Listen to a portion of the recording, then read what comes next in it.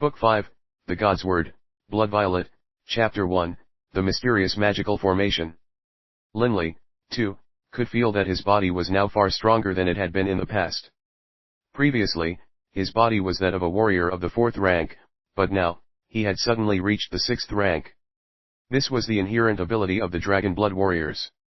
Thinking back to the pain he had just suffered to reach this, Linley couldn't help but shiver.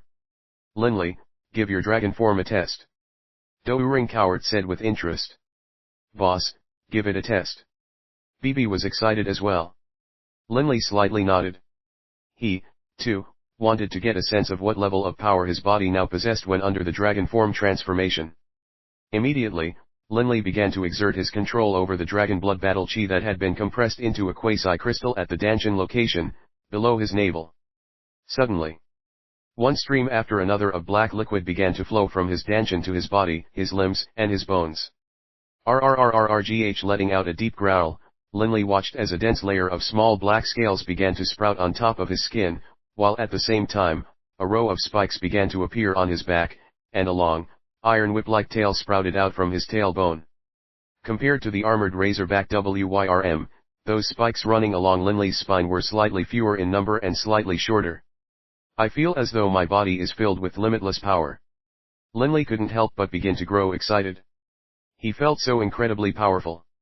The Dragon Blood Warrior, one of the 4 supreme warriors of the Yulan continent. He had just begun his training in this area, but he already possessed enormous strength. The supreme warriors really lived up to their name. "The power I have right now, must be several tens of times greater than the power I had in my human form." Linley stretched out his right arm, which was currently covered with scales, and saw that his fingernails were now as sharp as knives. Linley suddenly leapt off the ground with a mighty kick. As fast as a streak of fire, Linley charged into middle of the wide cave, then delivered a powerful blow to the cave wall. With an earth-shaking sound, rocks began to fall down from the cave walls. His arm pierced all the way into the stone wall, and to Linley, it felt as though it was as easy as piercing his arm into soft mud. Such incredible power! Hurg! Letting out a loud, excited shout, Linley lashed out with 2 mighty kicks at the wall as well, immediately blasting a huge hole into it, causing rocks to rain down from even the ceiling. With a kick of his legs, Linley sent himself flying in the air. And then, with his twin fists, Linley gave the cave ceiling a mighty smash. Bam! The ceiling of the cave cracked like the shell of a turtle, and one giant boulder after another began to fall down from the ceiling.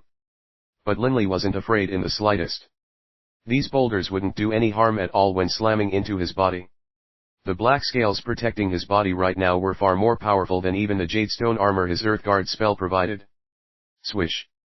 Swish! Swish! Linley's body transformed into a vicious black blur. Sometimes he would land on the ground, while at other times, he would rise into the mid-air. Sometimes, he would use all of his strength while smashing his legs into the wall with ferocious kicks. While other times he would viciously pummel the cave ceiling with his fists and allow the rocks to fall on his body. After a while, Linley landed on the floor, then directly leapt to the tunnel entrance. "Grandpa Doering, what do you think?" he asked. Most people would find it very difficult to accurately assess a warrior's strength unless a battery of tests was used.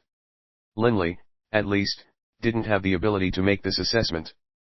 But the highly experienced Doering Coward should have been able to estimate his strength through the destructive power he had just unleashed. In terms of power alone, you should have just crossed over the threshold of being a warrior of the 8th rank. Doering Coward seemed a bit uncertain.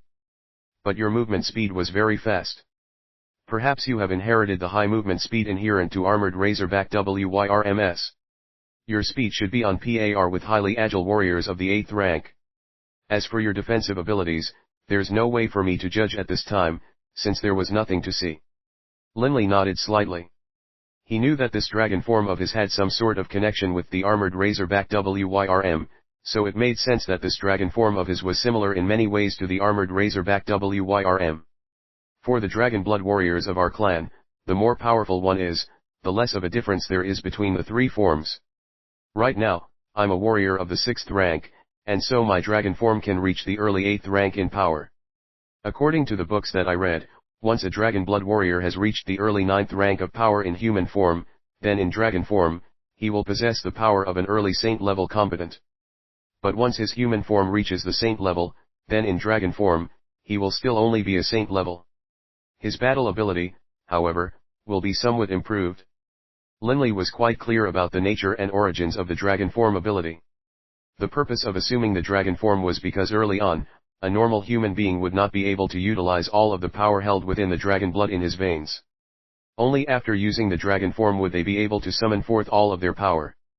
But once they reached the saint level, and had totally mastered and harnessed the effective power of their dragon blood, then when they assumed the dragon form, their increase in power would be fairly small. Linley, hurry up and dispose of the corpses of those two magical beasts. The two of them have a saint-level Magi-side core and a draconic Magi-side core of the 9th rank. Doering Coward immediately urged. Linley's heart suddenly shuddered. Cores of the 9th rank and saint level? Linley knew that the value of a Magi-side core of the 9th rank was worth up to 5 million gold coins, an incredible amount of money. In Fenley City, some of the relatively large clans' entire net worth might be around that much. But the core of a saint-level magical beast? That was a priceless treasure. Right. Maintaining his dragon form, Linley immediately rushed over to the saint-level Violet tattooed bear's corpse. Because Linley had caused so much damage to the walls and the ceiling, even the bear's corpse had been buried under falling rubble. With a wave of his black scale-covered right arm, Linley knocked over 10 large pieces of rubble away, revealing the saint-level Violet tattooed bear's upper torso and head. Using his set of 2 knife-sharp claws, Linley directly tore at the saint-level Violet tattooed bear's fur. Oof. Linley used as much force as he could, but the saint-level Violet tattooed bear's fur wasn't damaged in the slightest. Linley, this is a saint-level magical beast. Even under the effects of the dragon form, you are only a warrior of the early 8th rank. If you want to split open this bear's fur, there's no way you can do it alone. Doering Coward laughed.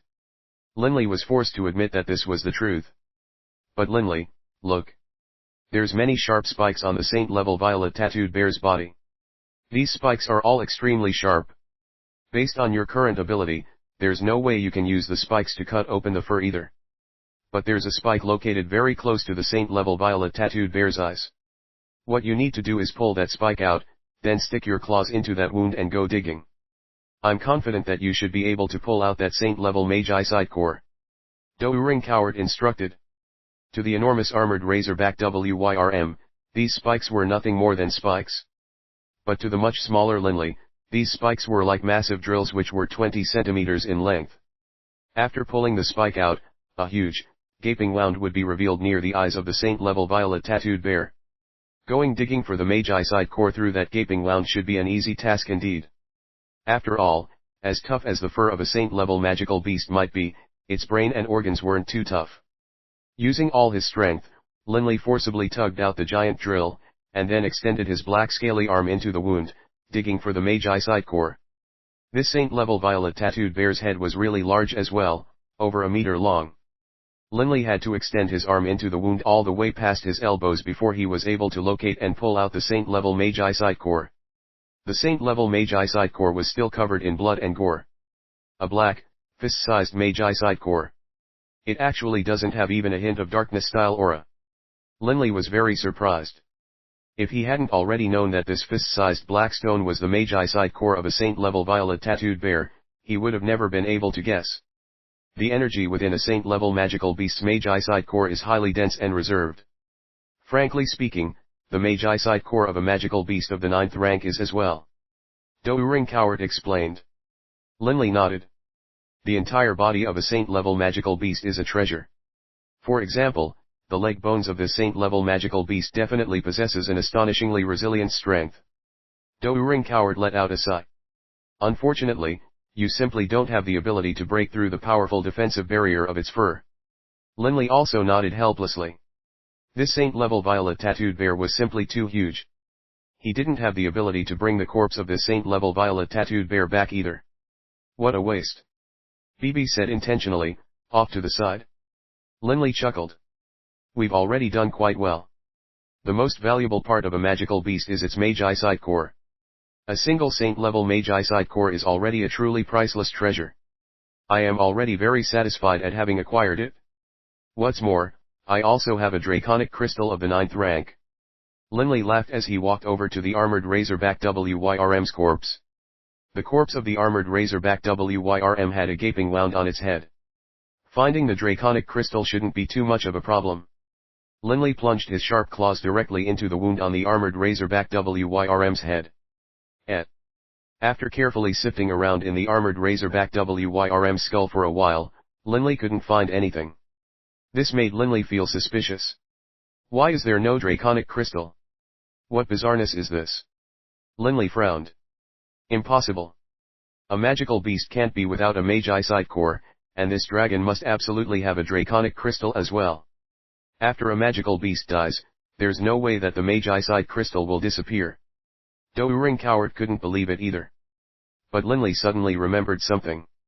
Earlier, when he was raging and drinking the dragon's blood of this armored Razorback Wyrm, he had swallowed an icy cold object into his stomach.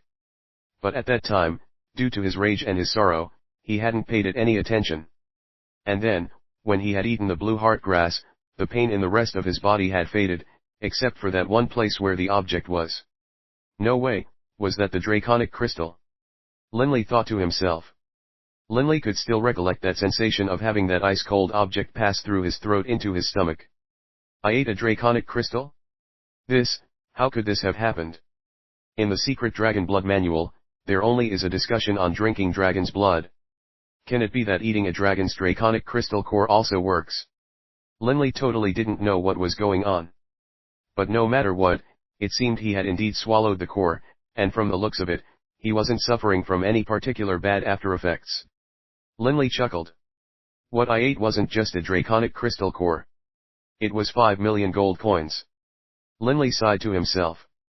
Boss, look. Bibi's excited voice rang out. Linley glanced at Bibi, who was standing in the middle of a pile of rubble, staring dumbly up at the ceiling of the cave. Linley immediately left the tunnel and returned to the cave, and also looked up at the ceiling. What is that?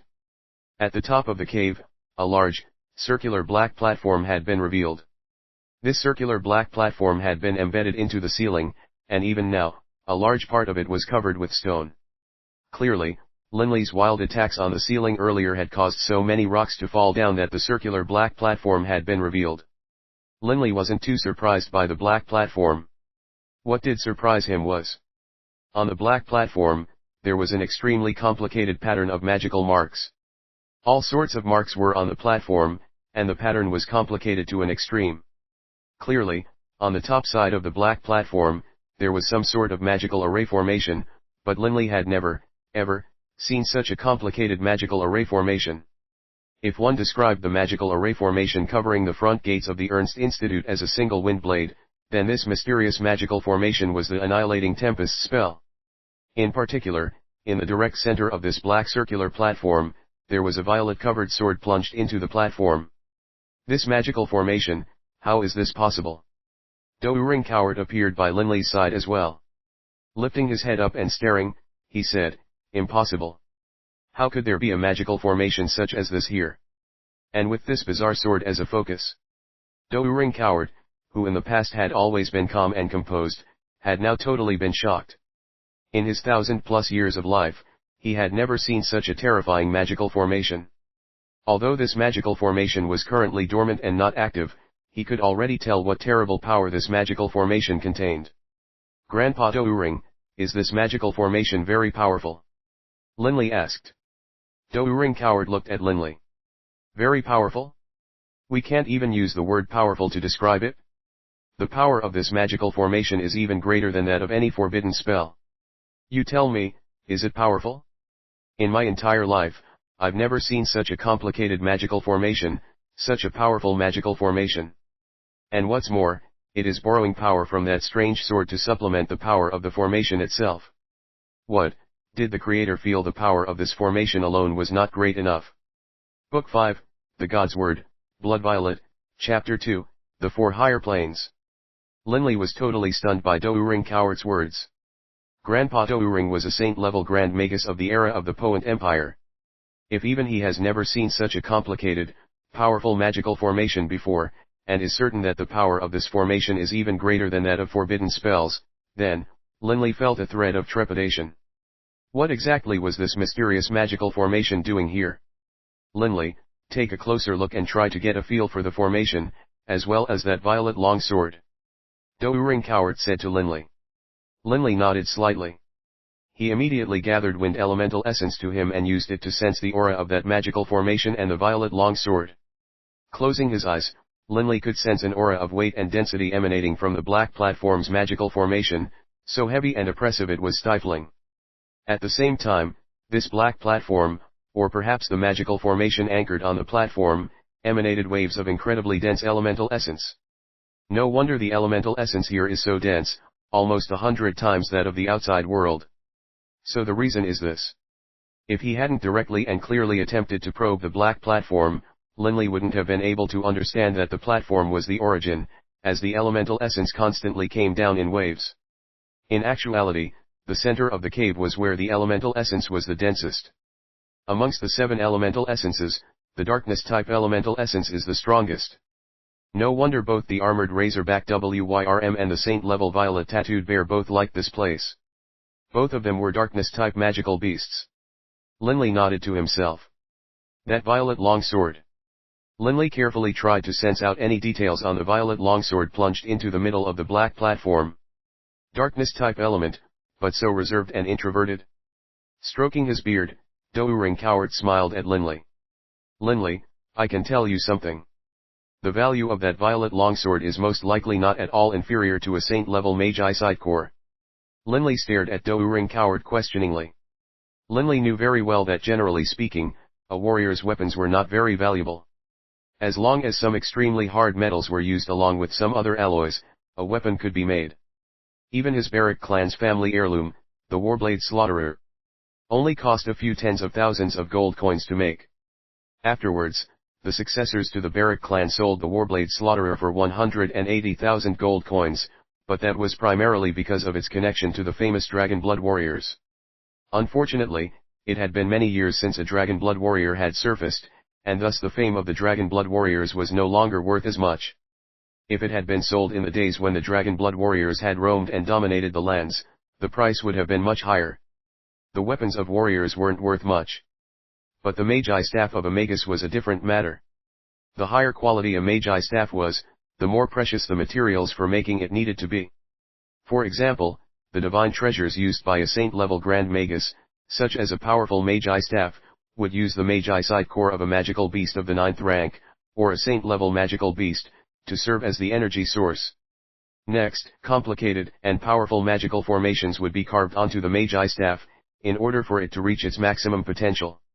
A Magi staff which was hailed as a divine treasure definitely was a priceless treasure. After all, a saint-level Magi side core by itself was considered a priceless treasure. But of course, when discussing the relative worthlessness of warriors' weapons, that was with respect to material weapons forged in the Yulan continent. If a weapon came from another place, such as one of the 4 higher planes, then its value would be different. This violet longsword has a very unique aura. If my guess is correct, it should come from one of the 4 higher planes. Most likely, the Infernal Realm. Doering Cowart said musingly. Linley asked curiously, the 4 higher planes. His white beard fluttering, Doering Cowart said, if we consider the Yulan continent as a whole, at your current level of power, you can nominally be considered to be in the upper tier. I can begin telling you a few things now. Linley, you should know by now that in this universe, there is more than just one plane of existence. Linley nodded. Of course I know. For example, the Netherworld. You know very little. Doering Cowart shook his head. In reality, within this vast, infinite universe, there are countless planes, with material, physical planes just one of the most basic, elementary types of planes. Amongst all of these countless planes, there are 4 higher planes of existence. These planes are the Netherworld, the Infernal Realm, the Life Realm, and the Celestial Realm. Doering Cowart explained carefully. Linley attentively listened, as this information was perhaps known only to the absolutely most powerful people of the Yulan continent. Linley, by now, you should know what a so-called god is, right? Doering Cowart grinned as he looked at Linley. Linley nodded. Those who have surpassed the existence of saints are what we call deities or gods. Having read many books, Linley knew that in many books discussing power which transcended the level of the saints, this level of power was described as the power of the gods. A power that was so great, it was irresistible. Right. But above the level of the deities, are the sovereigns. And above the sovereigns, there are the overgods. Doering Coward sighed. These four overgods are truly eternal presences which surpass everything else in existence. This was the first time Linley had ever heard of the existence of the four overgods. Overgods? Are they more powerful than the Radiant Sovereign? Haha, the Radiant Sovereign. Doering Coward began to laugh. Regardless of whether we are discussing the Radiant Sovereign of the Radiant Church, or the Shadow Sovereign of the Cult of Shadows, they are nothing more than sovereigns. To us, and to any ordinary deity, a sovereign is an all-powerful entity. But they still require the power of faith from their followers. But the four overgods are different. They neither require followers, nor require faith. Their power is all-encompassing and all-ruining. Sovereigns such as the Radiant Sovereign or the Shadow Sovereign most likely would only be worthy of being servants for the four overgods. And that would be only if the overgods found them worthy. Doering Coward spoke with absolute certainty. Linley's heart trembled. The Netherworld, the Infernal Realm, the Life Realm, the Celestial Realm. These four higher planes were created by the four overgods. In the past, I had once had the chance to sense the aura of these four higher planes, which is why, immediately upon seeing that violet longsword, I felt certain that it hails from the Infernal Realm. Doering Coward stared suspiciously at the violet longsword plunged into the round black platform. But I, too, am suspicious. How did something from the Infernal Realm come here? Linley, think about it. This is a magical formation which is more powerful than even forbidden spells. For it to rely on this violet longsword as a supplemental source of energy, in terms of energy levels, this sword should at least be on par with this magical formation. I strongly recommend that you drip your blood on it and see if you can bind it to you. Doering Coward's eyes were gleaming. Bind it? In Linley's heart, there arose a desire to acquire this treasure. Don't be afraid. No matter what this magical formation is meant to do, for such a huge formation to be activated would take a long period of time. This will give you enough time to run far away. First drip your blood onto it and see if the sword already has a master. If it has no master, you can take it away with you. There definitely won't be a problem, and no one will find out. Doering Coward said with absolute confidence. A divine sword which could be bound with blood was no ordinary thing. When worn, nobody would be able to tell what it was. In the eyes of others, it would be as ordinary as the Coiling Dragon ring. All right. Linley exerted control over his dragon blood battle chi, and instantly, the scales on his arms and his upper body began to vanish. The second form of the dragon blood warriors, the demi-dragon form. Linley could now totally control which portion of his body would transform. The rest of his body was now the same as a normal person. After using his teeth to cut his finger, Linley directly leapt up and flicked that drop of blood onto the violet longsword, which had been there for who knows how many years. The drop of Linley's blood landed on the dust-covered violet longsword, which had been there for countless years. It absorbed his blood like a sponge, easily drinking it in. At the same time, ting! That violet longsword rang out with a clear sound, and at the same time began to tremble. All of the dust stuck to its surface suddenly flew away, and at the same time, a strange, bloody aura began to circulate on top of the sword, as though fresh blood was flowing all around it. An item with no master.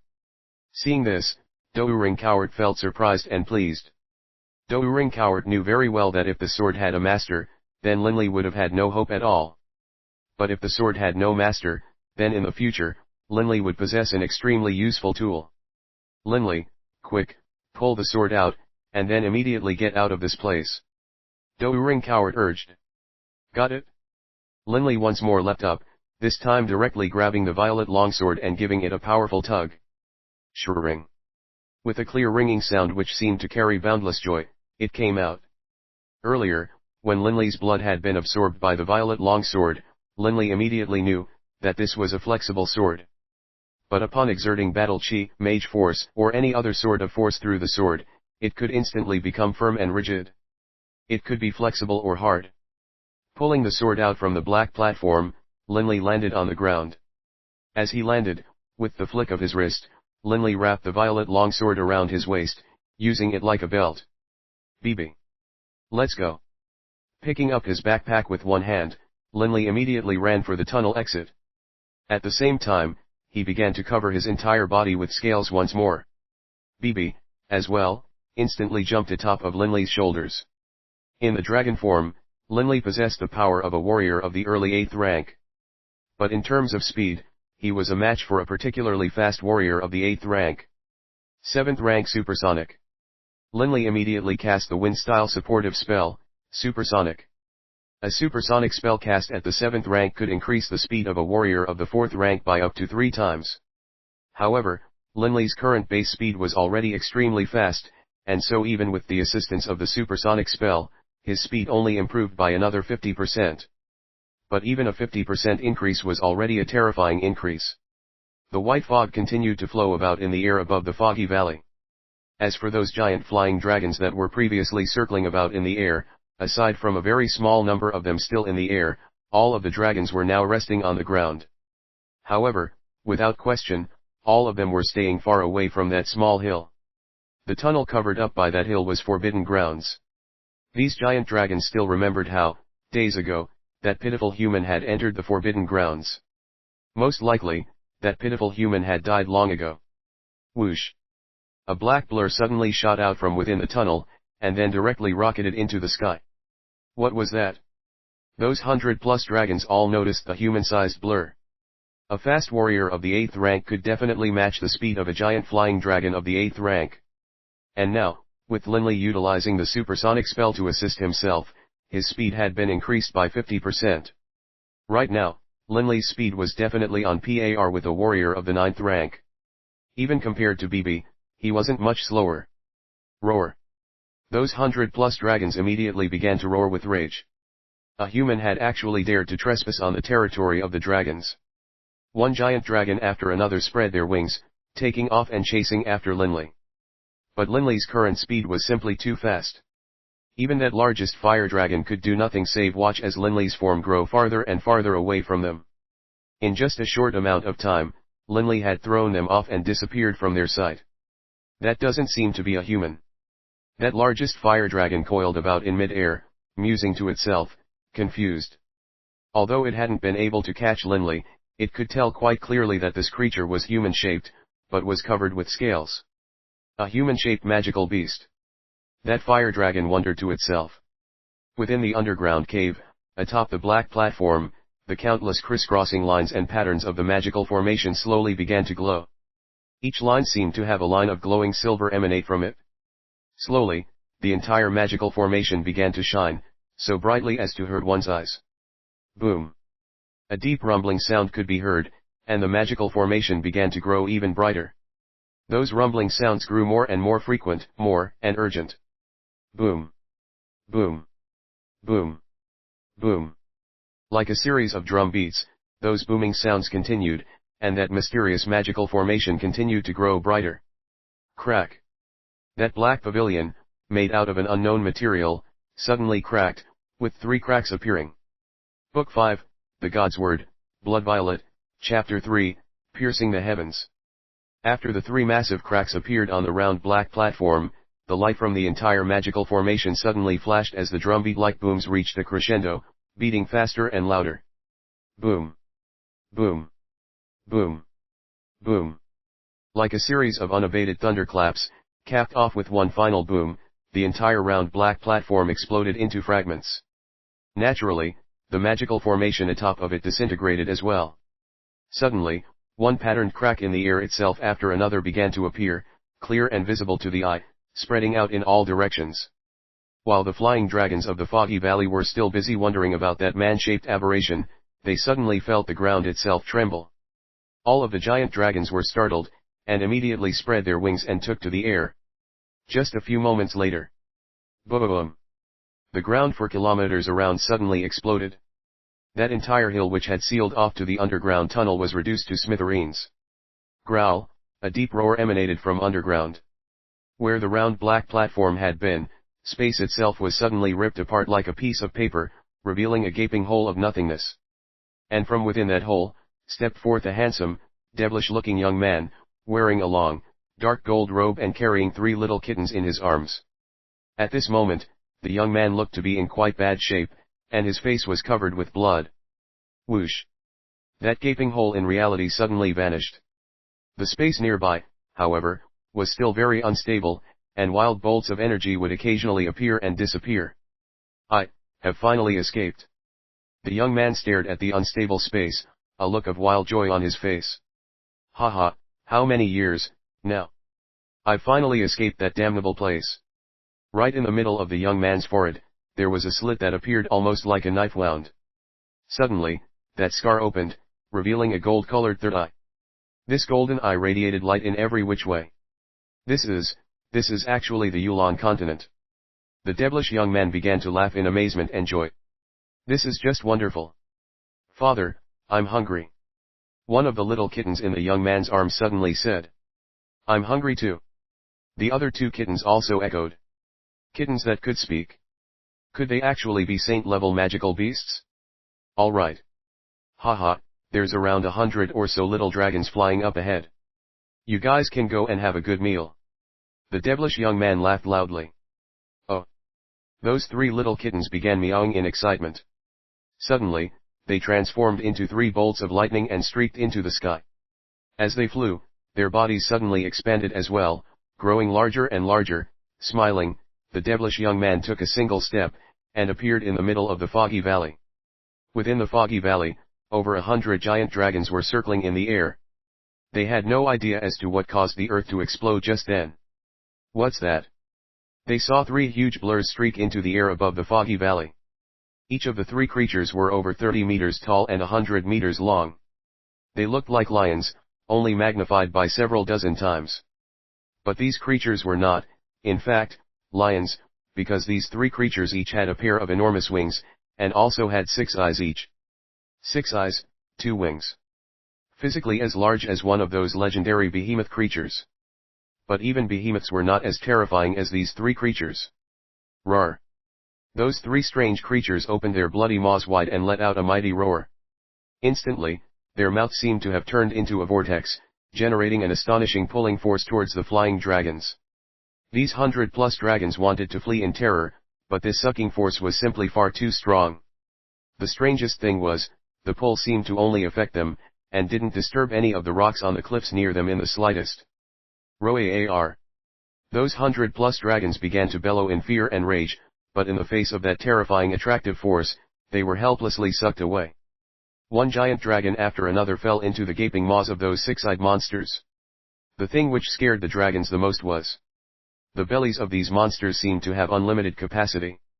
Although the dragons were slightly smaller in size than these monsters, one should be more than enough to fill the stomachs of these monsters.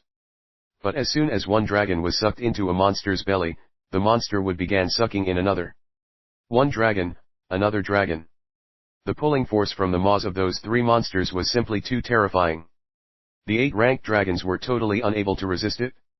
One dragon after another was sucked into the bellies of those 6-eyed aberrations. In a short period of time, every single one of them had been devoured by these 3 monsters. That was great. One of the aberrations laughed loudly. It's been so many years since I've had a proper meal. I thought I was going to die in that damnable place and never come out again. Unfortunately, number 4 and number 5, another one of the aberrations said with a low sigh. All 3 of the aberrations fell silent. They thought back to the thousands of years they had spent in that damnable place. They couldn't help but feel their hearts grow cold. No future. No hope. They could have died at any time. If it hadn't been for their father, the 3 of them most likely would have been killed long ago. But even despite the efforts of their father, their 4th brother and 5th brother, the weakest of the 5, had both died. Father's coming. The 3 aberrations watched as that devilish young man walked towards them in midair. Their bodies shrinking, they once again transformed into 3 ordinary little kittens. The only thing was, their fur was now rainbow-colored and beautiful to behold. Their 2 little wings were also much more beautiful than the wings of the dragons. But those 3 sets of eyes still would shock anyone who saw them. Father! Those 3 aberrations excitedly flew to their father's side. By now, there was no longer a hint of blood on the devilish young man's face, and the dust on the dark golden robe he was wearing had all disappeared as well. A smile was still on his face. Did you have a good meal? The devilish young man laughed. Oh, and there's 2 more magical beasts of the 8th rank here as well. The devilish young man looked towards the west side of the foggy valley, while at the same time, a burst of quad-colored energy radiated west. In a short time, the burst of energy had wrapped around those 2 giant velocidragons, and pulled them over in mid-air. Those 2 velocidragons seemed to know that the end was nigh. All they did was moan in a low voice, begging for mercy. They were velocidragons. Although they were also magical creatures of the 8th rank, like emerald dragons and fire dragons, due to the fact that they were different races of dragons and also did not fly, they usually stayed far away from the emerald and fire dragons.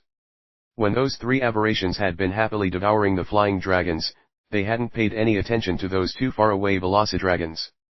Over 100 flying dragons were just devoured. The hearts of the 2 velocidragons were trembling.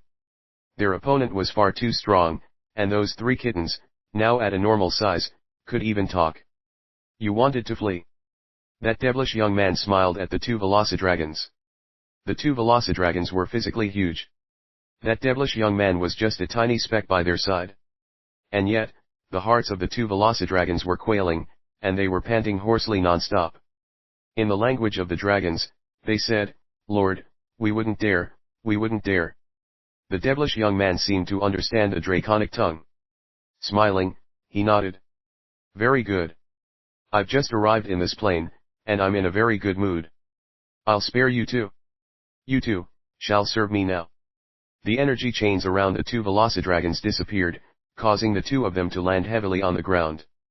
Upon smashing into the ground, they traded glances, then immediately prostrate themselves flat on the ground, their heads lowered in a sign of obedience. Dragons were extremely arrogant creatures, but in the face of such overwhelming power, they had no choice but to submit. Facing this devilish young man, these 2 velocidragons strongly suspected that they could be killed with a single wave of his pinky. The Yulon continent. The devilish young man surveyed his surroundings, his face all smiles. What a wonderful place. I trust that I won't be as unfortunate as I was, 5,000 years ago. Within the mountain range of magical beasts. Having returned to his human form, Linley was only wearing a pair of slacks and an undergarment. This was the beginning of February, when the temperature was extremely low. But Linley was only carefully inspecting the violet sword. Right now, Linley had no idea what a huge calamity he had unleashed upon the world by pulling out this violet long sword. The ignorant knew no fear. But while Doering Coward did have some idea as to what would happen, to Doering Coward, no matter how great the disaster might be, it wouldn't have too much impact on Linley. After all, even if the heavens collapsed, the ultimate experts of the Yulon continent would be able to stave off calamity. What was there to fear? Only an idiot would see a treasure there for the taking and not take it. Grandpa Doering, what do you think these 2 words here mean? Linley asked Doering Coward. On the hilt of this violet longsword, there were 2 angular characters, written with many complicated strokes. This, Doering Coward's eyes lit up upon seeing these 2 words. These words are from the common tongue used in the Infernal Realm. Years ago, shortly after I became a saint-level magus, I studied this tongue.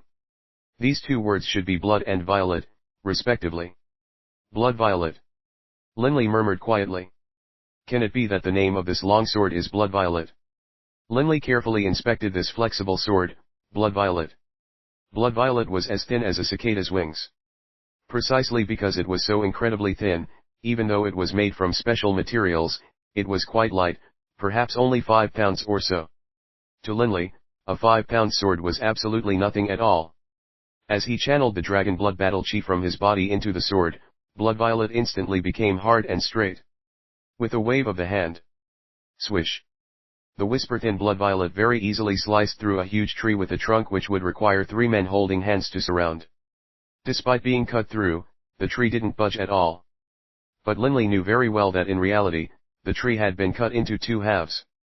But Blood Violet was too fast, too sharp, which was why the tree didn't move at all. With a mighty leap, Linley flew into the air, and then kicked at one of the branches of the tree in mid-air. Immediately, the tree began to tremble. After smashing several large branches, the entire tree slowly slid and fell to the ground. Linley took a glance at the place where Blood Violet had made its cut. How smooth! The cut area didn't have any coarseness or any splinters. That sword is awesome. Munching on a roast duck he was carrying, BB stared with wide eyes. Linley chuckled, then turned to stare at the flexible sword, Blood Violet. In his mind, he said, with such an agile, sharp weapon, even if I encounter 1,000 or 10,000 foes, I won't fear them. Linley immediately began to brandish the flexible sword about. With incredible agility, Linley danced amidst the forest, easily waving Blood Violet to and fro amongst the trees. Sharp. Fast. As thin as an insect swings. This caused Blood Violet to be virtually unimpeded by air resistance, allowing its speed to reach terrifying heights. And its lightness allowed Linley to transform even more of his physical strength into a fast swing speed. Linley, although this flexible sword, Blood Violet, is quite sharp, its sharpness isn't all that shocking. Doering Coward's appraising skills were much better than Linley's. At one glance, he could tell what the true strength of this Blood Violet sword was. Linley couldn't help but stare suspiciously at Doering Coward. Doering Coward laughed. If you just want to use this Blood Violet sword to chop down an ordinary tree, then of course it would be unstoppable. But in facing an expert opponent, such as a warrior of the 7th rank using a shield infused with battle chi, I'm afraid you wouldn't be able to cut through it so easily. Linley was startled. The true value of this Blood Violet longsword lies in two different areas. The first is that it can be either firm or flexible, and thus it would be extremely hard for an opponent to defend or protect against it in battle. And the second is its durability. Most weapons aren't able to withstand too much battle chi, as they would crumble. But this precious sword of yours will not. Doering Coward explained. Linley nodded slightly. A sword that was very sharp and very hard probably would also be fragile and unable to take too much force. This Blood Violet flexible sword was very sharp, but not ridiculously so. Its true strength lay in it being both flexible and firm, while possessing astonishing speed and innate durability. Speed? Flexibility. Linley's heart was moved. He no longer channeled his dragon blood battle chi into the sword, and instead began to channel his wind element mage force into it. At the same time, he began to brandish the sword about. After having been filled with wind-style mage force, the already fast Blood Violet sword was able to reach an even higher level, while also the trajectory of its movement became erratic and unpredictable. The sword was sometimes straight, sometimes curved, causing one to not know how to handle it. Linley instantly understood. For me right now, this is perhaps the most suitable way to utilize this flexible sword, Blood Violet. Book 5, The GodSword, Blood Violet, Chapter 4, Grandmaster Sculptor. Shortly after the Ernst Institute began the new school semester, Hillman arrived at the Ernst Institute in search of Linley. In front of the Ernst Institute's main gate, Hillman was frowning while pacing. Clearly, he had a belly full of bad thoughts. The Ernst Institute was under very strict management, and as an outsider without any particular status or power, he didn't have the qualifications needed to enter. After a while, Yale and Reynolds, both dressed in sky blue robes, stepped out and walked towards him. You are Linley's Uncle Hillman, right? I met you before. Yale spoke out warmly. Hillman had previously seen Linley's 3 brothers before. Upon seeing Yale and Reynolds, he immediately went over and asked them, Hey, I know that you are classmates with Linley, and I wanted to ask, why didn't Linley come back to celebrate the new year? Every year in the past, he would come back. Yale and Reynolds exchanged glances. That Linley had his heart broken wasn't a happy event. It wouldn't be good for them to reveal it to Linley's elders. Reynolds' reaction speed was the fastest. Smiling, he said, Uncle Hillman, Linley's totally focused on his training, and long before the end of the year examinations, had already reached the rank of Magus of the 6th rank. And then, he once more entered the mountain range of magical beasts for training. Man, he's so hard-working, he didn't even bother coming back for the yearly examinations. That Dixie fellow was assessed as a Magus of the 6th rank this year. Some people are now saying that Dixie has surpassed Linley. Third bro has no care for these superficial things. Right, Uncle Hillman, Linley headed off to the mountain range of magical beasts last December. He should be back very soon. Is there something important? If there is, you can tell us. We'll definitely let him know when he's back. Yale said very courteously. Hillman was silent for a while, then shook his head, a smile on his face that didn't seem like a smile. No, nothing important. It was just that Linley had always come back every year, and so this year, when he did not, the family grew worried and wanted to check up on him. Since we now know that Linley has entered the mountain range of magical beasts, we're satisfied. Uncle Hillman, don't worry, when third bro comes back, I'll definitely tell him to go home early so that you won't be worried. Yale immediately said. Hillman shook his head. No need to rush him back. Let him focus on his training. When he has some free time, he can come back then. Nothing big is going on back home anyways. Thanks, the two of you. I'll head off now. Watching Hillman depart, Yale and Reynolds smiled, then turned to leave as well. Suddenly. Young Master Yale, young Master Reynolds. From far away, an exceedingly friendly voice called out. Yale and Reynolds turned to stare outside of the institute. From far away, they could see a parked carriage guarded by 4 armored knights. Frowning, Yale said questioningly, "Who is calling out to me?" "Oh.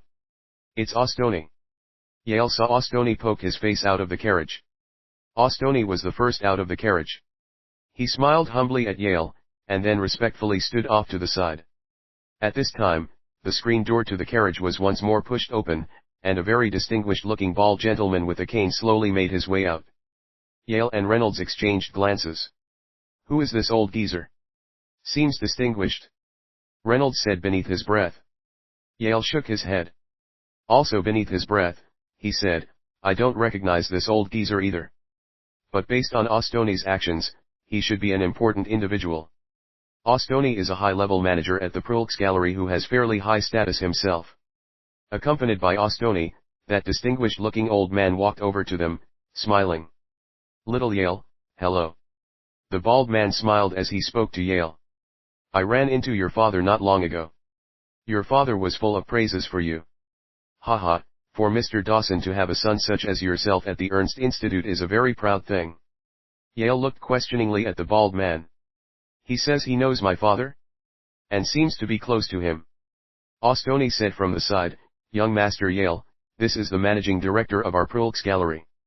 You can call him Director Maya Maya. No need, just call me Uncle Maya. I've been friends with your father for decades," the bald old man said with a smile. Yale felt secretly shocked. The Prulx Gallery was the holy land for the arts. Every single large city in the Yulon continent had a branch of the Prulx Gallery. Even here at Fenley City alone, the total value of all the sculptures stored at the local Prulx Gallery would come to an astounding figure. And that wasn't the half of it. The most important thing was status. To be the managing director of the Holy Land for the Arts meant that the circle this director Maya traveled in composed of the highest tier of people in the entire Yulon continent, and he might even be on friendly terms with saint-level combatants. How could anyone look down upon someone like this? What's more, the Prulx Gallery had an extremely formidable armed force, as otherwise, how could they protect their valuable treasures? "Uncle Maya," Yale said humbly. The bald director Maya turned to look at Reynolds. "And this is a good bro of mine, Reynolds." Yale immediately replied. Quite elegantly, Reynolds also said, "Very pleased to meet you, Director Maya." Director Maya nodded slightly. From Reynolds' movements, he could tell that Reynolds had received excellent tutelage from when he was young. "Uncle Maya, why have you come here, if I might ask?" Yale asked. Although he was asking, in his heart, Yale already suspected the answer. 80% chance he's here because of that sculpture of Third Bro, awakening from the dream. The last time the Ernst Institute had a holiday break, due to the fact that it had been quite some time since Linley had sent any sculptures to the Prulx Gallery, Ostoni had come over to see what the situation was. But upon arriving at Linley's dormitory, by chance, Ostoni had caught a glimpse of that sculpture, which they had placed in the dorm. Upon seeing it, Ostoni had been totally stunned. As a high-level manager of the Prulx Gallery, Ostoni's eyes were exceedingly sharp. From that glimpse, he was absolutely certain that the sculpture of Linley's was qualified to be described as standing at the pinnacle of the entire art of stone sculpting. It definitely was qualified to stand on the same pedestal as the 10 great sculptures. The most important thing was, this sculpture of Linley's was enormous, on par with 5 separate sculptures of most people.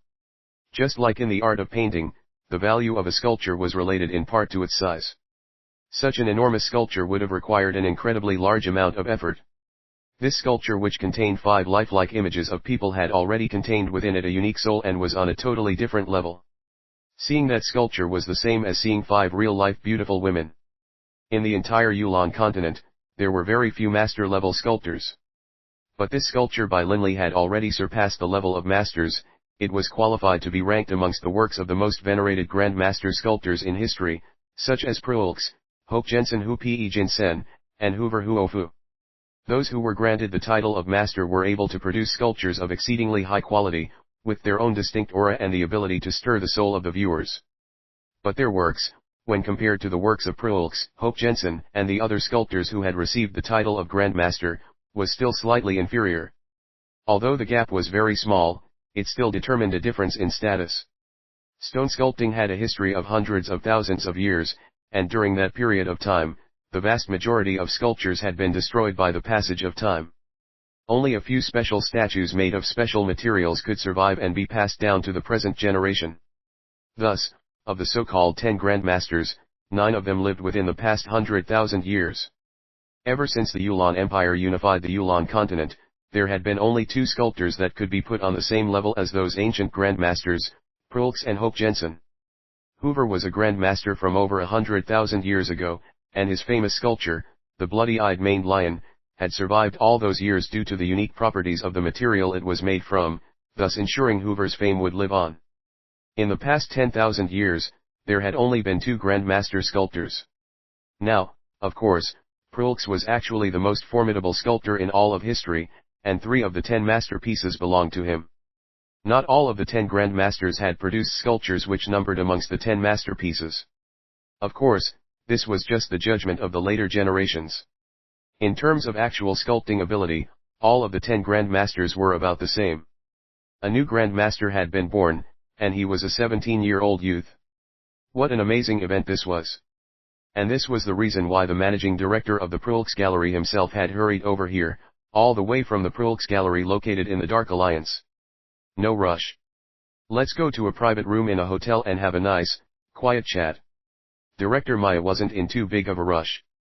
A Grand Master sculptor? What a joke. Although Ostoni's eyes were keen, whether or not a sculpture was capable of being passed down the ages required extremely formidable judgment. The work of a master sculptor and that of a Grand Master lay in its unique aura and soul. Whether or not a work of art was qualified to be considered a Grand Master level piece of art was an extremely deep field of study. Within a deluxe room at the hotel. In front of the 4 of them, there was a kettle of light tea. Laughing, Director Maya said, "This kid, Ostoni, upon seeing Linley's sculpture, insisted that it was on par with the 10 masterpieces. Haha, isn't that the same as saying that we now have a 17-year-old Grand Master?"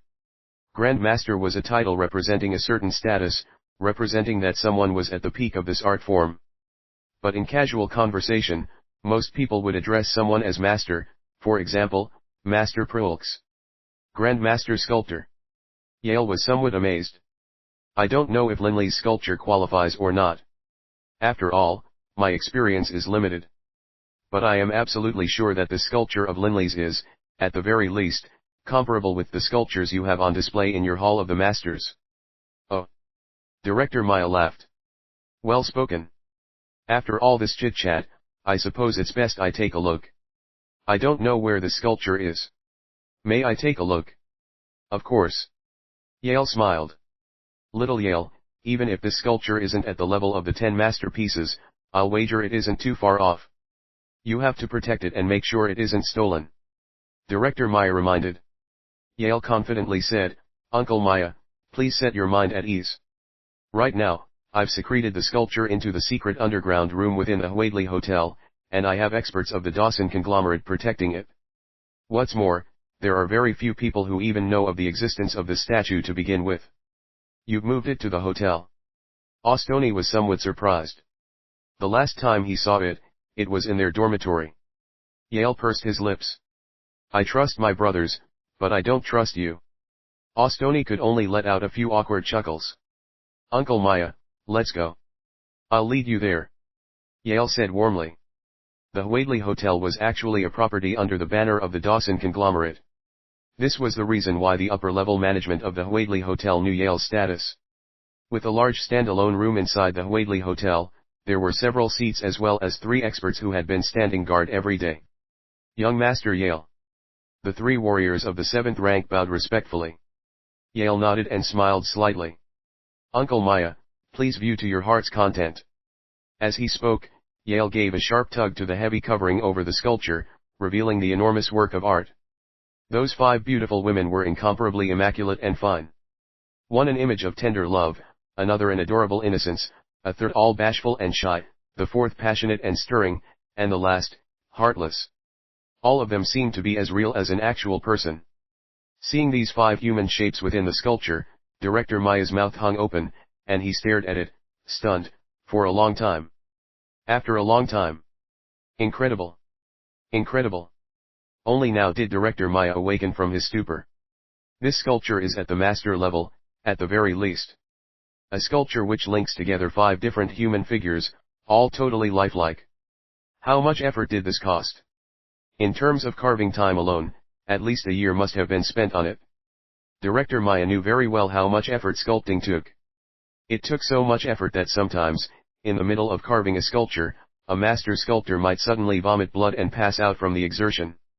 In history, there were people who died in the middle of their sculpting. Sculptures such as this were formed from blood and effort. For a 17-year-old to be able to produce the sculpture is simply, Director Maya was at a loss for words. He excitedly walked closer to the sculpture for a closer examination. Whether or not the sculpture is on par with the 10 masterpieces requires further inspection from multiple angles. As he spoke, Director Maya glued himself next to the sculpture, beginning to carefully inspect every single carved line. Book 5, The GodSword, Blood Violet, Chapter 5, Sword Training. Without making any sound, Director Maya carefully inspected every single inch of the sculpture, awakening from the dream, as though he had been possessed. Boss Yale, it's been 2 hours already. Reynolds looked at Yale with an unhappy expression. Yale shook his head and said softly, "Don't be impatient. Let Uncle Maya do a close inspection. As the managing director of the entire Prulx Gallery, he must be one of the descendants of Master Prulx himself. I believe that his abilities at judging sculpture must be extremely high. I wonder what level the sculpture of Third Bros has reached." Reynolds nodded slightly as well. After over 3 hours had passed, Director Maya straightened his waist, letting out a long breath. "I hear that the name of the sculpture is, Awakening from the Dream." Director Maya asked. Yale nodded. "Correct. Third Bro gave it this name himself." Director Maya let out a soft sigh. After taking another good look at the sculpture, he praised, "I must say, this brother of yours, Linley, is without question a genius sculptor. A genius who is comparable to Master Prulx himself. Although on a technical level, his sculpture is just a tiny bit weaker than Master Prulx's. In terms of the soul or the aura of the sculpture, Linley has definitely reached the same level." Director Maya sighed with praise. "Technical level?" Yale said questioningly. Director Maya nodded. "Right. But although the sculpture does have minor technical flaws, at the same time, it has amazing strengths of its own. The flaws are, some of the indent and some of the soft lines were not handled with perfect adroitness. But this sculpture of Linley's is extremely smooth and flowing as a whole, and the feelings it invokes are definitely on par with several of Master Prulx's finest. And most importantly of all, this sculpture is huge." Director Maya sighed in praise. For a sculpture to pass down throughout the ages, in every single aspect, it requires a tremendous amount of effort. A single error can ruin the entire sculpture. To be able to sculpt a single human-shaped sculpture is already quite an accomplishment. But Linley was able to sculpt 5. The most admirable thing is that all 5 of the people in this sculpture have their own unique aura, but yet everything is still linked up in a story. If I guess correctly, your brother must have suffered a romantic heartbreak. Based on Director Maya's astuteness, he could clearly tell at a single glance the story behind these 5 figures. Awakening from the Dream. It is really amazing that Linley was able to carve a sculpture such as this. Director Maya couldn't stop praising it. "Director Maya, tell me, what level is the sculpture of my bro at, exactly? Is it on par with the sculptures of Master Prulx?" Reynolds asked. Director Maya frowned. "To be frank, I'm not sure either. Let me put it to you like this. On the technical side of things, this sculpture can only be considered to be an expert-level sculpture, despite being on the same level with Master Prulx in terms of invoking emotions and telling a story. But there is a unique point about it. The carving strokes of this sculpture were very clean, very agile. From start to finish, it can be said that these 5 figures were inseparable parts of a flawless whole. This unconventional feeling is something I have never even heard of before, much less seen. Director Maya praised. Yale said urgently, Uncle Maya, so what level is the sculpture at? Director Maya was helpless. I can't say for certain. From a traditional evaluation standpoint, this sculpture should be considered to be on the master level. After all, the uniqueness of its aura is unquestionable, and the quality of the work is on clear display from the grace the statue emanates. From a traditional evaluation standpoint. Yale and Reynolds both looked questioningly at Director Maya. Director Maya nodded. The traditional evaluation method has been universally agreed upon as a fair, impartial evaluating mechanism for countless years. But I feel that, when actually viewing Linley's sculpture, it appears to be a very perfect whole, without any apparent flaws. The whole point of having sculptures is for viewing them. The actual viewing determines everything. Let me put it this way. Linley perhaps cannot be termed a Grand Master sculptor, but the value of the sculpture will most likely be incredibly high, on the same level as the 10 masterpieces. Director Maya laughed. A sculpture not produced by one of the 10 Grand Masters with the valuation on the same level as the 10 masterpieces. This was something totally unheard of. But Director Maya couldn't help but to admit that this was very likely to occur. Oh. Yale and Reynolds nodded. This was the one flaw of the straight chisel school, honestly speaking. When just using a single tool, the straight chisel, in terms of precision when carving out certain curves, couldn't match some more specialized tools. The technical appearance created by Linley's usage of the straight chisel was perhaps comparable with a normal expert sculptor. When judging it against the standards of a master sculptor, the weaknesses became readily apparent. But the straight chisel school had its own strengths as well.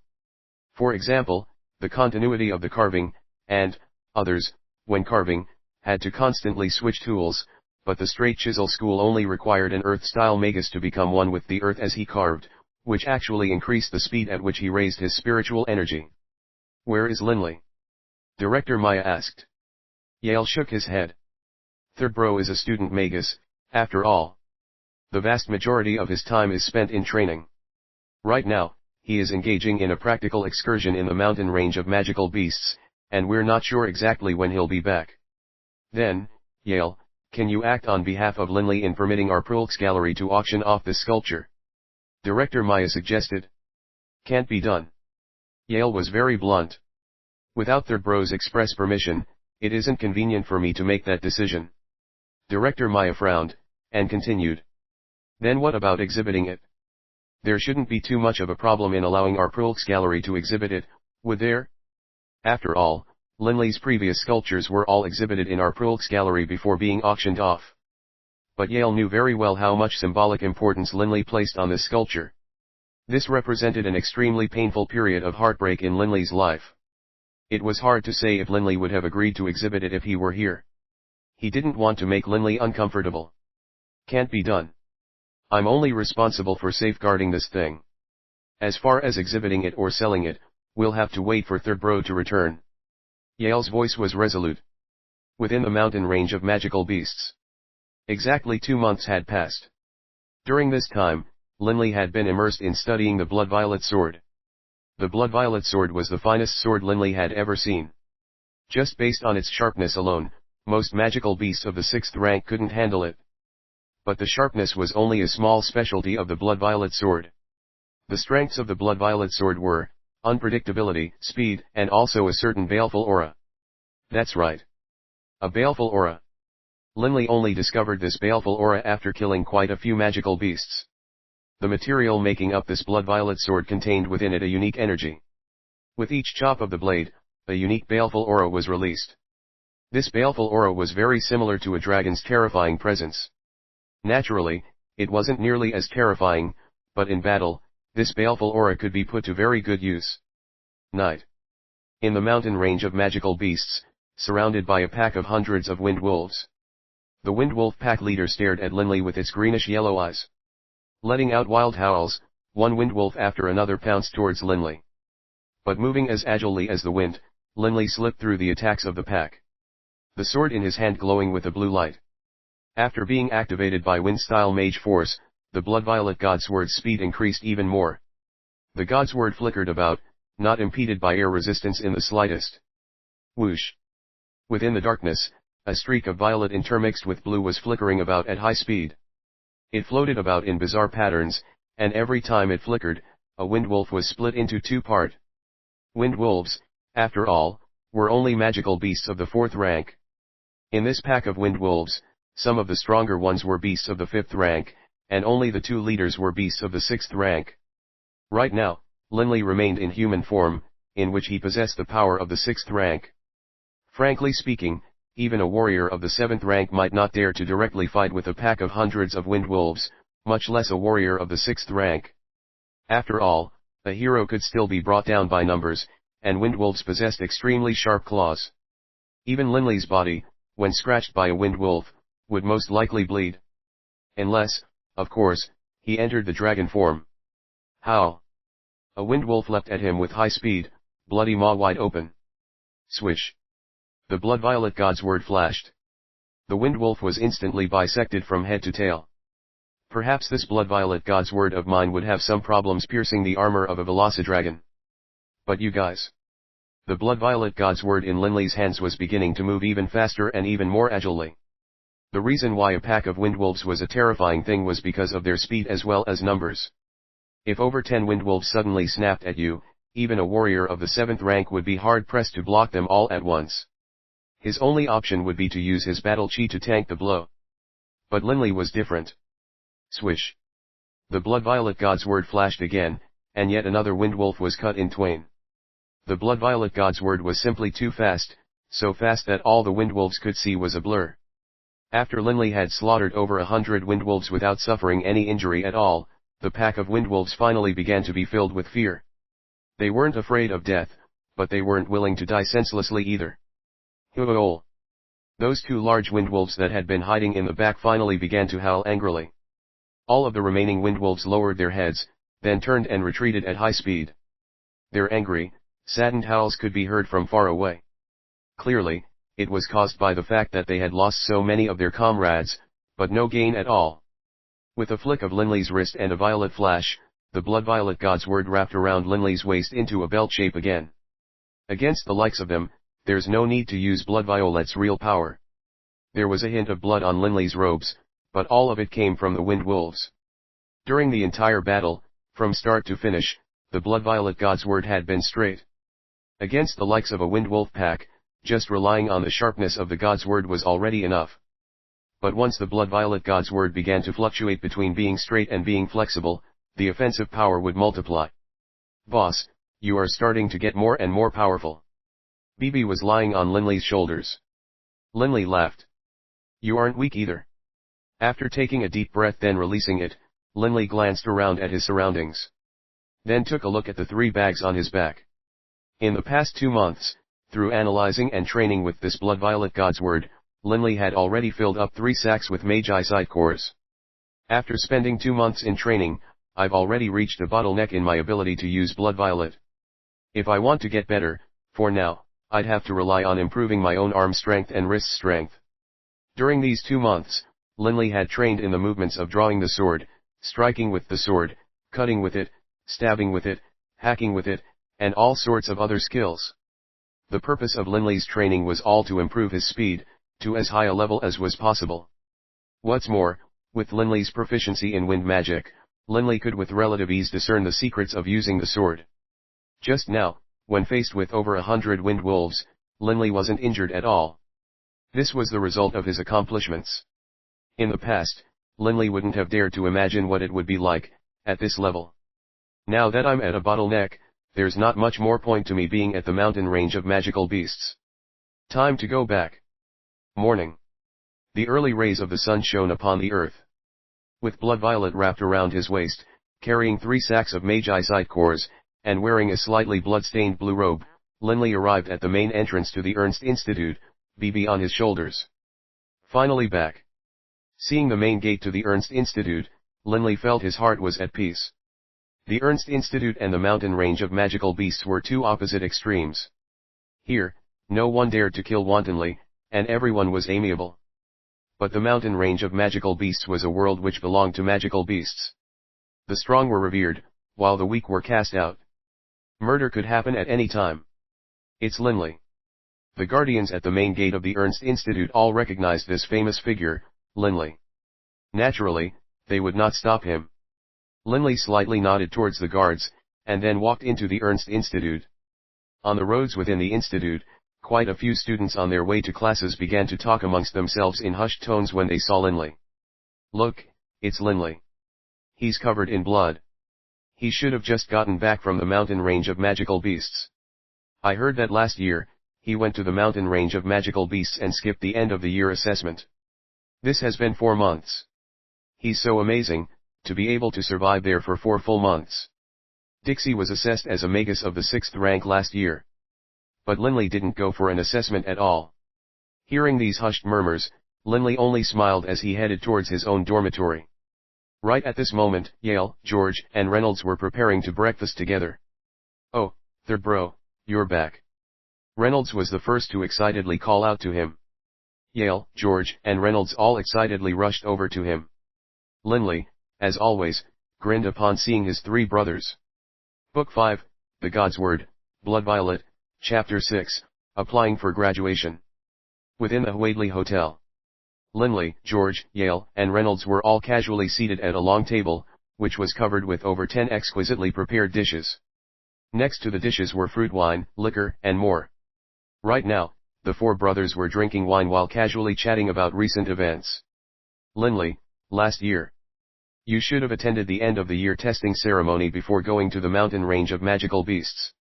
Last year, during the examination, Dixie showed that he had also reached the 6th rank. But you didn't attend at all. Some people are saying that you are inferior to Dixie. Damn. Only the 4 of us know that you reached the 6th rank long ago. Reynolds grumbled. Linley drank a cup of wine, chuckling. Magus of the 6th rank? Ever since he entered that rare state of oneness and carved out the sculpture, awakening from the dream, over the course of 10 days and 10 nights, his spiritual energy had increased tenfold, helping Linley to vault almost directly from the 6th rank to the 7th rank. In fact, just looking at spiritual energy, Linley would be an above-average magus of the 7th rank. 4th bro, you should know by now that 3rd bro doesn't care about this sort of stuff at all. If he cared, then he wouldn't have skipped the annual competition every year. Yale chortled. Right, 3rd bro, when this school semester just started, your Uncle Hillman came looking for you. Linley started. Looking at Yale, he immediately asked, what did Uncle Hillman want? In the past, Linley had always gone home for the new year. This previous year was the first and only year in which Linley spent the end of the winter and early spring in the mountain range of magical beasts. Nothing really. Most likely, he was wondering why you didn't go back for the new year and was worried something had happened to you. Yale said casually, then added, right. Something else we have to tell you.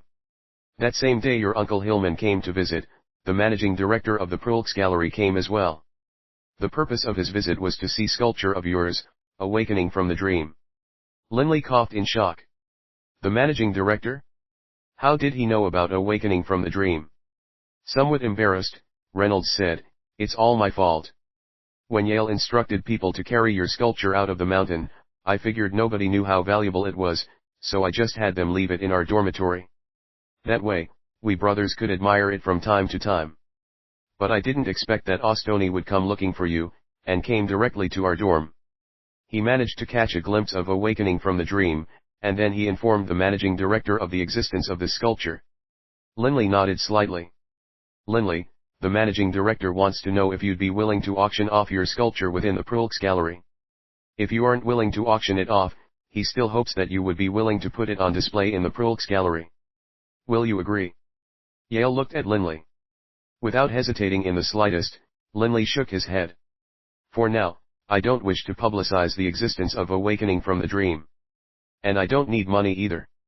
To Linley, awakening from the dream represented a period of love and loss. But of course, after completing the sculpture, Linley had mentally transformed as well. Especially during this period of time within the mountain range of magical beasts. He had experienced the siege of over 100 giant dragons, then watched two extremely powerful magical beasts battle to the death, and then nearly died himself before successfully drinking dragon's blood and transforming into a dragon blood warrior. After having experienced so much, the affairs of him and Alice seemed to be nothing more than a distant memory. Linley had also learned to cherish the present. If father knew that I could now assume dragon form, how excited must he be? Linley thought of his father.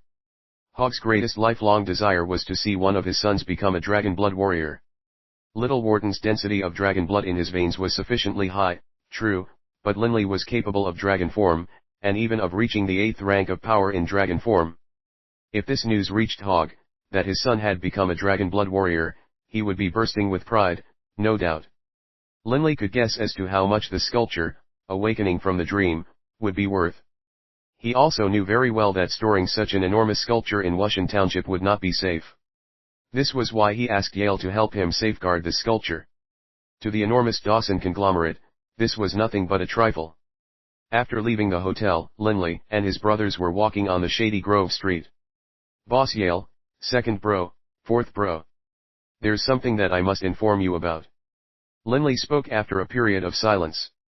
Seeing how serious Linley looked, Yale, George, and Reynolds all focused their attention on him. "Within these next few days, I intend to apply for graduation." With difficulty, Linley forced out these words. Graduating meant leaving the Ernst Institute and leaving his 3 brothers behind. Linley had entered the Ernst Institute when he was 9 years old. He was now 17. He had spent 8 years here.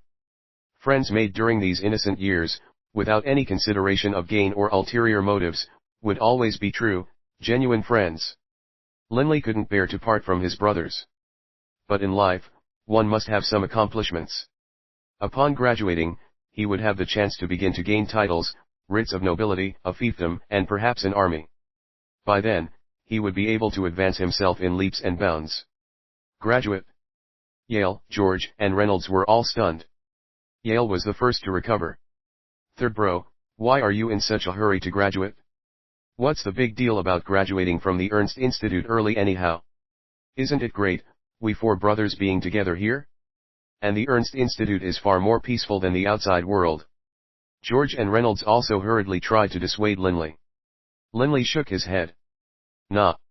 We can't always be hiding within the walls of the Ernst Institute and not interact with the outside world. 3rd bro, right now, you are only a magus of the 6th rank.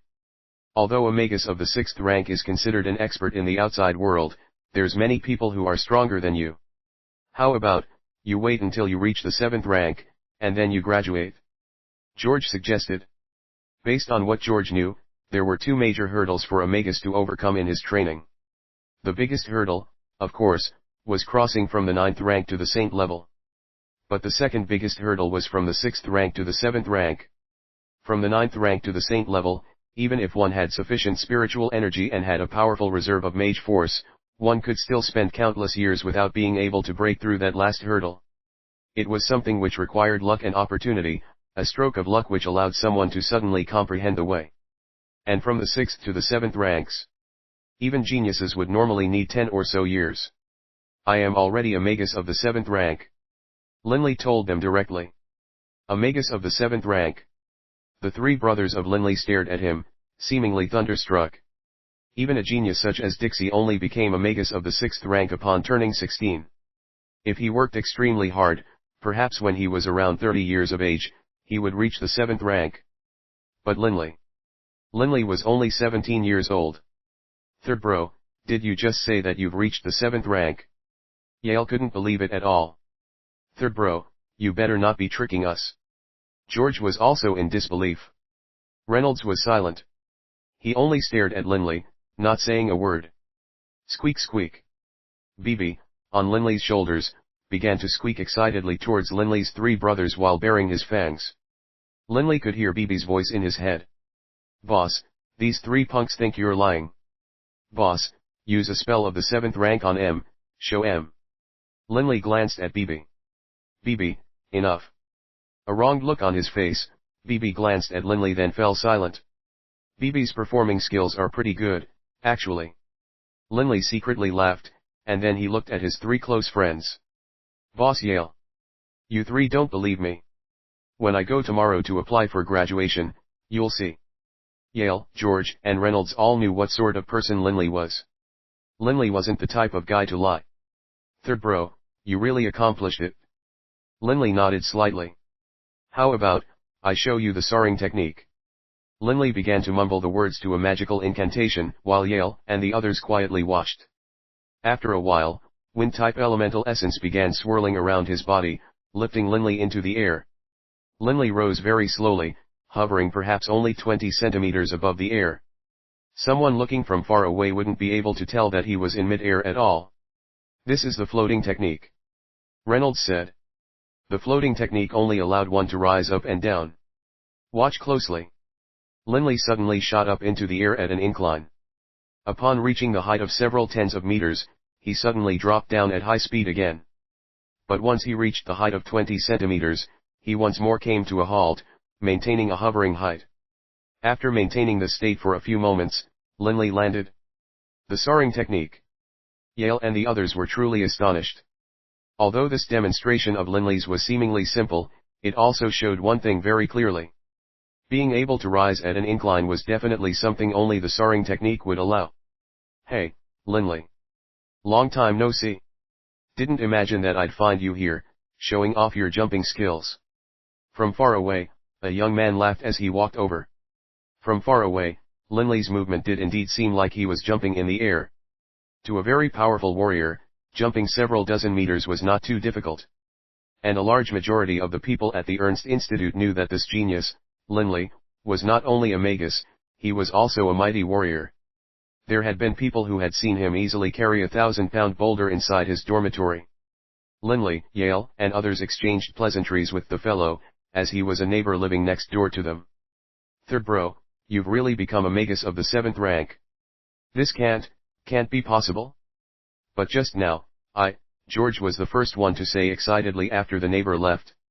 A 17-year-old magus of the 7th rank. My heavens! Has there ever been such a genius in the entire history of the Yulan continent? Reynolds was getting excited as well. Looking at Linley, Yale's eyes were shining. Even I am starting to look forward to Third bro's graduation ceremony. I want to see the looks on the faces of those test givers. The next morning, on the empty magical ability examination fields of the Ernst Institute, 30 instructors were standing in a line. In truth, 4 magus instructors were enough for a graduation test, but most instructors at the Ernst Institute had a lot of free time. Upon hearing that Linley was going to apply for graduation, they all came over to watch the fun. After all, generally speaking, most students would only apply for graduation after being confirmed as a magus of the 6th rank. After spending some time at the 6th rank, only then would they apply for graduation. In a situation like that, there was no need for an actual graduation examination. Thus, a graduation examination was quite a rare event. 30 instructors, plus 3 students, Yale, George, and Reynolds. Amidst the 30 or so instructors, there was even Vice-Chancellor Deland, who came here out of interest. As Deland had put it, if one of the 2 greatest geniuses of our institute is applying for graduation, of course I must be here to witness it.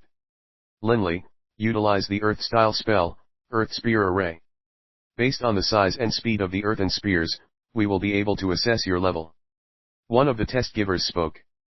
If his spell power had reached the 6th rank, then naturally he would be able to graduate. Linley slightly shook his head.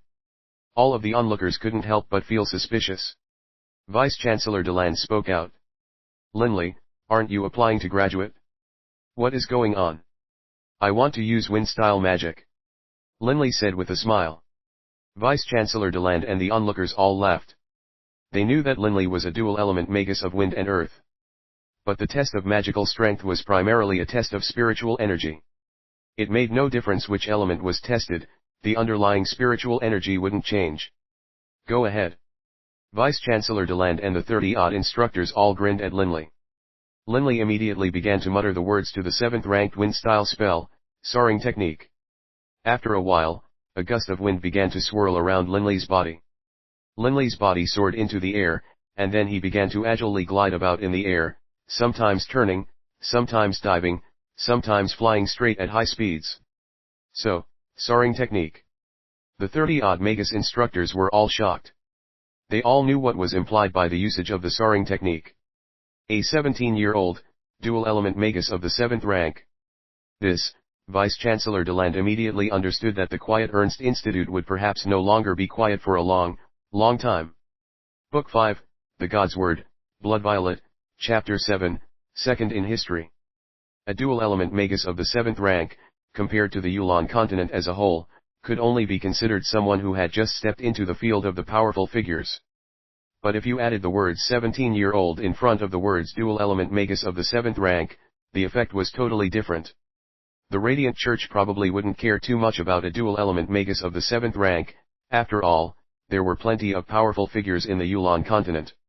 However, a 17-year-old dual-element magus of the 7th rank? Leaving the Radiant Church aside for now, perhaps each and every major power on the Yulan continent would be jealous to possess this. Genius. Genius. Vice-Chancellor Deland, a magus of the 8th rank, was extremely excited. All of the watching magus instructors were in shock as well.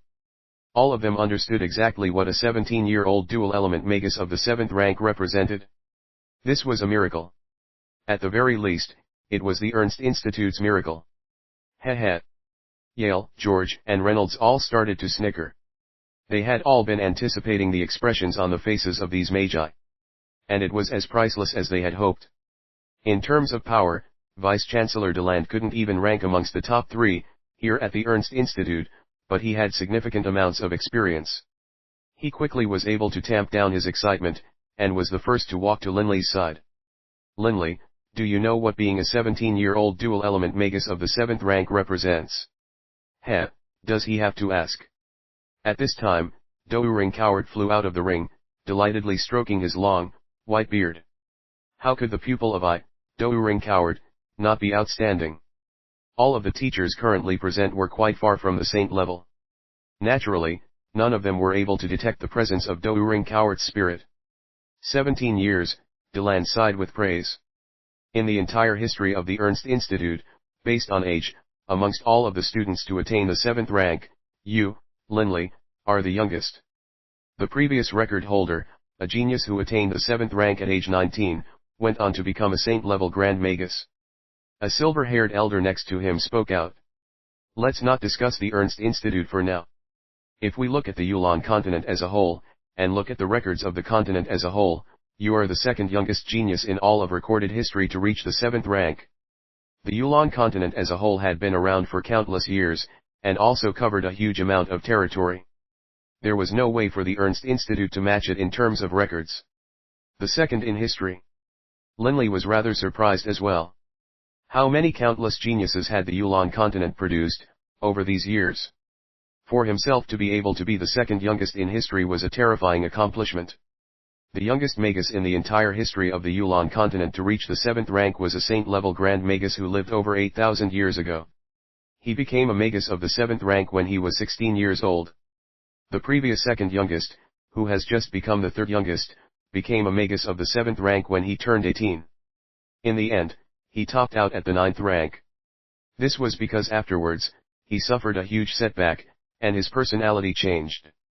We can put it like this, aside from you, of those top 10 young geniuses who reached the 7th rank earliest, 6 of them became saint-level Grand Magi, while the other 4 became Archmagi of the 9th rank. Generally speaking, a magus of the 7th rank was given the title of Senior Magus. A magus of the 8th rank would be respectfully titled Master Magus. A magus of the 9th rank would be honored with the title of Archmagus.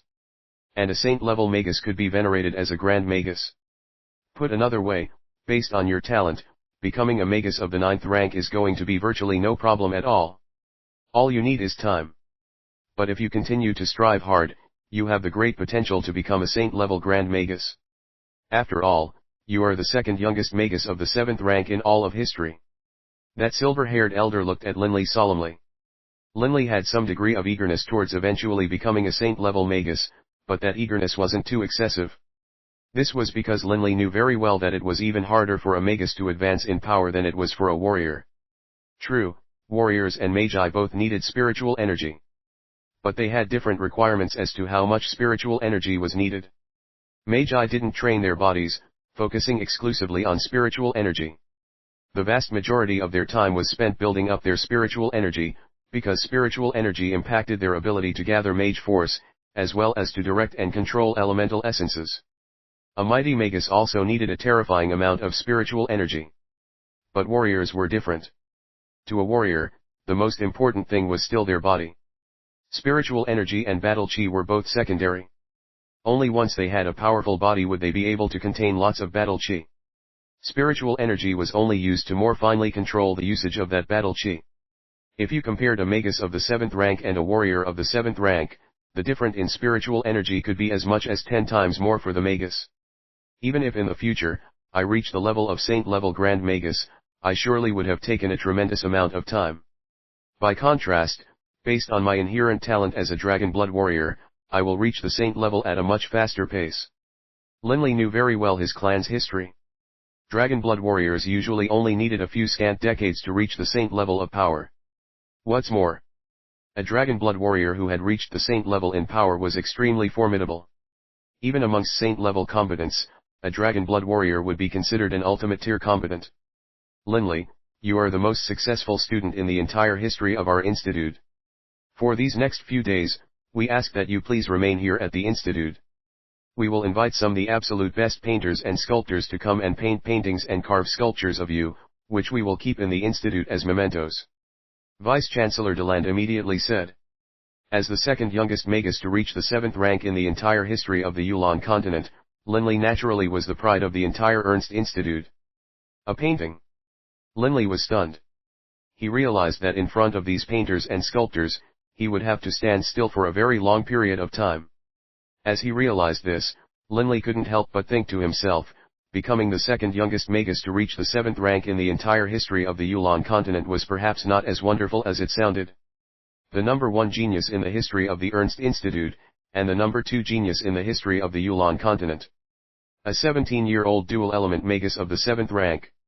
This astonishing news quickly spread across the entire Ernst Institute. A 17-year-old dual-element magus of the 7th rank? How is that possible? There's no way this news is fake. So many of the institute's teachers were present at that time, and Vice-Chancellor Deland has even invited painters to come and paint pictures of Linley, with the intention of forever enshrining his image within our institute. My heavens, a 17-year-old dual-element magus of the 7th rank. Based on this speed, he should reach the 8th rank in 10 years, and the 9th rank in 20. He'll be 9th ranked archmagus in his 40s. Most likely, within a century, he will become a saint-level Grand Magus. I just flipped through some of the books in the library. Aside from Linley, of the top 10 geniuses in history, 6 became saint-level Grand Magi, while the other 4 all became archmagi of the 9th rank. Linley is way too incredible. The entire Ernst Institute was shaken upside down by this news. If a student was perhaps just slightly better than his peers, perhaps he would be viewed with jealousy. But once a student's achievements reached a level as high as this, becoming the second youngest magus to reach the 7th rank in the entire history of the Yulan continent, they would only be filled with respect and veneration. In their eyes, Linley's future prospects were limitless. There was no way for them to compare with him. In the past, there were still some people who claimed that Dixie was the number 1 genius of the institute. Now, no one said such a thing. Without question, the number 1 genius of the Ernst Institute was Linley.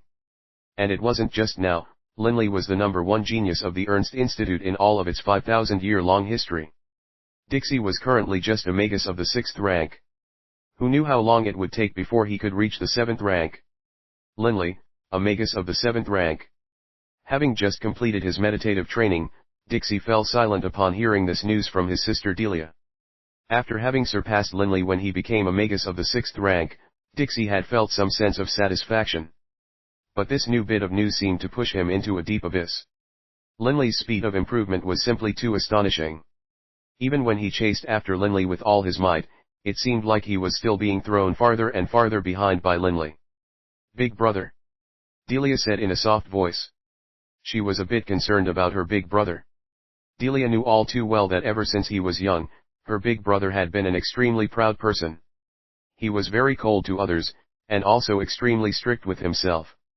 Her big brother never submitted to anyone, but ever since Linley had rocketed up from the 4th rank to the 5th rank, her big brother had felt threatened. Her big brother had worked extremely hard, and in the previous year had managed to cross the threshold of the 6th rank. But Linley actually. Don't worry. I'm fine. Dixie slowly shook his head. Delia, I suddenly feel as though there's not that much point in remaining here at the Institute. I also plan to apply for graduation. In the upcoming days, I'll return to the Empire and return to the clan. Delia was startled. Within a private area inside the Huadli Hotel, there were 4 bedrooms and 2 living rooms. It was quite large. Linley and his 3 brothers were currently living here. Ever since the news that Linley had become a magus of the 7th rank had spread out, Dorm 1987 hadn't had a single peaceful day. Huge amounts of people came to pay their respects to Linley, forcing Linley to hide here, within the Huadli Hotel. Due to the deep background and connections possessed by the Huadli Hotel, few people dared to trespass here. Third bro, when you are quiet, you are very low-key, but when you finally make your move, by the heavens do you cause a ruckus. Yale sighed. Linley chuckled. Actually, this was a decision which he had arrived at after serious discussions with Doering Coward. After all, currently, the Baruch clan was still weak.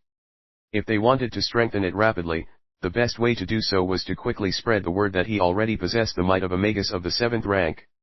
A 17-year-old dual-element magus of the 7th rank. This would cause every organization in the continent to send people inviting him to join them. Naturally, they would offer exceptional conditions as well. And thus, Linley would do better and better in the future. Third bro, I'm no longer going to hide this information from you. The Dawson conglomerate, one of the 3 great trading unions in the Yulan continent, belongs to my clan. Are you interested in joining the Dawson conglomerate? Yale looked at Linley. In all honesty, Yale was very much hoping that Linley would become a member of the Dawson conglomerate. The number 2 genius in the entire history of the Yulan continent. If a genius like this entered the Dawson conglomerate, his future status would unquestionably be very high. Naturally, this would also be hugely beneficial to Yale's status within his clan. The Dawson conglomerate. Reynolds let out a startled yelp. Wow, Boss Yale, I always knew you were a member of the Dawson clan, but there are way too many clans with the name Dawson. But the Dawson clan you belong to is actually the Dawson clan behind the Dawson conglomerate? The Dawson conglomerate. My goodness, you are rich. George also looked at Yale. Boss Yale, Linley hesitated. Don't worry. You are my bro, first and foremost. I won't force you. Yale laughed. I can't guarantee other things, but what I can guarantee is that if you do decide to join the Dawson conglomerate, then money will not be an issue. At the very least, we can provide you with 100 million gold coins. 100 million gold coins. Linley, George, and Reynolds were all flabbergasted. 100 million gold coins. What a terrifyingly large sum that was. Perhaps all of the combined assets of the richest clan in Fenley City wouldn't add up to 100 million gold coins. Linley, the clan of this bro of yours is really too wealthy. 100 million gold coins, damn, even Doering Coward was stunned. Even a master sculptor's most famous, legacy-making sculpture would only be worth 1 million gold coins at most. This was already a terrifying sum of money, and how many master sculptors were there? Third bro, I can honestly tell you that aside from the other 2 trading unions, in the entire Yulan continent, not even the 4 great empires or the 2 major alliances would be able to produce such a vast amount of money at once. As for those kingdoms, Yale was very certain of his words. The 4 great empires and the 2 major alliances both had their own saint-level competence. But the 4 great empires and the 2 major alliances had to pay the upkeep for their huge armies as well as provide for the entire country. Although they were wealthy, asking them to produce 100 million gold coins all at once would be very difficult for them. At the very least, it would require lengthy, complicated internal deliberations. For someone who wasn't, yet, a saint-level competent, they wouldn't be willing to do it. Only the 3 major trading unions, with their terrifying amount of wealth, would.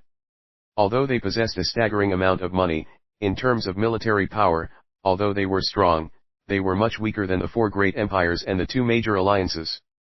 Thus, they all urgently needed experts to join their ranks. Knock. Knock. Knock. Suddenly, the sound of their door being knocked on could be heard. Yale frowned and walked over to the door. Opening it, he said, I thought I gave instructions for us not to be disturbed. The manager of the Huadli Hotel said awkwardly, "Young Master Yale, a cardinal of the Radiant Church, along with 3 clerics and a troop of knights of the Radiant Temple, have arrived outside the hotel." Yale started. One of the cardinals, whose position and authority in the entire Radiant Church was second only to the Holy Emperor himself. The rank of each and every cardinal was much higher than that of one of the kings of a kingdom. If a cardinal had personally come, leading a troop of people, there was no way that he, a young master of the Dawson conglomerate, could possibly block the way. Looks like Third Bro has quite a powerful appeal. Book 5, The GodSword, Blood Violet, Chapter 8, The Upper Classes of the Yulan Continent.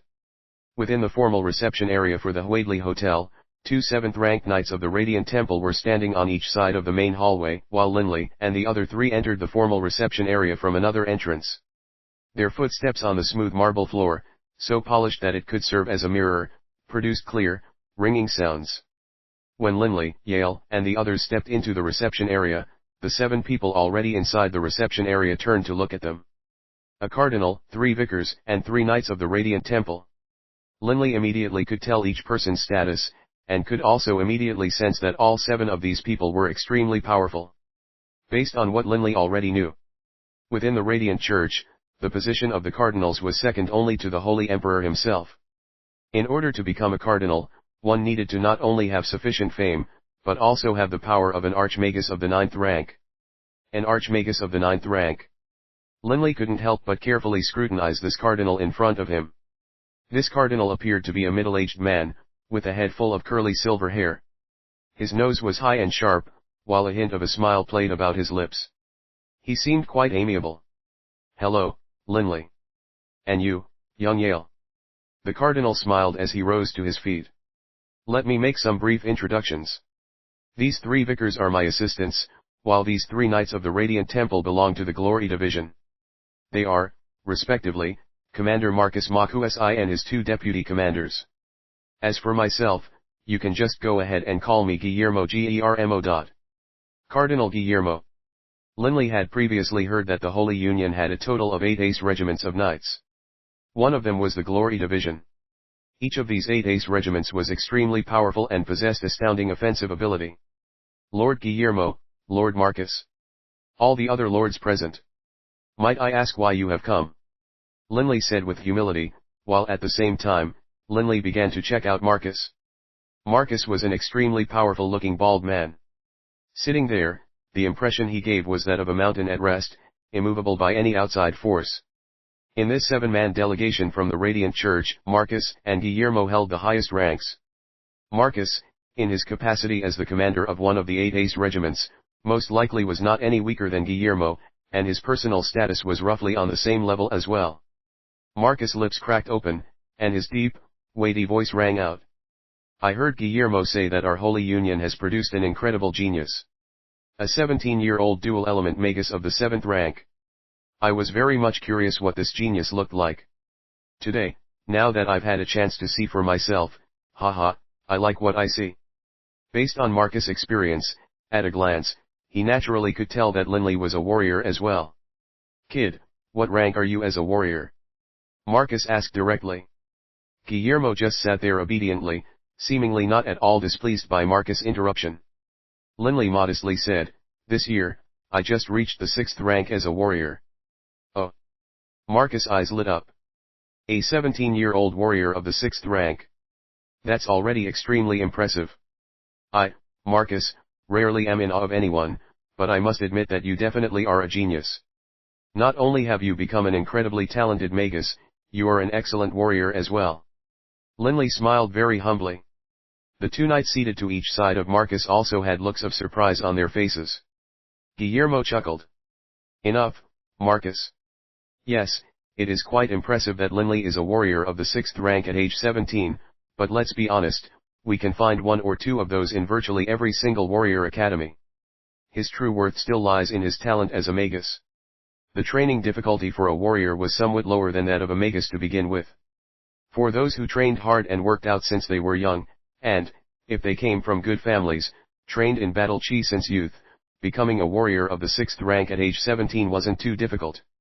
Linley, as a member of our Holy Union who possesses such astounding abilities, you make me, a cardinal of the Radiant Temple, feel extremely proud. I want to ask you, have you given any consideration to joining the Holy Union? I think, based on your natural ability, if you join us, I can guarantee that you will immediately receive the rank of Vicar of the Radiant Temple. In the future, becoming a cardinal should not be a problem. Guillermo put his offer directly on the table. The number 2 super genius in all of history. There should be a better than 90% chance that Linley would end up becoming a saint-level Grand Magus. The 10% chance only existed because it was possible that due to suffering some sort of mental setback, Linley would decide to stop improving. A potential saint-level combatant. Even if Linley didn't train very hard, becoming an Archmagus of the 9th rank should be guaranteed. A talent like this had to be absorbed. Lord Guillermo. To me, this news is a little too sudden. A modest, shy smile had appeared on Linley's face. I'm only 17 years old this year. I haven't given a lot of thought to these affairs. A high rank and great power also symbolize heavy responsibilities which I'm currently afraid to take on. Could I wait a few years? Linley was declining. Guillermo frowned. The number 2 genius in the entire history of the Yulan continent, a person who most likely would be a saint-level combatant in the future. Even if they couldn't make use of him, they wouldn't allow enemies to make use of him either. Linley, I know that you are young, but you are a member of the Holy Union, and you are a genius. As a genius, you should get used to and accept the fact that your dazzling brilliance will bring you burdens, rather than try and decline them. Guillermo reproved him kindly. In addition, you can become a vicar under my direct authority. I can guarantee that you will have the freedom to do whatever you please.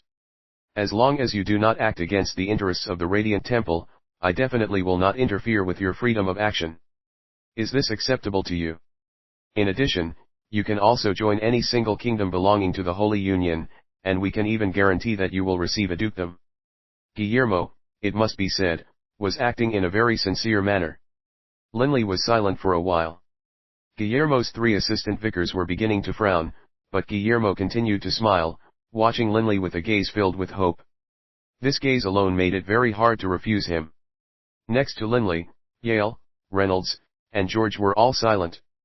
At a point in time like this, even Yale didn't dare to make a noise. This was a cardinal of the Radiant Church. In the pyramid-like hierarchy of the Holy Union, the cardinals stood at the very apex. Their power exceeded that of any king, and even Yale's father wasn't comparable to them. How would he, a young master of a trading union, dare to butt in? Linley was thinking non-stop, while Douring Coward had begun advising Linley as soon as they had entered this room. The 4 great empires and the 2 major alliances were constantly struggling for advantage in very fierce, cruel ways. If I cannot have it, I cannot allow my enemies to have it either. This was a fairly common point of view. Lord Guillermo. Linley finally spoke. Guillermo's eyes lit up. Smiling, he said to Linley, "You've decided?" Linley nodded. "Lord Guillermo, I've grown up in the kingdom of Fenley since I was a child, so naturally, I am a member of the Holy Union. I can guarantee that as long as the Holy Union doesn't turn its back on me, I definitely will not betray the Holy Union either. I definitely will not join any foreign power, no matter who they are." "What do you mean to say?" Guillermo looked questioningly at Linley. Linley continued, "What I mean to say is, right now, I don't want to make a decision in a hurry. Please allow me to discuss this matter with my father, and then I'll tell you my choice. What I can guarantee is, I definitely will not join with the 4 great empires, or the Dark Alliance." Smiling, Guillermo nodded slightly. "Right. Such an important decision must be discussed with your father. I'll wait for your reply." As he spoke, Guillermo rose to his feet. The 3 vicars by his side, as well as Marcus and his 2 deputy commanders, also stood up. "Since we've come to an agreement, then I won't disturb you any further. The Radiant Temple's sincerity is true and genuine, and so is our patience. I only hope that you, Linley, won't end up making me wait 10 or 20 years for your decision." "Ha." As he spoke, Guillermo began to laugh. Linley and the other 3 stood up as well, watching Guillermo and the others leave. Only after the delegation from the Radiant Temple had departed did Linley and his brothers finally calm down. "Whew. I was scared to death just now. I didn't even dare to breathe out loud." Reynolds let out a long sigh. George nodded as well. Although that cardinal behaved in a very friendly fashion towards us, I still felt that my heart couldn't settle down. Yale began to laugh. Naturally. After all, he is a cardinal, one of the most powerful people in the entire Holy Union. Hey, third bro, what are you thinking? The Radiant Church isn't easy to fend off. After all, we are in the territory of the Holy Union and are under their control. No rush, no rush. Linley laughed. When you see the power of others, you also need to see your own strengths. Although I can't compare to them, as long as I don't throw in with those 5 other groups, the Radiant Church won't move against me. After all, I did say I was going to discuss it with my father. As long as I don't go meet with my father right away, then I can drag this out a while longer, right? As he spoke, he looked at Yale. Yale, I want to ask a favor of you. Speak. Yale looked at Linley. Linley said in a low voice, this is somewhat humiliating to say. One of the ancestral heirlooms of the Baruch clan, the weapon of our very first clan leader, the Warblade Slaughterer, should be in the hands of one of the larger noble clans of the Kingdom of Fenley. I hope that you can help me investigate who is currently in possession of the Warblade Slaughterer. An ancestral heirloom. This absolutely must be found. Third bro, do you want me to directly acquire it for you? Yale immediately said. Linley laughed. Boss Yale, if you can help me locate it, that would be more than enough. What's more, right now, money is not a problem for me. By nature, Linley hated owing others. 2 days later. Early morning. Part of Linley's room was covered with a layer of earth-colored light. This earth-colored light did not cover a very large area, only perhaps a circle with circumference of 2 or 3 meters. Anyone who stepped into that area would sense a tremendous gravitational force. Earth-style magic, supergravity field. Having reached the 7th rank as a magus, the power of Linley's supergravity field was now much stronger than before. The strength of the local gravity field within the circle was 4 times normal gravity. Under 4 times the normal gravity, even the blood vessels in one's body would suffer severe damage, to say nothing of the rest of the body. Linley wasn't using any earth magic to counteract the force of this gravity field. Instead, he was using his body's physical strength alone to resist that terrifying gravity. Right now, his entire body was upside down, and he was holding himself up with his fingers alone, constantly exercising his finger strength and wrist strength. 725. 726. Drip. Drip. Beads of sweat were constantly rolling down from Linley's temples, falling onto the ground. The door to the room suddenly banged open, and Yale excitedly charged into the room. Hey, third bro. I have news regarding the search for the slaughterer that you entrusted me with. As he spoke, Yale accidentally entered the area of the supergravity field. Yale. Slapping the floor with his palms, Linley immediately flipped himself upright and immediately pulled Yale out of the supergravity field. Huff, puff, Yale was breathing heavily. Staring at Linley in surprise, he said, "Third bro, you created a supergravity field within your bedroom. I got caught by it. That feeling just now was absolutely terrible. It felt like my heart was about to stop." Fortunately, the time he had spent within the field was minuscule, as otherwise, Yale's body would indeed have suffered negative consequences. "Right, Boss Yale, didn't you just say something about the slaughterer?" Linley's attention was totally fixated on that mention of his ancestral heirloom. For his father's entire life, his father's greatest desire was the recovery of this ancestral heirloom which had been passed down from 5,000 years ago. Yale nodded slightly. "Oh. I just received word that your clan's warblade, Slaughterer, is in the hands of a large clan within Fenley City itself. That clan is called, Yale couldn't help but frown, as he momentarily couldn't recall the name of the clan. "Hey, third bro, Boss Yale, that Director Maya came in person again." Reynolds' voice called out from beyond a doorway. Book 5, The GodSword, Blood Violet, Chapter 9, Abduction. Within the living room. "My deepest apologies, Director Maya," Linley said humbly, "but for now, I really do not wish to put the sculpture on auction, nor do I wish to display it. But I can guarantee that if in the future I do desire to auction it off, or to put it on exhibit, I will beseech the Prolx Gallery to assist me." Leaning on his cane, Director Maya smiled at Linley. "Oh, that's fine. This time, asking you to consider displaying your sculpture in our gallery was only a secondary purpose. My primary purpose was to come see this sculpting genius, the likes of whom we might see once in a trillion years. Just at this time, the manager of the hotel came over. This manager humbly smiled towards Director Maya, then turned to Linley and Yale. Young Master Yale, young Master Linley, representatives from the Rhine Empire are outside the hotel. They wish to meet with young Master Linley. Ha. Laughing, Director Maya stood up. Linley, seems like you're quite busy nowadays. Then I won't disturb you for now. I'll take my leave. As he spoke, Director Maya led his attendants out of the hotel. Linley looked at the hotel manager. Please help me block them. Right now, I do not wish to meet with representatives of the four great empires or the Dark Alliance. Linley very bluntly refused to meet with any of the people who had come to see him. Linley knew very well that if he were to meet with representatives of the four great empires or the Dark Alliance, that would cause great dissatisfaction with the Radiant Church. After all, as soon as he met with them, even if he refused their offer in the end, the Radiant Church would still be suspicious of him, as they would have had no one present during the meeting. And the Radiant Church had tremendous power throughout the Yulan continent. It was no weaker than any of the four great empires. There was no need for Linley to join with the four great empires or the Dark Alliance. 3 days later, within a carriage headed towards Fenley City were Linley and Yale, while Reynolds and George remained at the Institute. Third bro. You are wise indeed. These past 2 or 3 days, representatives from the Dark Alliance and the four great empires constantly tried to meet with you. Yale laughed. The people who had come to meet with Linley were all people with some authority and influence within their respective organizations, albeit they were based in the Holy Union. None of those people, however, were major figures. After all, the news of a 17-year-old dual-element magus of the 7th rank would take a fairly long period of time before making its way to the four great empires and the Dark Alliance. This was because the distance was simply too far.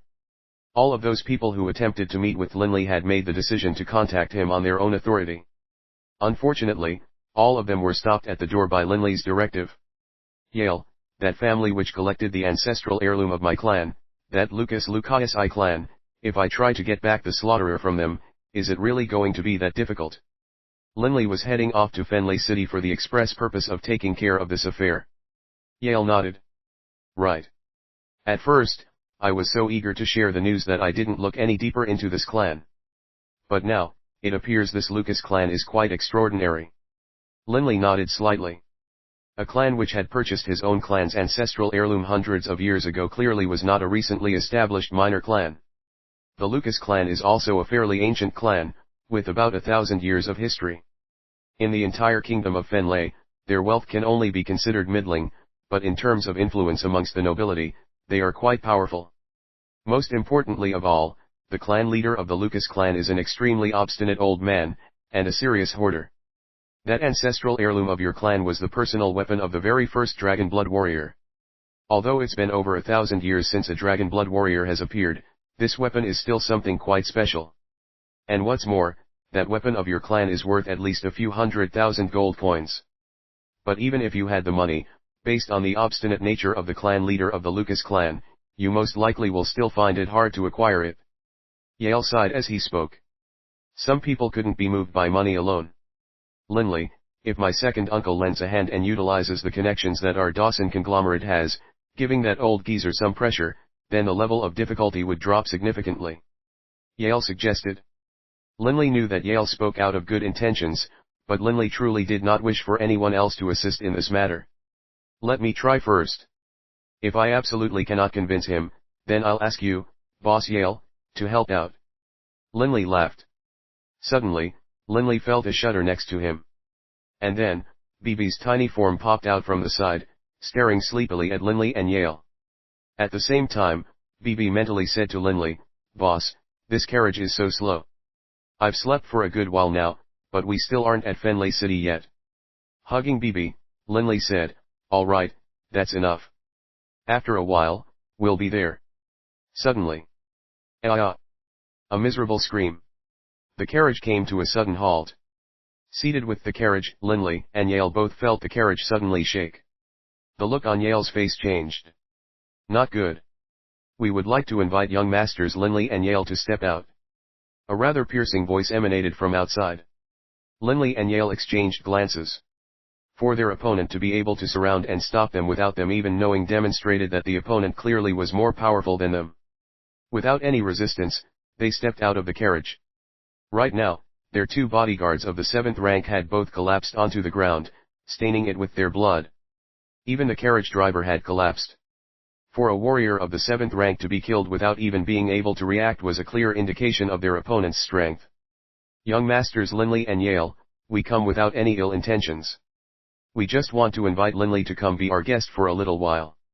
As far as you, young Master Yale, naturally we won't harm you.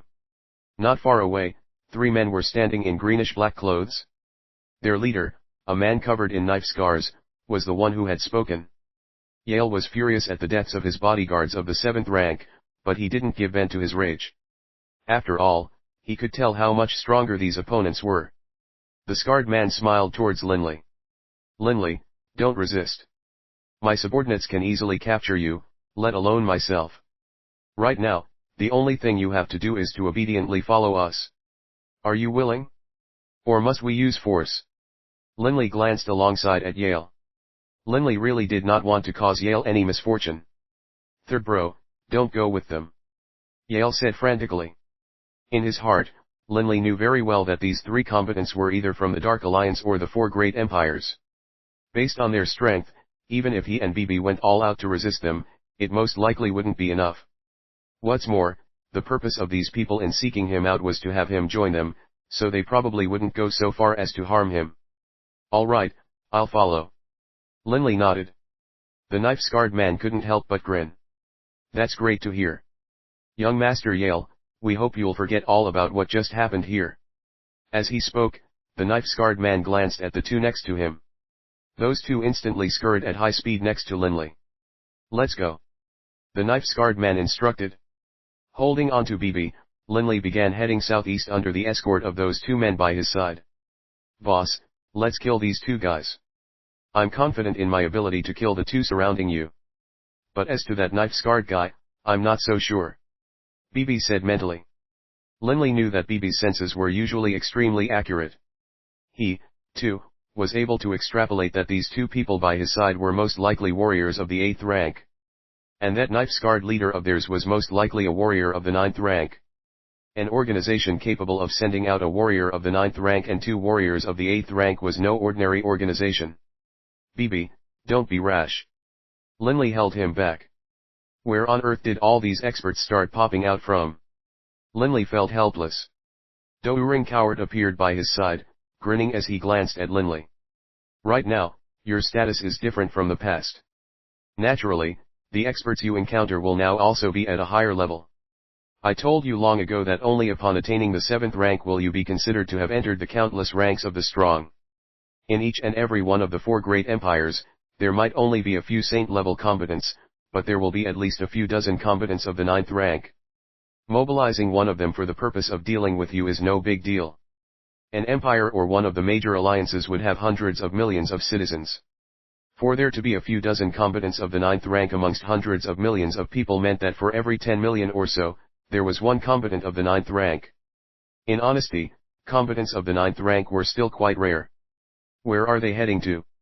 Linley stared questioningly at Douring Coward.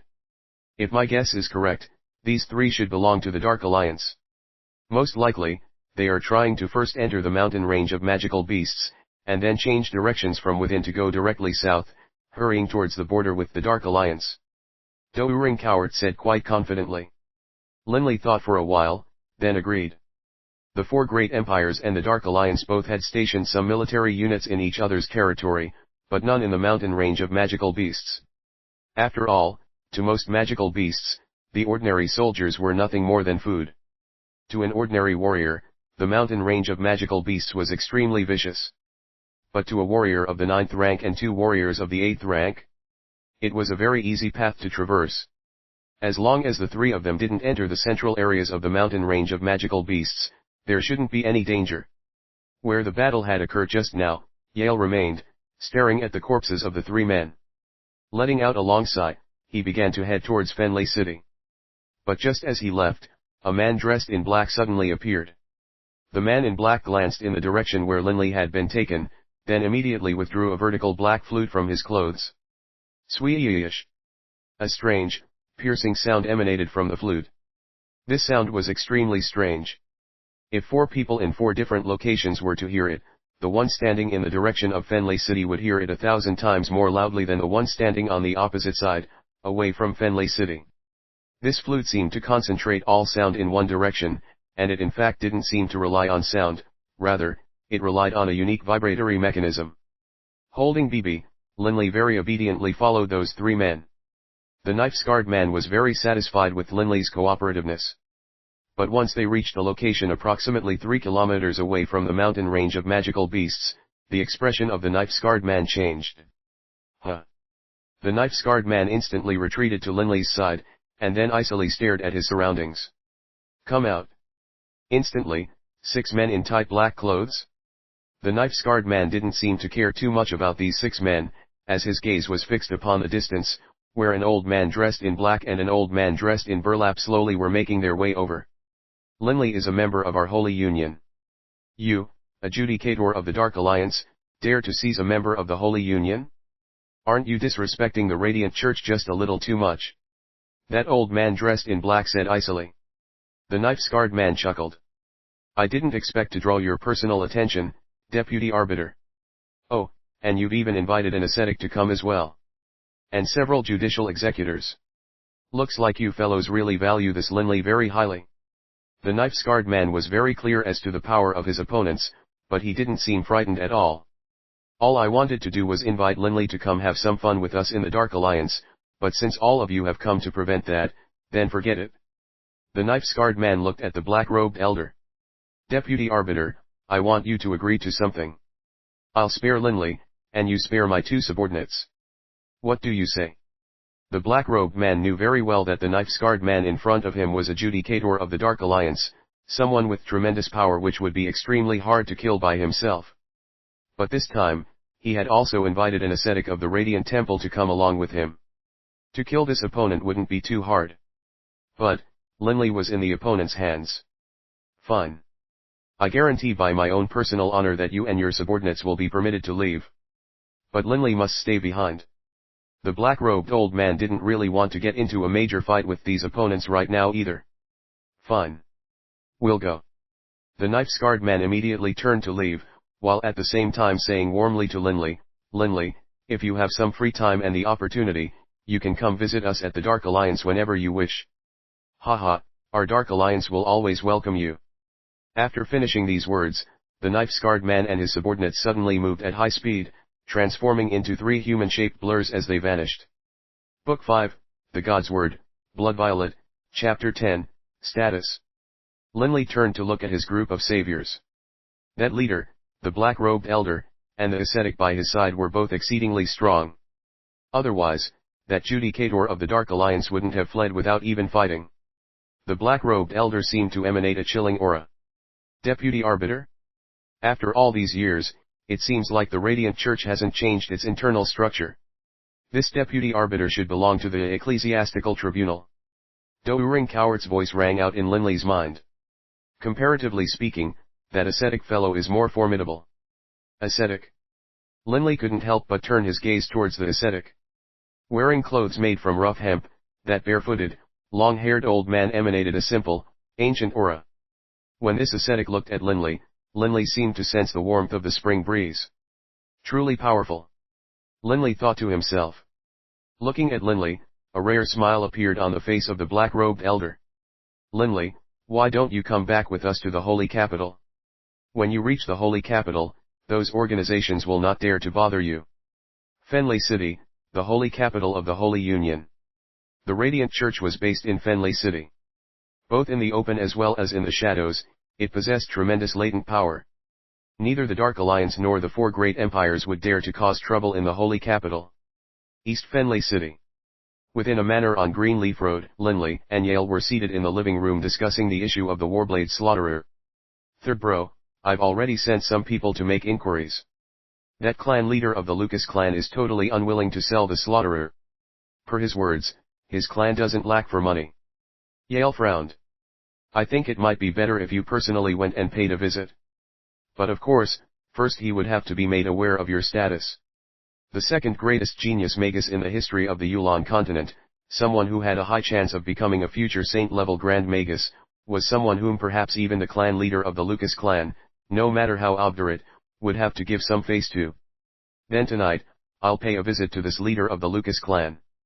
Linley viewed the Warblade Slaughterer as something which absolutely had to be claimed. How could the ancestral treasure of the clan continue to remain outside the clan? What's more, recovering it was the long-standing desire of both his father and his ancestors. The words which his father had said to him when Linley had first left his home and headed to the Ernst Institute still rang out in Linley's mind. Linley. Remember the centuries-long desire of generations of the Baruch clan.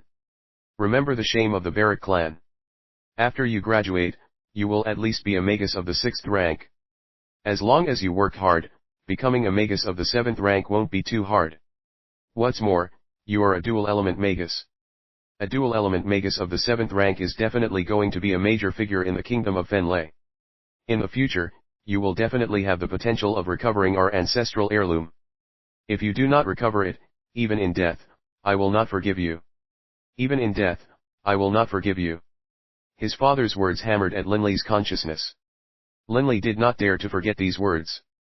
As long as he had the ability to do so, he would recover the Warblade Slaughterer, no matter the cost. This wasn't just for the sake of the clan. It was also for his father's sake. No matter what, I have to reclaim it. Linley's mind was set. If soft persuasion didn't work, he would take harder measures. But of course, it would be better if he could reclaim his ancestral heirloom openly and above the board. He would do his best to have the current owners hand it back. Boss. How about you just have me act instead and just take it back?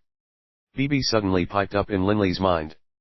Linley glanced at Bibi, napping on Linley's legs. He couldn't help but pat Bibi's little noggin. Don't make trouble.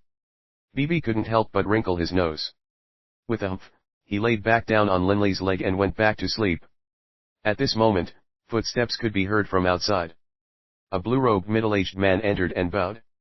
Young Master Yale, a minister of Fenley Kingdom, Lord Calvin Collywen, is outside. He wishes to meet with young Master Linley. Calvin? Who's that? Yale frowned. Yale generally didn't bother with meeting an ordinary kingdom's minister. Young Master Yale, recently, haven't you been focused on the Lucas clan? This Calvin is a member of the Lucas clan as well. The blue-robed man chuckled. The current leader of the Lucas clan is, in fact, his uncle. Yale's eyes lit up. Quick, let him in. Third bro, it seems as though your chances of recovering your clan's ancestral heirloom just went up. Yale chuckled at Linley. In his heart, Linley was feeling rather pleased as well. Linley was looking towards the door as well. A short moment later, a golden-haired man stepped inside the room, smiling. Upon seeing Linley and Yale, he immediately bowed courteously. Calvin pays his respects to young masters Linley and Yale. Calvin. Why have you come to meet with my bro? Yale asked bluntly. Calvin didn't mind in the slightest. Smiling, he said, the purpose of my visit was to serve as the representative of His Majesty. Young Master Linley, have you given any consideration to serving as a court magus for the Kingdom of Fenley? His Majesty would also be willing to enfeoff you with the title of Marquis and the territory to match. Linley laughed. He still remembered the conditions offered by that Cardinal of the Radiant Church. He could choose to serve in any kingdom of the Holy Union, and even receive a dukedom. He didn't have to have any responsibilities, just to enjoy life. Calvin, I must say, when I was at the Ernst Institute, a Cardinal of the Radiant Church personally came to invite my bro to join the Radiant Church, and the conditions he offered were much higher as well. Yale smirked. Calvin chuckled and continued, conditions can always be negotiated. His Majesty only hopes that Linley can remain within our Kingdom of Fenley. After all, each of the 6 kingdoms in the Holy Union had different amounts of power. If the Kingdom of Fenley acquired Linley's support, then in the future, Fenley's status within the Holy Union would be further solidified. After all, the Radiant Church had the authority to depose any king within the Holy Union, or even exterminate an entire royal clan. The power of the Church far exceeded the power of the royals. Thus, it was extremely important for a royal clan to have a powerful base of support. Calvin.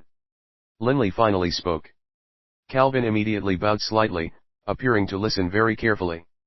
You belong to the Lucas clan, correct? Linley immediately went to the principal topic for him. Calvin nodded. A trace of pride on his face, he said, correct. The clan leader is my uncle.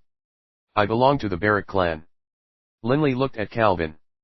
An ancestral heirloom of my Baruch clan, known as the Warblade, Slaughterer, has been lost to my clan for centuries now.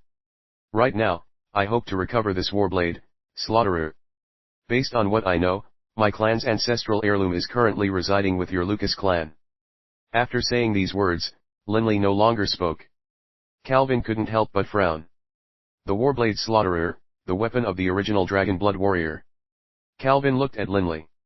Calvin was silent for a while, then said, Young Master Linley, honestly speaking, the person with the most authority in the clan is my uncle, but my uncle is getting on in his years. He isn't responsible for most of the clan's affairs. His biggest hobby is being a collector. This Warblade, Slaughterer, is an item which he often shows off to visitors. This treasure, which is worth nearly 1,000,000 gold coins, is the most valuable item in our clan's collection as well. It would be fair to say my uncle values this item as much as his life. To have him give it up, this will be difficult.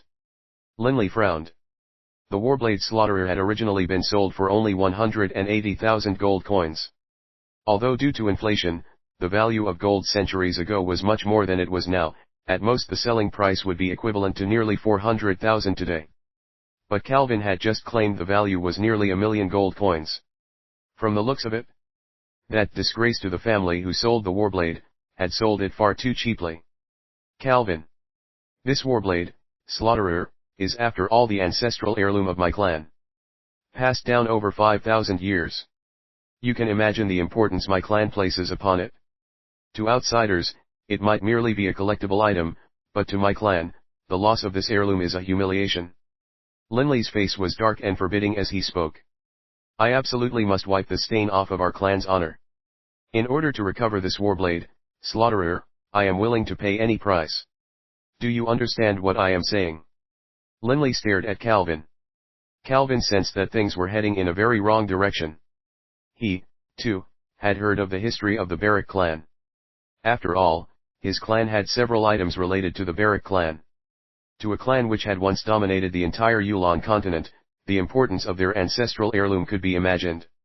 In the past, the Baruch clan was too weak and could be ignored with impunity. But now, this Linley had appeared out of nowhere.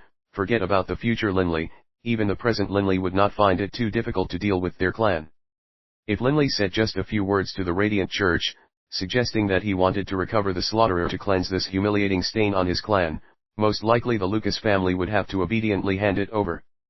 But once the Radiant Church got involved in this matter, things would get more complicated for everyone involved. I understand your meaning, young Master Linley. Calvin was growing a bit nervous. Smiling, Linley looked at Calvin. I hope the Lucas clan can understand the difficult position I am in. As a descendant of the clan, I have no choice here.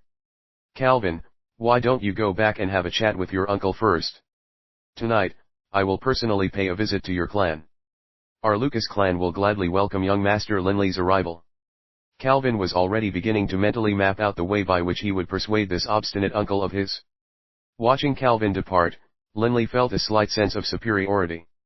Although he hadn't taken up any official position, just based on his fame, with a few words, he was able to unsettle a kingdom's minister's mind. This was all due to his status, and his status came from his personal power. That very night, the welcoming room of the Lucas clan was extremely tastefully adorned, and the 10 people within it were, without a doubt, 10 extremely important people within the kingdom of Fenley. The lowest ranked amongst them was a count. And the reason all of them were here, was to meet with Linley. Linley, the newest star of the kingdom of Fenley. Although Linley was only 17, and although Linley had not received a writ of nobility, not even the dukes of the kingdom dared to treat him lightly. After all, no matter how high their stations were, they were only capable of displaying their power within the kingdom of Fenley. But Linley? This was a person who was highly valued by the 4 great empires and the 2 major alliances. Perhaps a few decades from now, Linley would become a cardinal of the Radiant Church, with a status higher than even their king. It was best for them to build good relations with Linley while he was still of comparatively low rank. And building good relations with Linley was naturally an important matter. Amidst those 10 or so people, only the clan leader of the Lucas clan, Marquis Jebs, J.E. Buledin, felt rather uncomfortable. He was already getting on in years, and didn't have any other hobbies. The thing which he loved the most was that weapon of the first dragon blood warrior. It was his pride and joy. But, the descendants of this weapons clan had come to retrieve their treasure. "Mr. Linley, please enter. Mr. Yale, please enter." The voices of the attendants outside could be heard. Instantly, all of the 10 or so people in the room turned to smile at the door. Even the unhappy Marquis Jebs squeezed a smile onto his face.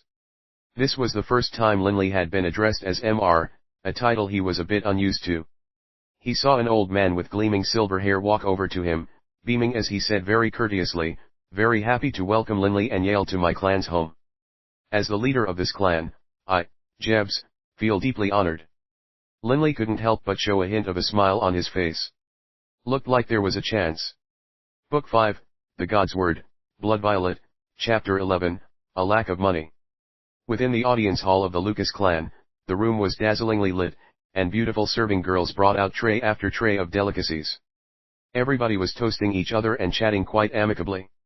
Since he was young, Linley had received strict instruction from his father, and so he knew how to comport himself.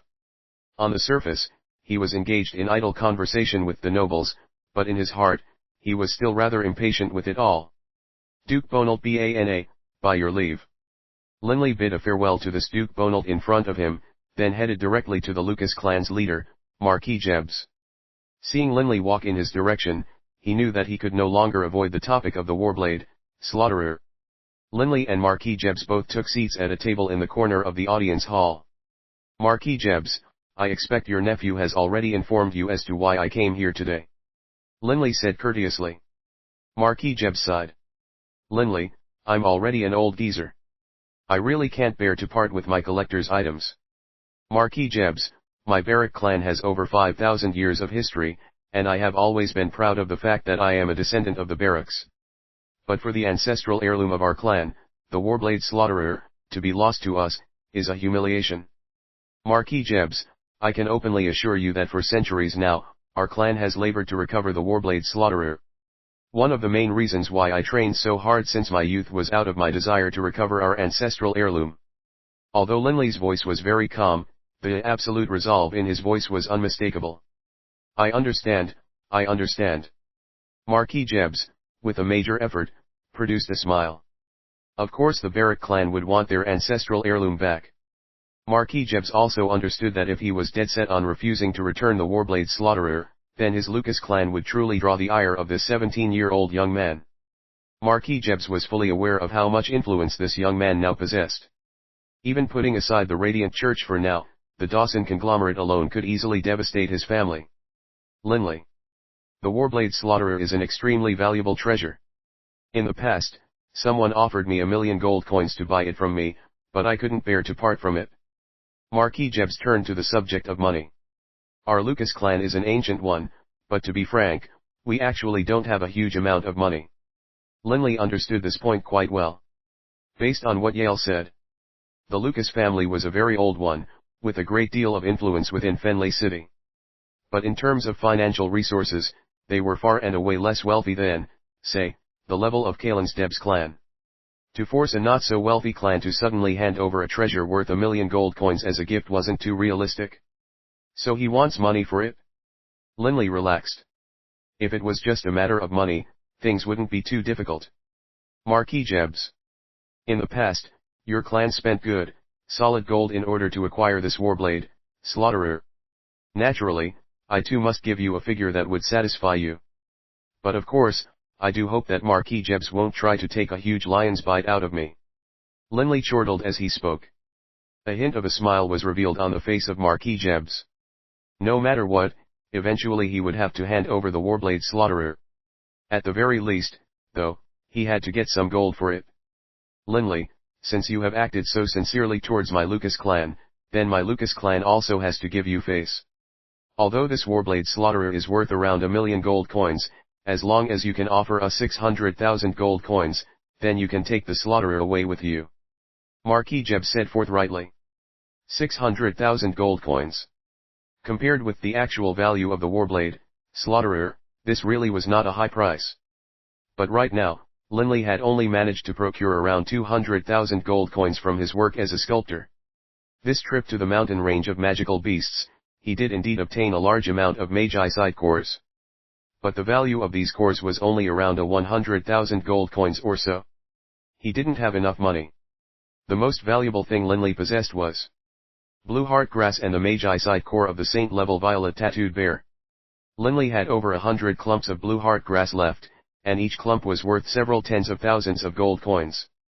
But of course, the price of the saint-level magi side core was incomparably more valuable. A saint-level magi side core was an invaluable, priceless treasure, worth far more than the magi side core of a magical beast of the 9th rank. In the past, according to what the books Linley had read said, the standard valuation of a magical beast of the 9th rank's magi side core was around 5 million gold coins. In reality, these days the price would nearly reach 10 million gold coins. But as far as a saint-level magi side core went, perhaps even if one tried to offer 100 million gold coins, it still wouldn't be enough. A priceless treasure. Naturally, Linley was not willing to simply sell off the saint-level magi side core. At the same time, the blue heart grass was going to be very important to the future of his clan. Every single clump was to be cherished. The sculpture, awakening from the dream. Linley's mind suddenly drifted to the stone sculpture, awakening from the dream. Linley felt very torn about it, and in fact usually didn't even want to look at it. This was why Linley continued to let Yale safeguard it. Sell it. Linley suddenly came to this decision, and in fact, in the bottom of Linley's heart, this thought flashed by, I wonder what Alice would think, once she sees this sculpture. Linley consulted with Douring Coward. Linley, it's best if you go ahead and sell off the sculpture, awakening from the dream, Douring Coward advised. You don't want to look at the sculpture, but if you keep it with you, you'll always have it on the back of your mind. Best to just sell it off. Also, this will serve to broaden the fame of the straight chisel school that I founded. Linley chuckled. Marquis Jebs, rest your mind. Very shortly, the 600,000 gold coins will arrive. I only hope that while you are waiting for me, you won't sell off this warblade, slaughterer, to anyone else. Linley said with sincerity. Marquis Jebs hurriedly replied, Linley, be at ease. Even if someone else offered me 2 million gold coins, I still wouldn't sell it. Indeed, if it weren't for Linley's particular status, how could Marquis Jebs bear to part with it? Within the office of Manager Ostoni at the Prulx Gallery. What? You are willing to auction off that sculpture? Ostoni's eyes were wide with amazement and wild joy. Linley nodded slightly. By his side, Yale cast a helpless look at Linley. Yale had grown up alongside Linley, and so he understood Linley's temperament very well. Linley was a person who cared deeply about friends, and was extremely loyal to them. But at the same time, Linley hated owing others. This time, Yale was preparing to loan Linley a few 100,000 gold coins. But as Linley put it, I don't want to see the sculpture, awakening from the dream, anymore. Best that I sell it? Yale secretly thought to himself that if the sculpture was auctioned off, Linley's fame would be broadcast far and wide, which would also improve Linley's status. This was a good thing. Thus, Yale didn't try to force Linley to accept his money. Wonderful. Wonderful. Ostoni was extremely excited. Linley, don't worry one bit. For this sculpture of yours, our gallery won't collect so much as a single gold coin in transaction fees. I need to auction this sculpture off within the next 7 days. Linley directly stated his requirements. Ostoni said confidently, be at ease. Starting tomorrow, our Prulx Gallery will arrange for a 5-day major exhibition event, as well as spread the news of the sculpture, awakening from the dream, to every single wealthy clan. On the 7th day, we will begin the auction. Linley nodded. Boss Yale, let's go. After formally handing the sculpture over to the Prulx Gallery, Linley could feel something missing in his heart, but at the same time, Linley also felt as though his mind was a bit more relaxed now. Within the main hall of the Prulx Gallery, Count Juno still visited the Prulx Gallery virtually every morning. First, he would admire the sculptures in the main hall, before progressing to the Hall of the Experts and the Hall of the Masters. But this morning, once Count Juno stepped into the main hall, he discovered. Hey, why are there so many people congregating over there at the Hall of the Masters? Count Juno felt a bit puzzled. The Hall of the Masters always had just those few sculptures that everyone had seen before. After being on display for so long, the number of viewers had become rather low. Unless, of course, a new work had been produced by a master sculptor. Only then would the Hall of the Masters be a bit more lively. Can it be that a new work has been produced by a master? Excited, Count Juno also headed directly to the Hall of the Masters. Currently, it was 8 in the morning. Logically speaking, there shouldn't be many people at the Prulks Gallery. But there were already several dozen people squeezed into the Hall of the Masters.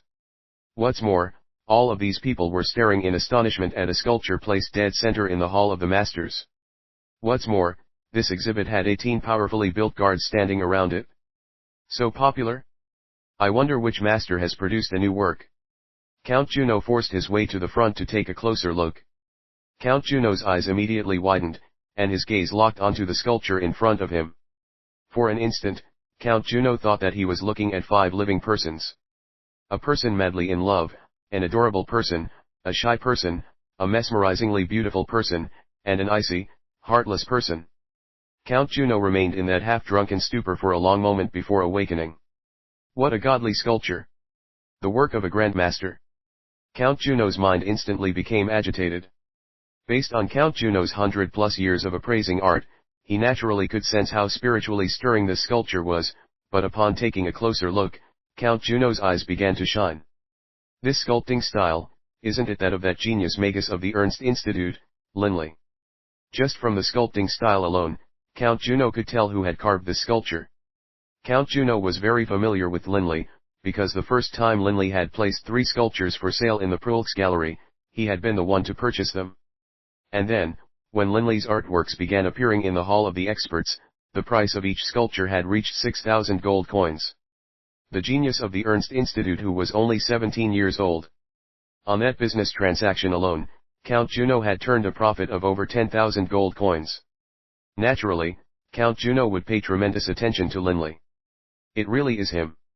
Count Juno saw the 2 characters for Linley written on the lower corner of the statue.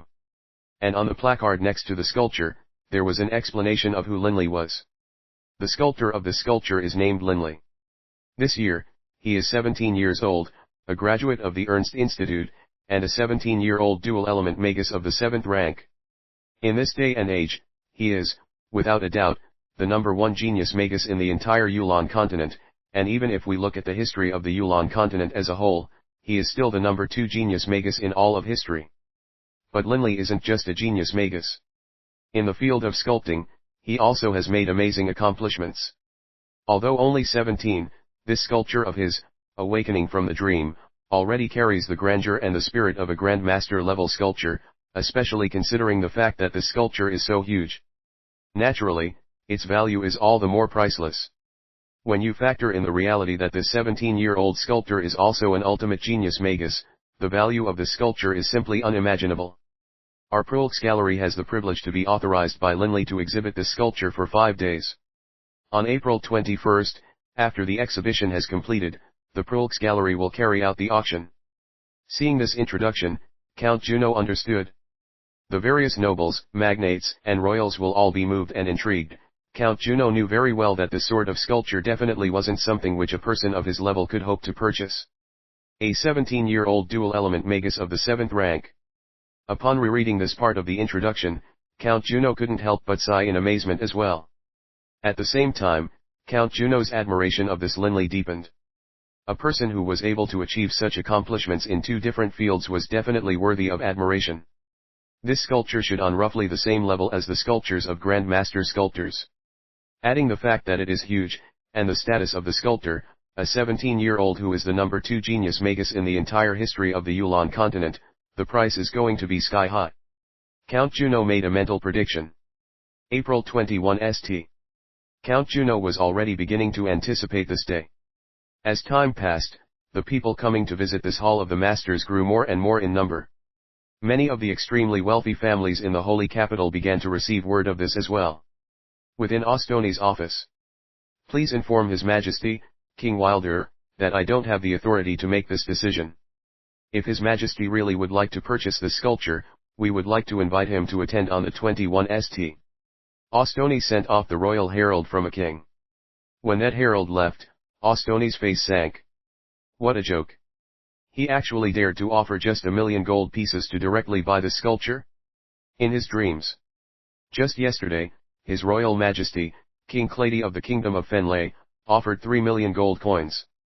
After being on exhibition for just 3 days, over 10 important personages had made offers to directly buy the sculpture. On the 21st, I'm afraid that we really are going to see a sky-high price. Ostoni secretly mused. Book 5, The GodSword, Blood Violet, Chapter 12, Rage. Within the Debs clan's private garden, Alice and Kalen were sitting together and discussing the question of marriage. Alice. Kalen's face was all smiles. I've already discussed this with my father. Our engagement ceremony will be on June 18th, and our actual wedding ceremony will be on January 1st of the next year. Which is to say, it will be on the Yulon festival day of next year. A hint of a smile appeared on Alice's face as well. Next year will be year 10,000 of the Yulon calendar, right? For us to hold our wedding on the Yulon festival of year 10,000 of the Yulon calendar, that'll be, so perfect. The more she spoke, the happier she felt. Alice, too, began to beam. Seeing Alice smile so happily, Kalen felt very content. Alice, hurry up and discuss this with your father, then prepare the list of guests from your family's side for me so I can make arrangements as soon as possible. Kalen urged. Okay. Alice nodded slightly. Kalen gently stroked Alice's soft hair, his heart content. But when he thought about the dire circumstances his clan was in, Kalen's heart began to grow frantic.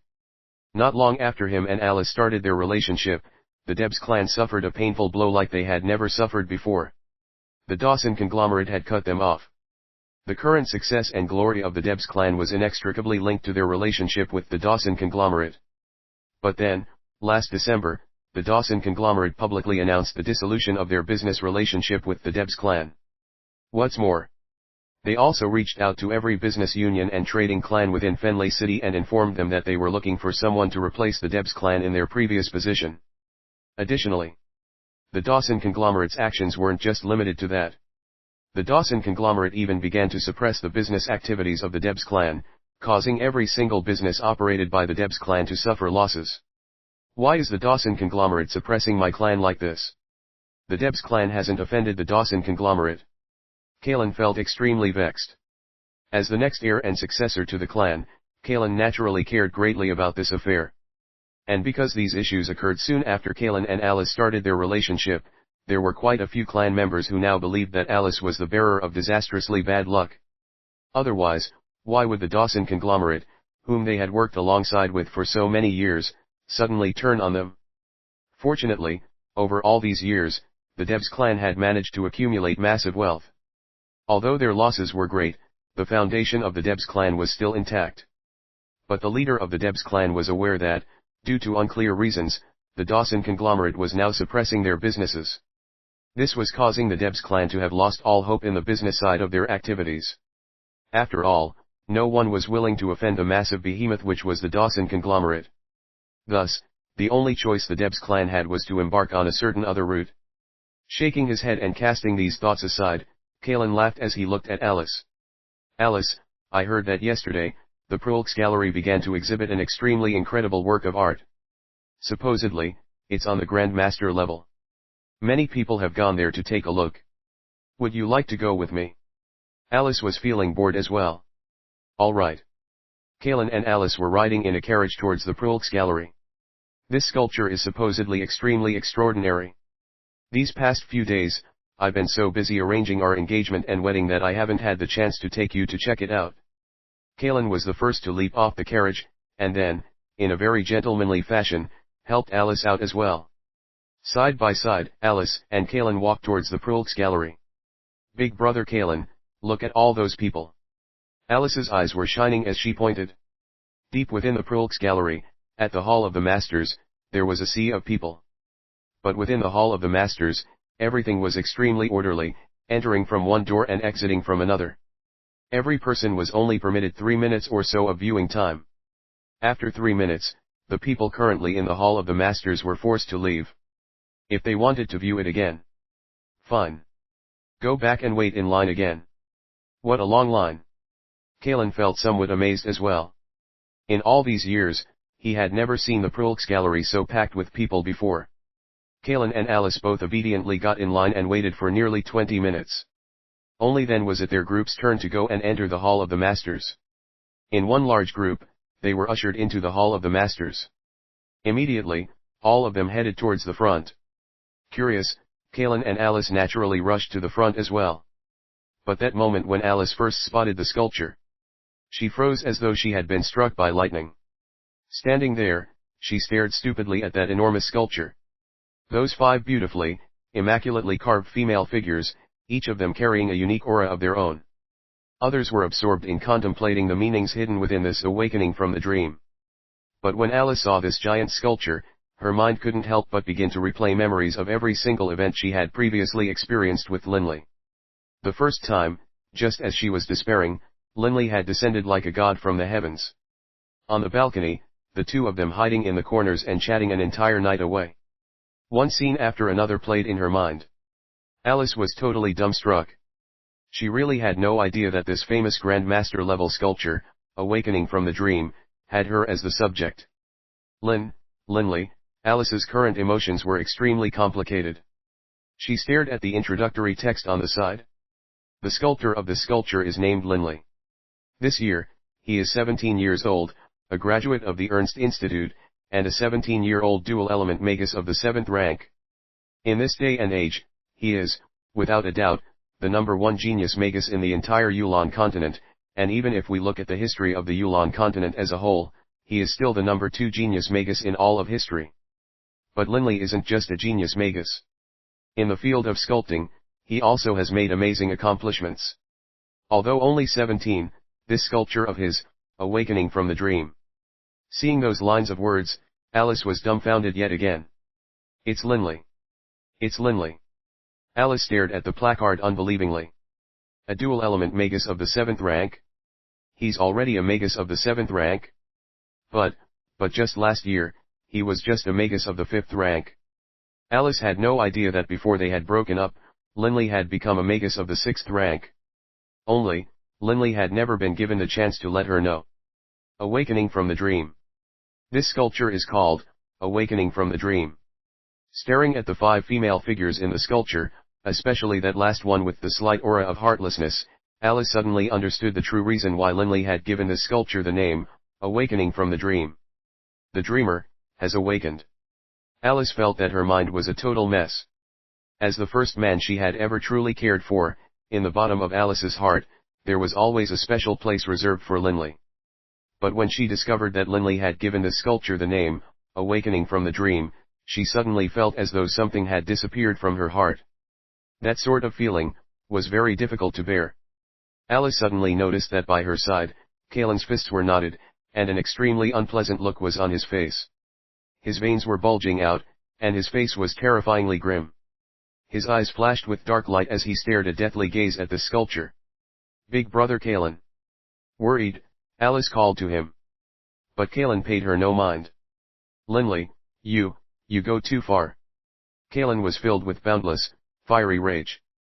In the past, Coiling was rather well disposed towards Linley. But in the depths of his heart, Coiling somewhat looked down on Linley. As far as Coiling was concerned, no matter how hard Linley worked, he could never be able to match Coiling's clan. After all, his clan was hitched to the enormous war machine that was the Dawson conglomerate. But in what, just 5 months? His Deb's clan had been abandoned by the Dawson conglomerate. And Linley?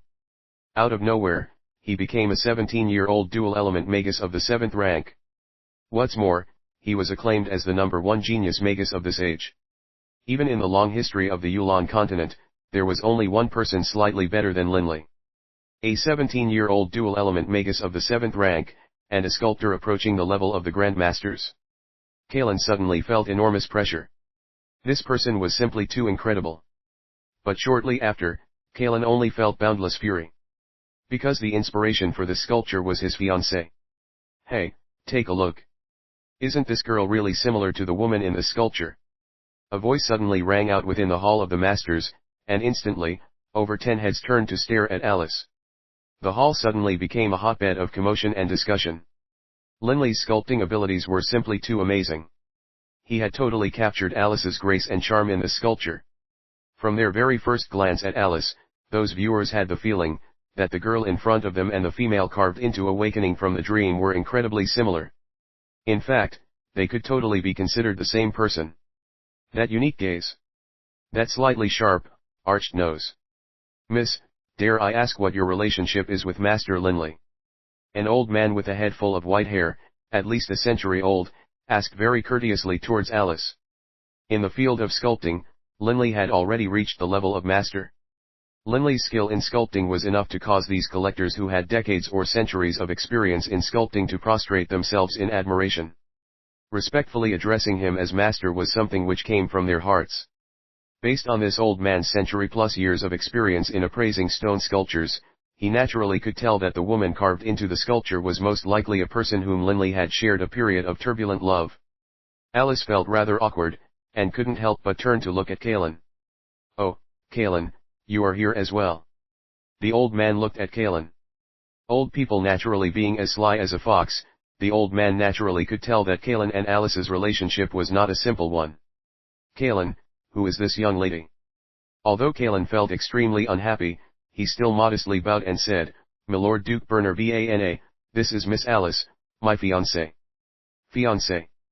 Duke Berner cast a meaningful glance at Coiling and Alice, then laughed, asking no more. Pulling Alice by the hand, as through running for his life, Coiling quickly fled back to the Debs clan's manor. The leader of the Debs clan, Coiling's father, Bernard, stared at his son in disbelief. "What did you just say?"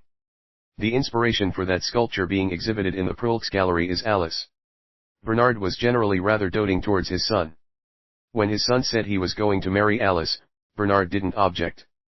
But just a few days after his son had firmed up his relationship with Alice, the Dawson conglomerate had suddenly decided to break off relations with the Debs clan for no apparent reason at all. With regards to this affair, Bernard had been constantly begging to meet with the upper-level management of the Dawson conglomerate for a meeting. Over the past few months, Bernard had been busy dealing with this issue, and was so busy that he hadn't even had the free time to bother going about to viewing the sculptures at the Prolx Gallery. "Alice. The inspiration is Alice." The expression on Bernard's face immediately grew ugly. Coiling nodded. "Yes, father. Although Alice and I haven't yet gotten formally engaged, once we do, Alice will be formally introduced to many of the nobles in the holy capital. That sculpture of Linley's, Awakening from the Dream, will definitely make us the laughingstock of the city." Bernard was silent for a while, and then frowned as he asked Coiling, "How bad is it? Is there anything shameful or degrading about this sculpture?" "Father, in the past, between Linley and Alice, they had a period of," Coiling explained in a fuzzy manner. "And this sculpture is about the affairs of Linley and Alice." Bernard no longer spoke. He only began to frown severely. After a while, Bernard said to his son, "Coiling, if I ask you to give up Alice, would you be willing?"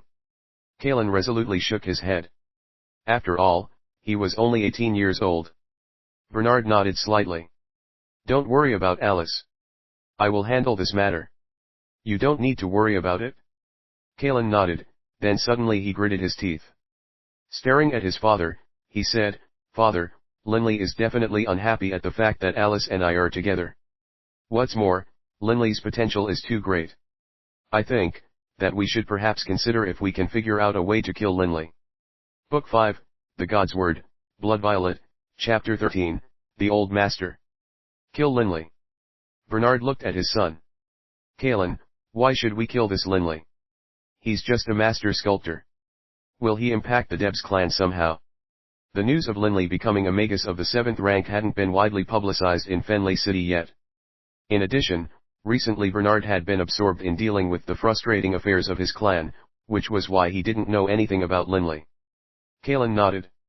"Father, Linley is 17 years old this year, but he's already produced a Grandmaster level sculpture.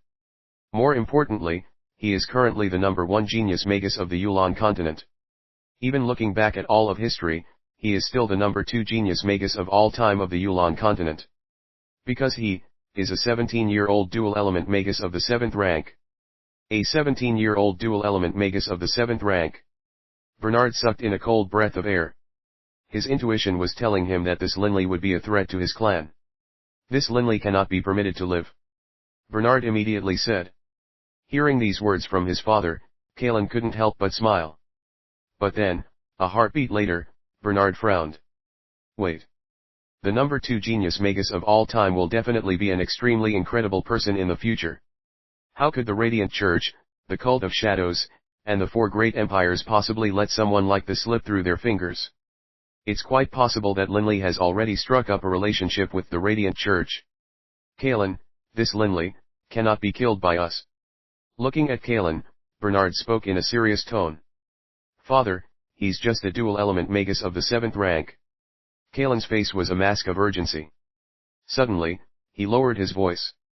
Father, we don't need to necessarily dirty our own hands to get rid of Linley. We can spend some money to invite others to do the deed. Just like when we killed that court minister. Bernard was silent for a moment. Kalen, you don't need to interfere in this matter anymore. I will handle everything. Bernard wasn't saying that he would kill Linley. This made Kalen extremely irritable and unable to be at ease.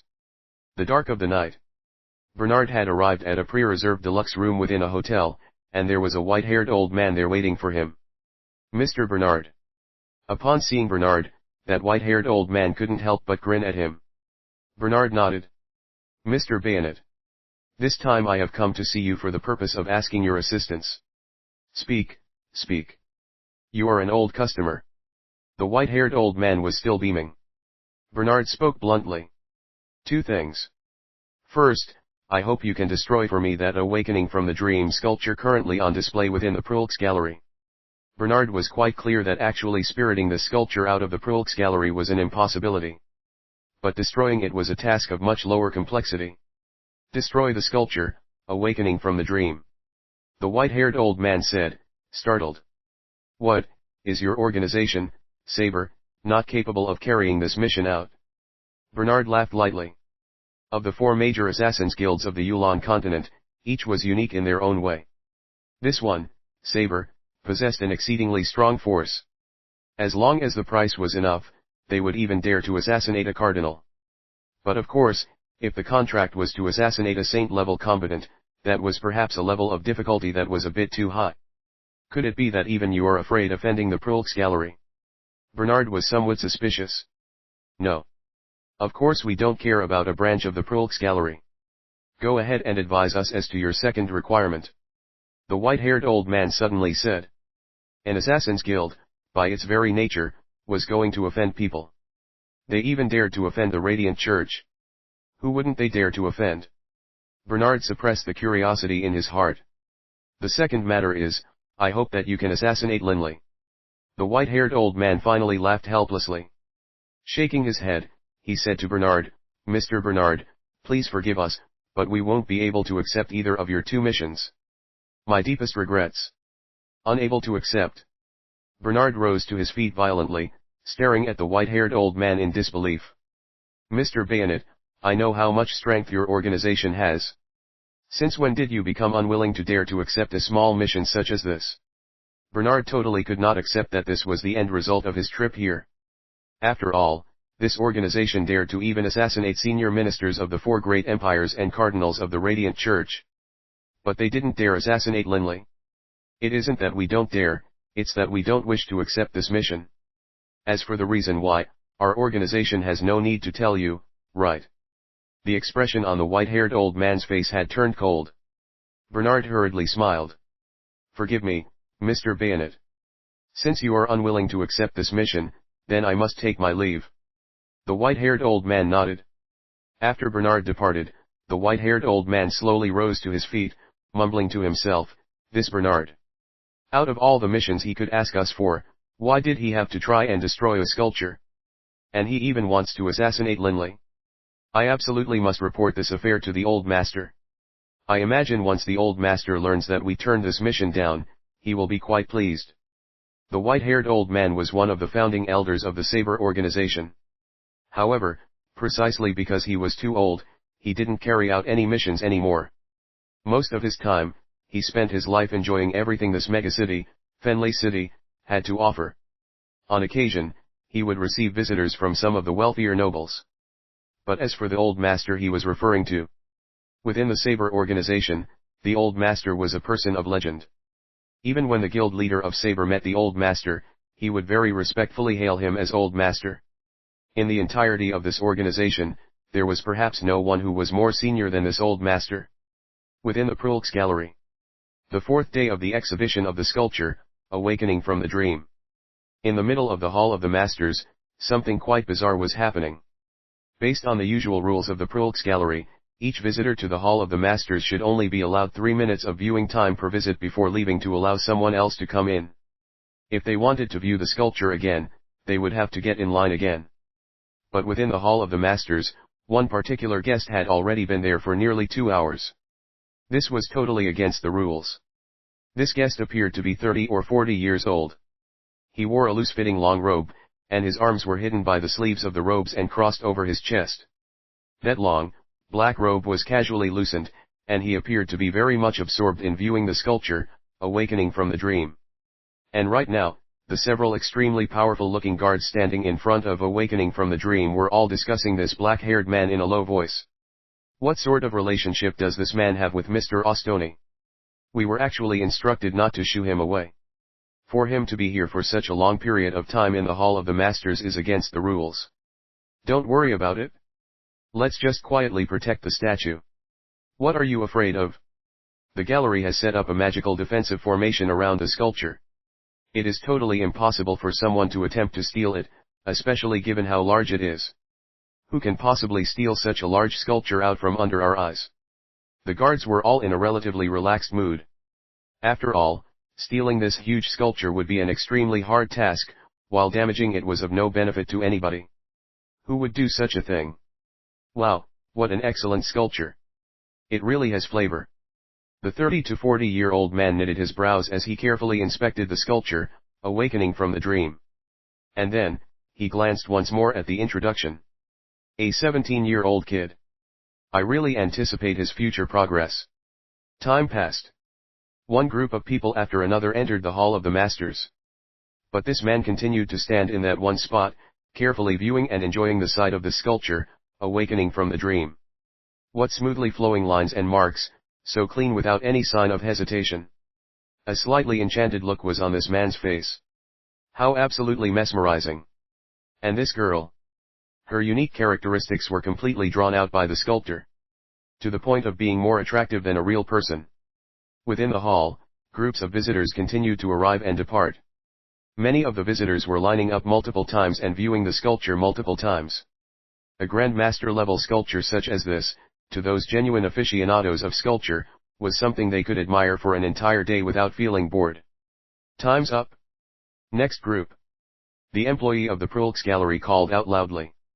Instantly, a large group of people began heading for the exit obediently, while the next group of people began to come in. But just at this disorderly moment. Boom. Boom. Boom. Several explosive sounds could be heard, and suddenly, the Hall of the Masters was covered with a layer of thick fog. The previous guests totally began to run wild, screaming in fear or cursing angrily. The air was filled with noise. At this time, the guards charged with protecting the sculpture also grew nervous. Not good. Seeing this spectacle, the guards knew that something was happening. Goddammit. The man dressed in a loose robe frowned, cursing in an annoyed manner. His previously drowsy eyes cleared and scanned forwards. At this time, 4 blurs suddenly charged towards that sculpture, Awakening from the Dream. When these 4 blurs made their charge, the guards had already drawn their weapons, while at the same time, many experts of the Prulx Gallery hidden around the area came charging forward as well. If the sculpture currently on display within the Prulx Gallery was destroyed, then this would be an unmitigated disaster. Whoosh. One of the 4 blurs, a white blur, moved in an extremely bizarre manner. Like a piece of white paper, he floated about, easily dodging past the attempted blockade by the guards. At the same time, he stretched out with his black dagger, aiming a stab at the sculpture. Based on his attack power, with this stab, the entire sculpture would be shattered. Thud. Awakening from the Dream suddenly glowed. The dagger landed on the glow surrounding the sculpture, but did not damage it. Light guard. The white blur muttered. The dagger in his hand suddenly flushed with a layer of blood-red color, and he stabbed at the sculpture with it once more. Instantly, a clear ringing sound could be heard as the light guard spell was totally shattered. Not good. The 4 guards were getting desperate. Even the protective magic set up by a light-style magus of the 7th rank had been so easily broken. And, because the situation was too chaotic, many of the gallery's experts were not able to reach or block in time. But these guards next to the sculpture were being blocked in turn by the other 3 blurs. That man in a loose-fitting robe who hadn't moved this entire time, suddenly radiated a fierce look from his previously drowsy-looking eyes. Swish. A very soft noise could be heard, while at the same time, the white-colored blur suddenly twitched. Then, with a rip sound, he suddenly split into 2 pieces, and fresh blood spurted out from his bifurcated body. Even the 3 people entangling the bodyguard suddenly split into 2 pieces. All of them were as dead can be. Shortly afterwards, the Prulx gallery returned to normal, while that man in a loose robe slowly departed from the Prulx gallery. Outside the Prulx gallery, there was a carriage waiting for him, and another person as well.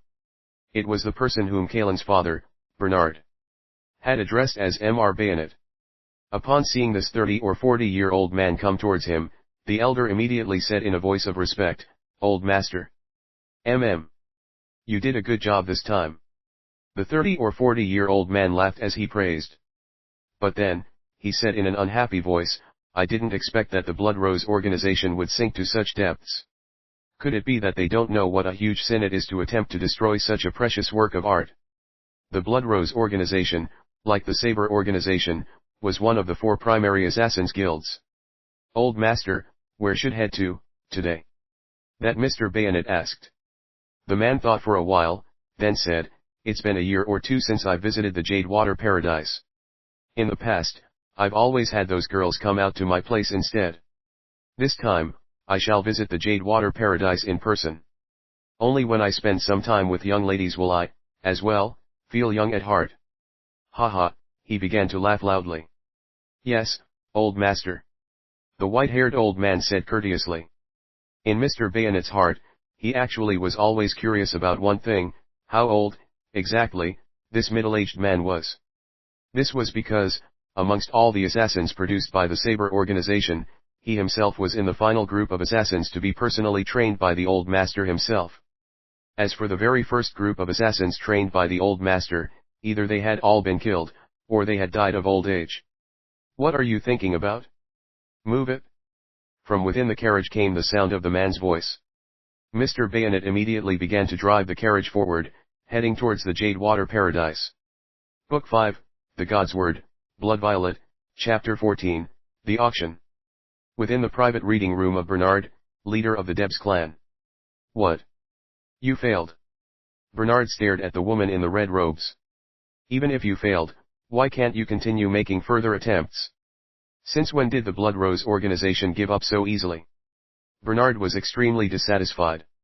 When he went to ask for the help of the Saber organization, he was refused. He successfully enlisted the services of Blood Rose, but Blood Rose was only willing to agree to destroy the sculpture, awakening from the dream. As for killing Linley, the price they demanded was far too high, as high as the price for an assassination of a cardinal. Such an astronomical price, the Debs clan was unable to pay. Per the words of Blood Rose, assassinating Linley would cause them to simultaneously offend both the Radiant Church as well as the Dawson conglomerate. What's more, nowadays, Linley was a master sculptor. A master sculptor held an exalted societal status, and many people with rank and power esteemed master sculptors. Killing Linley meant killing a master sculptor, which would generate a degree of hatred towards Blood Rose amongst those sculpture aficionados. This was why the cost they demanded to assassinate Linley was actually on par with the cost to assassinate a cardinal. "We are no longer willing to accept this assignment. We are willing to return the compensation you gave us," the red-robed woman said, her face cold. "Can you tell me the reason why?" Bernard had no idea what was going on. The destruction of a sculpture shouldn't be too difficult. How could they give up after failing just a single time? "If we tell you the reason, then we will no longer return the fees you provided to us.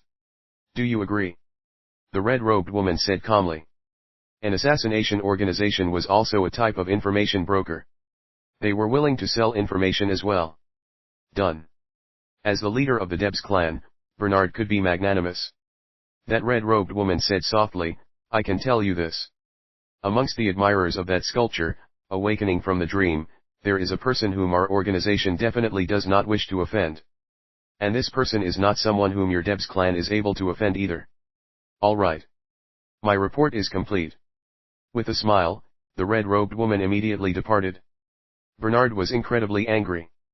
This red-robed woman wasn't even willing to disclose the identity of this person Blood Rose didn't wish to offend. But Bernard understood one thing: someone capable of causing trepidation for Blood Rose was definitely an incredible person. A report on such a person would definitely also be incredibly expensive. Year 9999 of the Yulan calendar, April 21st. Within the dedicated auction hall at the Prulx Gallery. This auction hall was split into 3 levels. The first level had ordinary seats, while the second level had stand-alone booths which only major nobles and extremely wealthy people were qualified to enter. The price to enter those booths was terrifyingly high. As for the third level, it was just a single, extremely large hall, also decorated very lavishly. At this moment, the hundreds of seats in the first level were beginning to get filled up, despite the fact that the price of each seat here was 100 gold coins. As for the 10 or so private booths on the second level, based on the locations of the seats, the prices varied from 1,000 to 10,000 gold coins. But the third level? That wasn't open to the public at all. The fame of this sculpture, awakening from the dream, was extremely resounding now. Many of the people currently in the auction hall were some of the wealthiest, most powerful noble families in the Yulan continent. But precisely because there were only so few seats while there were so many nobles present, these standard seats, which supposedly cost 100 gold coins each, were being sold by scalpers outside for a ridiculous sum of money. The Debs clan, as a local clan, had a special relationship with the Prulx Gallery, and were able to acquire seats in the private booth with the poorest positioning. In truth, aside from the Debs clan, all of the others who were present in the second-level booths belonged to extremely famous and wealthy clans throughout the Yulan continent. They were far more powerful than the Debs clan, for example, the Dawson clan of the Dawson conglomerate. Even they were only on the second level. But of course, the representatives of the Dawson clan here were not members in the direct line of descent and succession. "Alice, walk on the inside." This time, 6 people had come from the Debs clan. Alice was walking between Kalen and Kalen's mother, and was even wearing a hat that was pressed down on her head. Very quickly, the 6 of them reached the second level. Within this second level were the greatest clans of the Yulan continent. Upon seeing who was in the second level hallway, Bernard, leader of the Debs clan, immediately began to modestly greet everyone present. Here, the Debs clan meant absolutely nothing. It was like the evaluation Yale had once given them in private: they were a minor clan. Right. In the eyes of these clans whose influence spanned the entire Yulan continent, if a clan's area of influence was limited to a single kingdom, then that clan was nothing more than a minor clan. The 6 people from the Debs clan entered their booth. "There will come a day when my Debs clan will be like those clans. No, we will be even stronger," Kalen said to himself. For the Debs clan, during this trip, failure was not an option. No matter what, it was better to have the sculpture located within their own manor, rather than the manor of an outsider. After all, in June, Kalen would be having his engagement ceremony with Alice, and by then, many people would know that Alice was becoming a member of the Debs clan. But even though failure was not an option, in reality, their financial ability to succeed was a major issue as well. "Big brother Kalen." Alice took a seat next to Kalen. In a place like this, surrounded by hugely powerful clans, Alice, too, felt rather constrained and pressured. After all, in this place, even the Debs clan counted for little, much less a minor noble like Alice and her clan. "Don't worry. Inside this booth, the people below won't be able to see you at all. That Linley really has gone too far." He actually, whenever Kalen thought of that sculpture, awakening from the dream, he would burst with rage. Anyone with some understanding of sculpture would be able to guess that Linley and Alice had a romantic history together. After all, if they hadn't shared a period of true love, how could Linley have produced such a godly work of art? If Kalen were to really marry Alice, there would most likely be many people who would secretly speculate about what the relationship between Alice and Linley was like. For someone of Kalen's social status, how could he bear such embarrassment? The third level of the auction hall. Inside, there were only 4 people. The Prolix Gallery's managing director Maya, Ostoni, Linley, and Yale. Haha, Director Maya, which one is Linley? A loud, exuberant laugh boomed out. Leaning on his cane, Director Maya went over to welcome the man, while Linley and Yale both immediately went to welcome him as well. Your Majesty. The person who had come was the king of the kingdom of Fenley. He was the pride of the kingdom, the Golden Lion, King Clady. Being both the king of Fenley as well as mighty warrior of the 9th rank was indeed something worthy of admiration. Linley carefully inspected this Clady. This king was built extremely muscularly, and his head of long, golden hair billowed about him wildly, giving off the aura of a lion with enormous explosive power. His entire person naturally radiated a domineering aura that made hearts quail in fear. Clady looked at Linley. If my guess is correct, this one must be Master Linley. Your Majesty, please, just call me Linley. Linley immediately said. As a matter of fact, Linley felt quite helpless. Ever since the sculpture awakening from the dream had been put on display, many people, upon seeing Linley, would humbly address him as Master Linley. This was not feigned courtesy. Even Marquis Jebs of the Lucas clan, who really was not willing to part with the Warblade Slaughterer, was still filled with the utmost admiration for Linley. Good enough. Clady was extremely blunt. And this must be Yale, right? Yale, how's your father doing? My father is doing very well. Unfortunately, he isn't currently within the Holy Union, as if he was, he definitely would have come in person. Yale said modestly. Clady nodded slightly. Director Maya, who else has come today? Clady called out casually. Director Maya smiled. Let's wait a while longer. I expect that Cardinal Lamson Lanpusen and Cardinal Guillermo will be arriving as well. Generally speaking, the 3rd level was only used for welcoming guests, which the Prolix Gallery held in the highest regard. The windows of the 3rd level were made with a special type of glass. Those on the outside were unable to see inside, but those on the inside could clearly see the outside. This sort of glass was specially designed and produced by alchemists, and was extremely expensive. Most places weren't able to afford such materials. Lords Guillermo and Lamson have arrived. Director Maya's position allowed him to see the outside hallway. Linley, Yale, and even King Clady all went to welcome these 2 men with great warmth and enthusiasm. In a group, they went to greet these 2 cardinals of the Radiant Church. Cardinal Guillermo and Linley had met once before, while Cardinal Lamson was rather pudgy. When he laughed, his eyes turned into a thin slit. He seemed very adorable. Linley. Right. Lamson immediately gave Linley a big, warm hug. Lord Lamson. Linley said respectfully. And then, the 7 people within the 3rd floor, being Cardinal Lamson, Cardinal Guillermo, Maya, Yale, Ostoni, King Clady, and Linley all sat down together, peering out of the windows at the spectacle below. From their vantage point, they could even see into what was going on in the booths on the 2nd level. 3rd bro, look. Yale lightly nudged Linley by the arm and nodded below. Following Yale's gaze, Linley looked over as well. Suddenly, he discovered that within one of the 2nd level booths, Kalen and Alice were both present.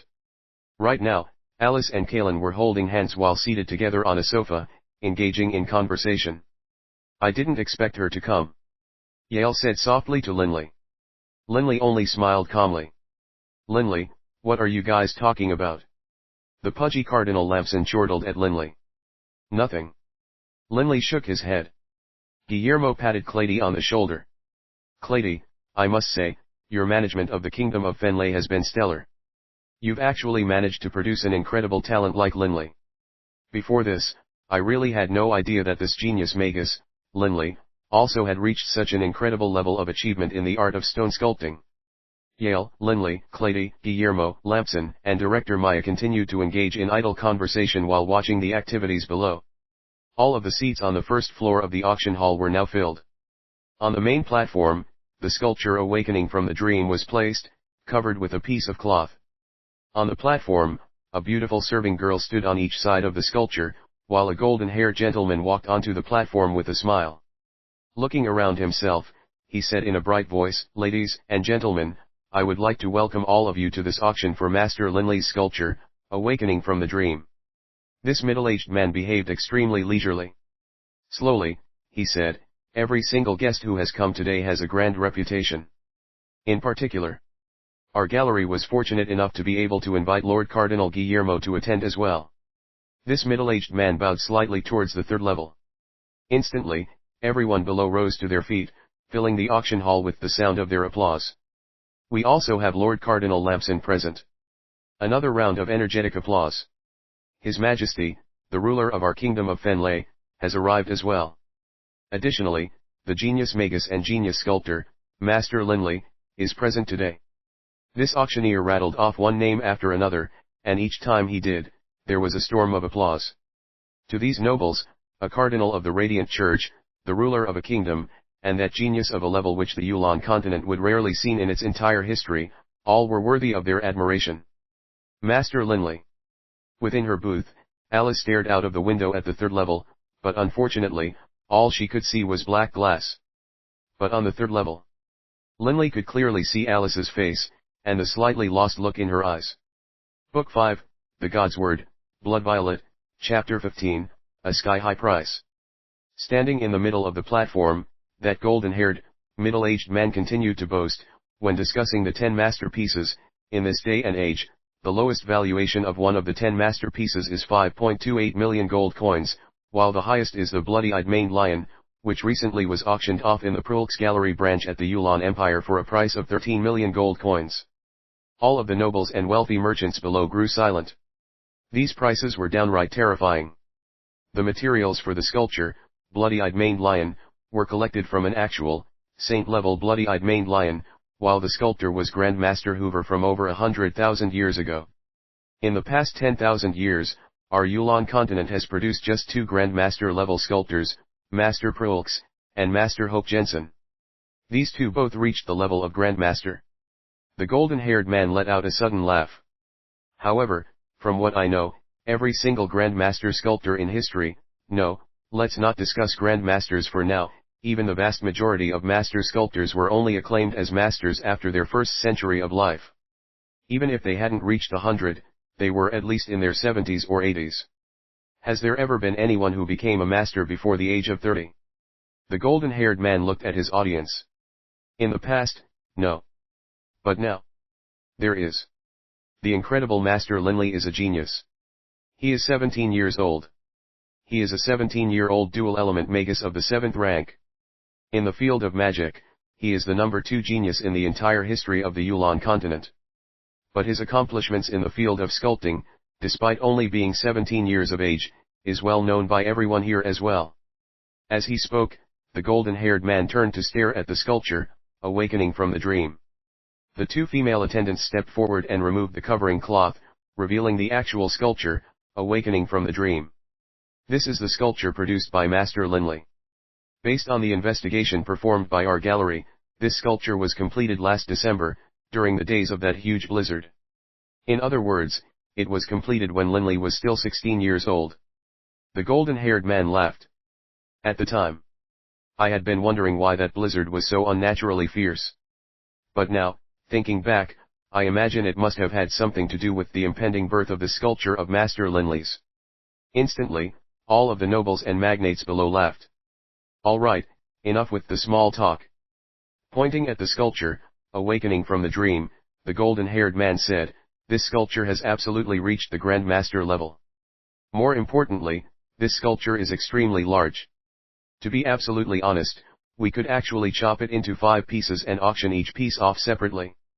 The wealthy nobles below all roared in laughter as they began to chatter. I'm just joking, of course. Each of the figures pictured in this sculpture has its own aura and charm. When put together, they seem to form a wondrous love story. I believe many connoisseurs of stone sculpting who are present can sense the sad but beautiful love story behind this sculpture. The golden-haired man sighed. Each of these 5 figures have been carved at the Grandmaster level. When put together, they will give the viewer a very unique, very special sensation. I am absolutely unable to guess what the price for this sculpture will be.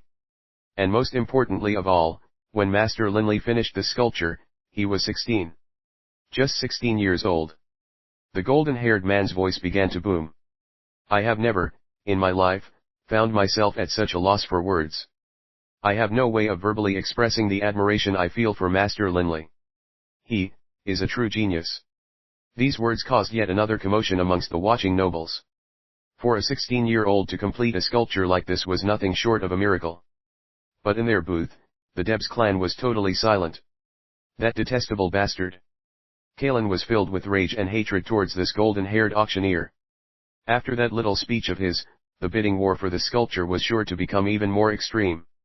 I simply cannot imagine Master Linley's future accomplishments. And that is precisely why the sculpture, the first sculpture made by Master Linley to shock the world, is so valuable. Alas, unfortunately, I myself don't have much money, as otherwise, even if I had to sell off all my family's possessions, I would still buy the sculpture. The golden-haired man said with a laugh. All right, let's start the auction. Bids will start at 1 million gold coins. I trust no one will object. 1 million gold coins. That was the starting point for this auction? Many of the lesser nobles who had been hoping to get lucky were suddenly brought to their senses. If they weren't members of an extremely wealthy, powerful clan, they shouldn't even think about trying to fight over the sculpture, awakening from the dream. Each bid must be at least 100,000 gold coins higher than the last. The golden-haired man added. All right. The auction for Master Linley's sculpture, Awakening from the Dream, now officially begins. Immediately, the auction hall fell silent. 1.5 million. A noble seated in the bottom row immediately made a bid. Linley was watching the bidding going on below from the third floor. From Linley's clothes, the little shadow mouse, BB, also stuck his head out to watch the proceedings. Boss, in the future, I can eat all the roast chicken and roast duck that I want, and drink all the wine I want as well.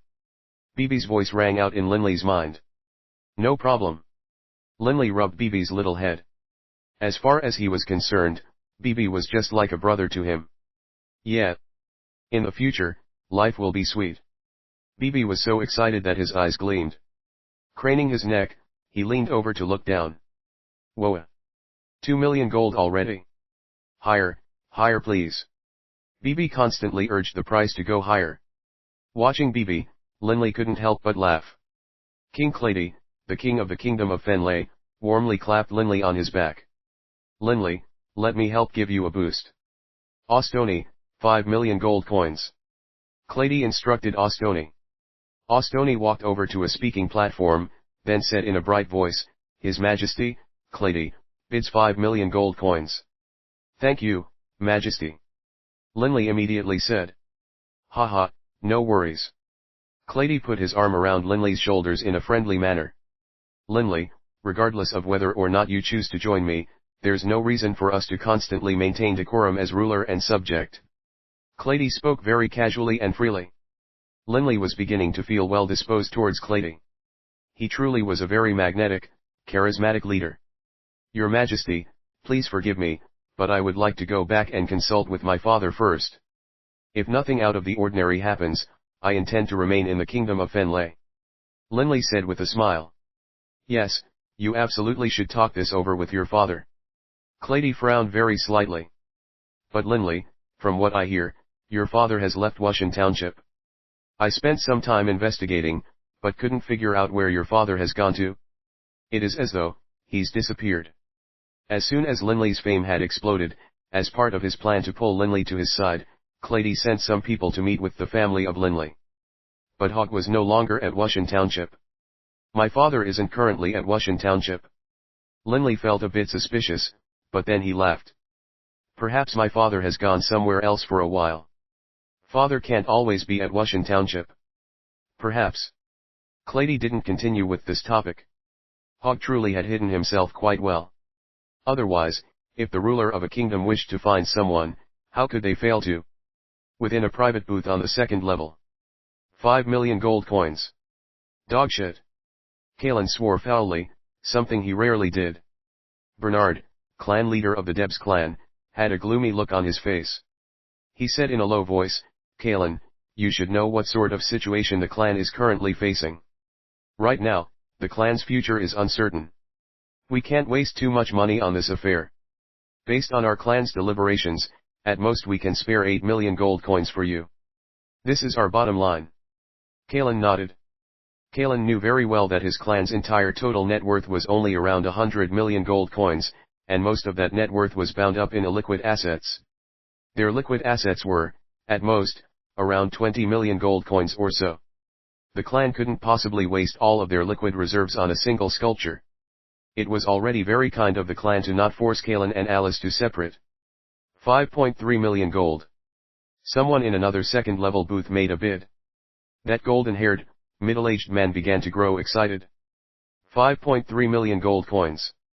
The lowest valuation of one of the 10 masterpieces was 5.28 million gold coins, but now, the list of the 10 masterpieces has changed. I can formally announce that the sculpture, Awakening from the Dream, has officially joined the ranks of the 10 masterpieces. Young Master Yale of the Dawson conglomerate bid 6 million gold coins. Ostoni once again announced from the third level. Upon hearing this price, Coiling's face was beginning to turn black. The price had reached 6 million gold coins so quickly. This truly had exceeded Coiling's expectations. Based on Coiling's predictions, given that the cheapest of the 10 masterpieces was valued at 5.28 million gold coins, the 8 million gold coins he had prepared should have been more than enough. But Coiling wasn't a true collector. He didn't have a deep understanding of the field of stone sculpting. Those true connoisseurs could totally sense the unique, soul-stirring aura of this sculpture, Awakening from the Dream, especially when viewing all 5 images together. Such a thing was extremely rare. In the entire history of the Yulan continent, there had never been a case of 5 figures carved into a single sculpture, especially in such a manner as to evoke a sad, beautiful feeling in the viewer. What's more, the sculptor was only 16 years old when this was completed. And he was a genius magus. I cannot allow the price to continue rising like this. Coiling frowned. He knew that if the price continued to rise slowly, his chances of winning the auction would grow slimmer and slimmer. 8 million gold coins. Coiling's loud voice announced his bid. From 6 million gold coins to 8 million gold coins. A sudden increase of 2 million gold coins. This sort of explosive increase was enough to stun everyone present. After all, even the 10 masterpieces were only worth so much. Even those 3 precious sculptures by Prulx were only worth around 7 million gold each. True collectors didn't collect just for the sake of collecting, they had a keen eye for value as well. Otherwise, if they just wildly threw their money around, they would bankrupt the clan. The golden-haired, middle-aged man immediately shouted loudly, "The Debs clan bids 8 million gold coins." Such a nice, tidy, neat increase to 8 million gold coins. From this, one can tell that they are determined to win this auction for this sculpture. I can already imagine how, in the future, once Master Linley becomes a saint-level combatant, this sculpture's price will no longer just be 8 million gold coins. Most likely, by then, it will be worth 16 million gold coins. This golden-haired man's promotion ability was really very fierce. But none of those who were present were fools. All of them were pondering, after all, even if they had money, it had to be spent in a meaningful way. On the third level of the auction hall, Linley, Yale, King Clady, Cardinal Guillermo, and Cardinal Lampson were all engaged in idle chatter and laughter as they watched the below events. "Third bro, that Coiling has made his bid," Yale said in a low voice. Linley couldn't help but turn to look at Coiling's booth. He could clearly see Coiling holding hands with Alice inside their booth. Judging from Coiling's expression, he was very agitated. "Third bro, let me give him a bit of pressure. No matter what, we can't allow your sculpture to fall into his hands," Yale said in a soft voice. "No need." Linley slowly shook his head. Linley was staring directly at Alice.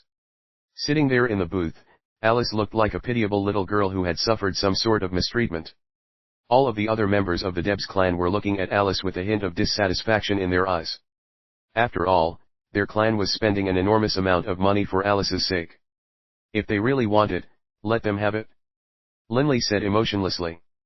Sitting next to him, Guillermo and Lampson exchanged glances, then chuckled. Within the private booth, all the members of the Debs clan were feeling very nervous. But of course, Alice and Coiling were the most nervous of all. "Relax, Alice. 8 million gold coins is already an extremely high price. It won't get any higher." Coiling comforted Alice, but who was going to console him? Because the clan had only authorized him to bid up to 8 million gold. That golden-haired middle-aged man lifted up a small hammer. "The Debs clan has bid 8 million gold. Is anyone going to outbid them? If not, I am going to begin the countdown. 10 million gold. A rather lazy voice sounded out from one of the seats in the middle of the first level. Up till now, virtually all of the bids for the sculpture, Awakening from the Dream, had come from those extremely powerful clans seated in the second level. They were the ones who were really engaged in this bidding war.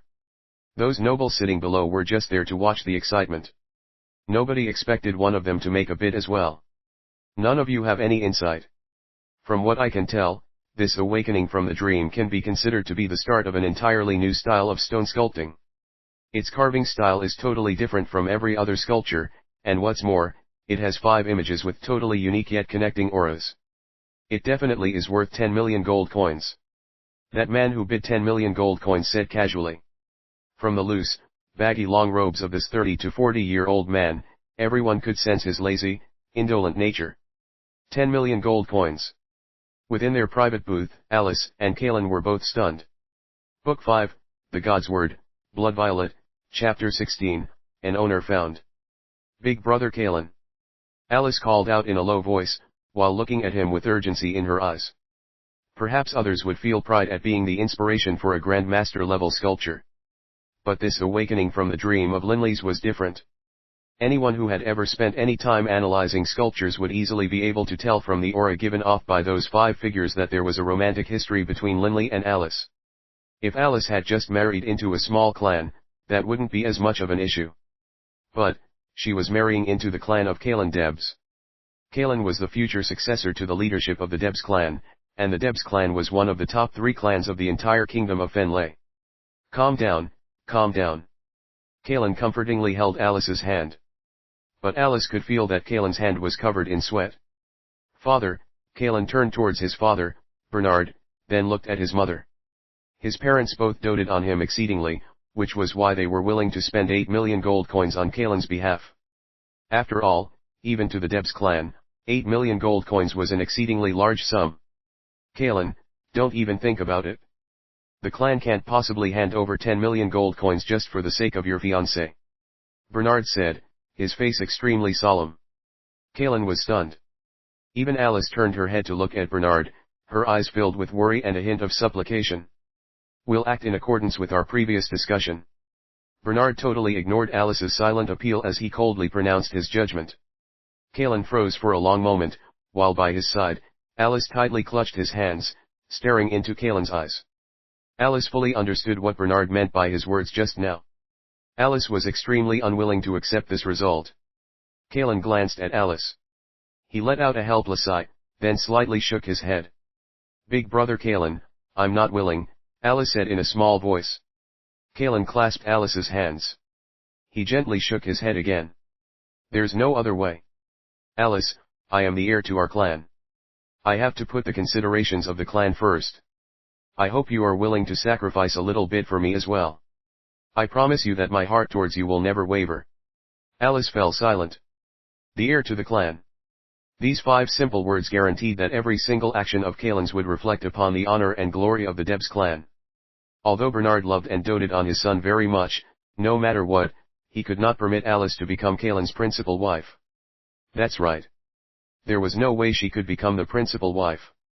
In other words, any children which Alice bore Kaelin in the future would not be able to become heir, or be considered to be direct line of descent.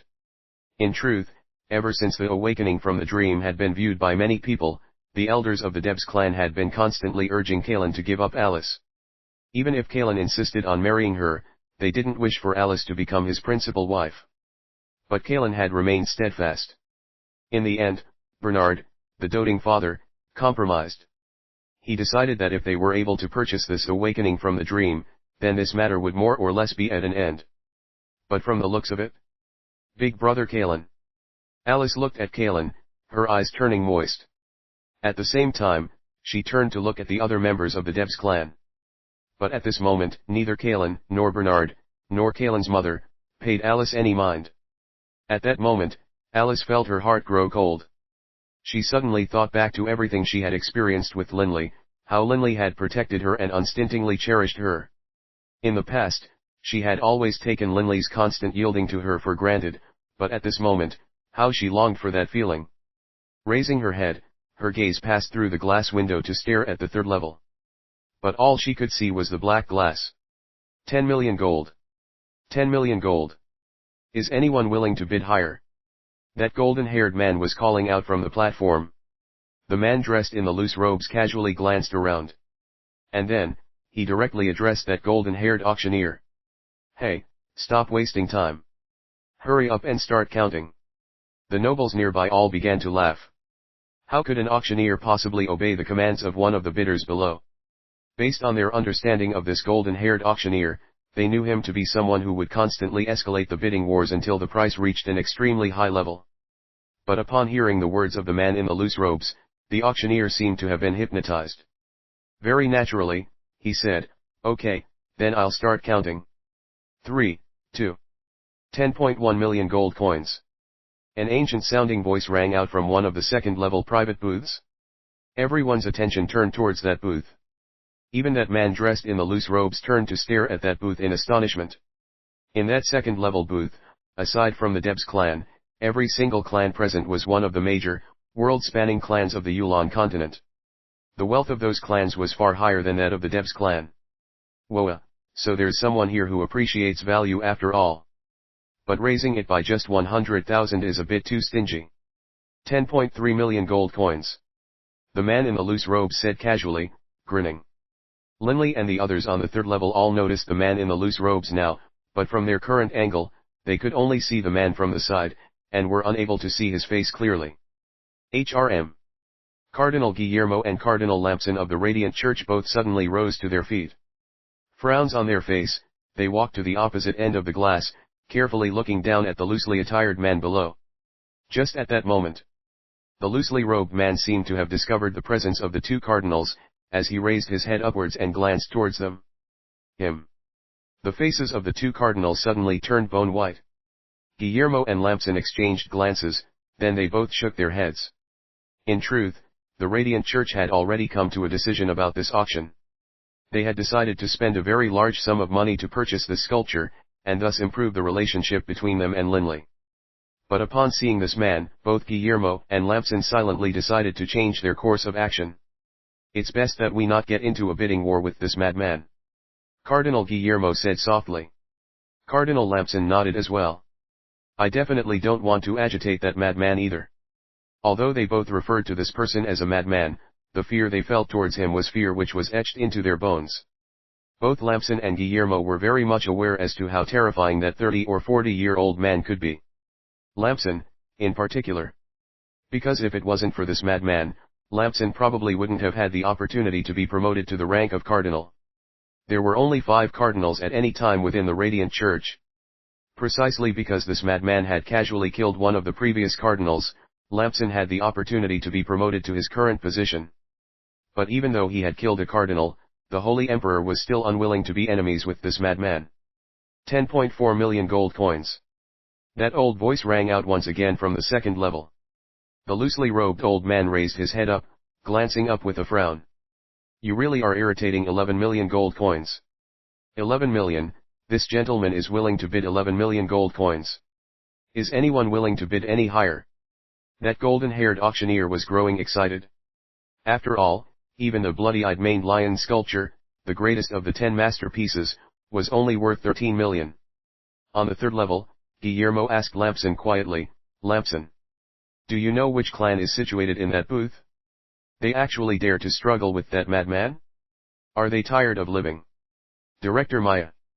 Lampson called over Director Maya, seated not too far from them. Director Maya immediately came over. Director Maya. Do you know which clan is located within that booth? Lampson asked. The one where the leader is a young woman, I believe. Being on the third level, Lampson naturally could see the people seated on the sofas in the second level booths. As for that elderly man, he seemed to be that woman's servant. Director Maya took a glance, then laughed. Lord Lampson. Lord Guillermo. This young lady is a female in the principal line of inheritance for the Liang clan of the Yulan Empire. This booth was reserved under the name of the Liang clan. The Liang clan. Lampson and Guillermo were both startled. In the Yulan Empire, the most ancient empire in the Yulan continent, the Liang clan was ranked 5th amongst the major clans. A clan which could rank in the top 5 of the Yulan Empire was capable of easily destroying the Debs clan. What's more, the majority of the descendants of the Lian clan all lived within the Yulan Empire, and thus in the Yulan Empire, they had an enormous web of influence. Guillermo, I believe that in our Ernst Institute, there was someone formerly known as the #1 genius of the Institute by the name of Dixie. He seems to be from the Yulan Empire's Lian clan, correct? Lamson asked. Guillermo was comparatively more familiar with the affairs of the Ernst Institute. Right, and not just Dixie. He has a sister as well, whose name I can't recall. These two siblings both requested to be allowed to study at our Ernst Institute. Just a few days ago, though, this Dixie applied to graduate. Guillermo directly revealed what he knew. Lamson nodded as well. Seems like this girl is Dixie's younger sister. Lamson looked towards that booth. Within the Leon booth in the second level. Dressed in violet and blue, and seated on the sofa, Delia had a tranquil expression on her face. Through the window, she stared down at the sculpture, awakening from the dream. Miss, stop fighting. That person below isn't someone that you can afford to anger. The old man was beginning to grow frantic. As one of the elite clans of the Yulan Empire, the Lian clan was very clear as to the various super experts as well as hidden powers. They knew very well that although they were an elite clan, there were some people whom they simply could not afford to offend. For example, that 30 or 40-year-old man below. The old man knew very well that although he himself was already 400 years old, even before he had been born, the loosely attired man below looked the way he currently did. Don't worry, Grandpa Shasiu. Just help me send this letter to him, okay? Delia took out a pen and quickly wrote a few words down on a piece of paper, before handing it to this old man. The old man received the piece of paper. Upon seeing its contents, he was stunned. Miss, the old man was totally flabbergasted by this letter. Don't worry about it. Just hand this letter to him. Delia didn't hesitate in the slightest. The old man did, but after a moment, he still left the booth and headed to the first floor. 12 million gold coins. Delia's clear voice rang out from within the booth. The loosely attired man below frowned, and a baleful aura seemed to gather between his furrowed brows. But just at this moment, the old man named Shaw walked over to the loosely attired man. Upon reaching his side, he respectfully bowed. Milord, I am a servant of the Lian clan. This is the letter my young mistress has sent to you. Furrowing his brows with surprise, the loosely attired man accepted the letter with some curiosity. Upon seeing the contents of the letter, the loosely attired man's eyes lit up, and then he began to laugh. Fine, I won't fight it, I won't fight it. The letter in the loosely robed man's hands turned directly to dust, and then he sat back down again, grinning. He even raised his head to look up at Delia, seated on the sofa within her booth on the second level. At this moment, within the third level of the auction hall. Upon hearing that clear voice call out the words 12 million gold, both Linley and Yale were stunned. That voice was simply too familiar. Linley had known the owner of that voice since the first day he had entered the Ernst Institute. It's Delia. Yale said with amazement. Linley immediately walked forward towards the glass, to a vantage point where he could look into Delia's booth. Indeed, Delia was dressed in a conservative violet outfit and seated on a sofa, staring at the sculpture, awakening from the dream. 3, 2, 1, bang. The golden-haired man slammed the mallet down, then excitedly called out, "Congratulations to the Leon family for using 12 million gold coins to win this auction and acquire the sculpture of Master Linley's. I now have the honor of announcing that this sculpture, awakening from the dream, has the third highest price amongst the 10 masterpieces. Only Master Hoover's bloody-eyed maned lion and Master Prulx's hope have valuations surpassing that of awakening from the dream." The entire auction hall began to be filled with commotion, and a raucous applause could be heard as well. But Linley continued to stand there, next to the window on the third level, staring at Delia. And then, he turned to look at Alice, seated in the other booth. Both of these women were seated on sofas, but on Delia's face, there was a hint of a smile, while Alice's face was drained of all color. Book 5, The GodSword, Blood Violet, Chapter 17, Going Home. Both sides of the auction hall were filled with wealthy nobles. The groups of nobles separated into two sides in order to open a corridor for the departure of the Cardinals Guillermo and Lamson of the Radiant Church, King Clady of Fenley, Director Maya of the Prulx Gallery, Young Master Yale of the Dawson Conglomerate, and of course, the genius magus and genius sculptor, Master Linley. These people walked in the middle corridor, chatting and laughing amongst themselves as they headed towards the exit of the Prolix Gallery. Lord Guillermo. Lord Lampson. Your Majesty. Master Linley. All of the surrounding nobles and magnates were smiling and greeting them with modesty and goodwill. The Debs clan, however, had been squeezed into a corner. Her head covered firmly by her hat, Alice couldn't help but to raise her head and take a peek at Linley, who was buried within a sea of well-wishing nobles and magnates. In this day and age, Linley had become a legendary genius. A 17-year-old dual-element magus of the 7th rank whose achievements in the field of sculpture rivaled that of Prolix, Hope Jensen, Hoover, and the other grandmasters. A genius such as he was would naturally be viewed as the most glittering star in the sky, worthy of everyone's admiration. Slowly, the two cardinals, King Clady, Linley, Yale, and the others disappeared in the distance. Only then did all of the nobles and wealthy moguls leave as well. You must be Alice. A clear voice suddenly rang out. Several members of the Debs clan looked behind them into the hall. A beautiful, golden-haired woman walked over to them, while by her side was an old man with a warm smile on his face. But both this woman and the old servant had an aura of nobility that emanated from their bones, naturally making others feel inferior to them. Seeing her, Bernard immediately said modestly, Lord Shaw, this must be Miss Delia. I've long heard that the Leon clan's legendary Miss Delia is so devastatingly beautiful that she can cause the downfall of a kingdom. Today, upon seeing her, I must say that she is even more beautiful than the legend. The influence of the Debs clan was limited to the kingdom of Fenley. Compared to the continent-spanning Leon clan, they were incomparably minute. Oh, clan leader Bernard of the Debs clan. Delia glanced at Bernard. Bernard modestly nodded. And this must be your son Kaelin's fiancée, correct? Delia looked at Alice, who was hiding behind Kaelin. Bernard immediately smiled. Her? No, she's not the principal wife of my son Kaelin. Not the principal wife. A cold smile appeared on the face of Delia, and she slowly walked towards Alice. Bernard didn't dare to block her way. When Delia neared Kaelin, Kaelin actually puffed out his chest and tried to courageously block her path.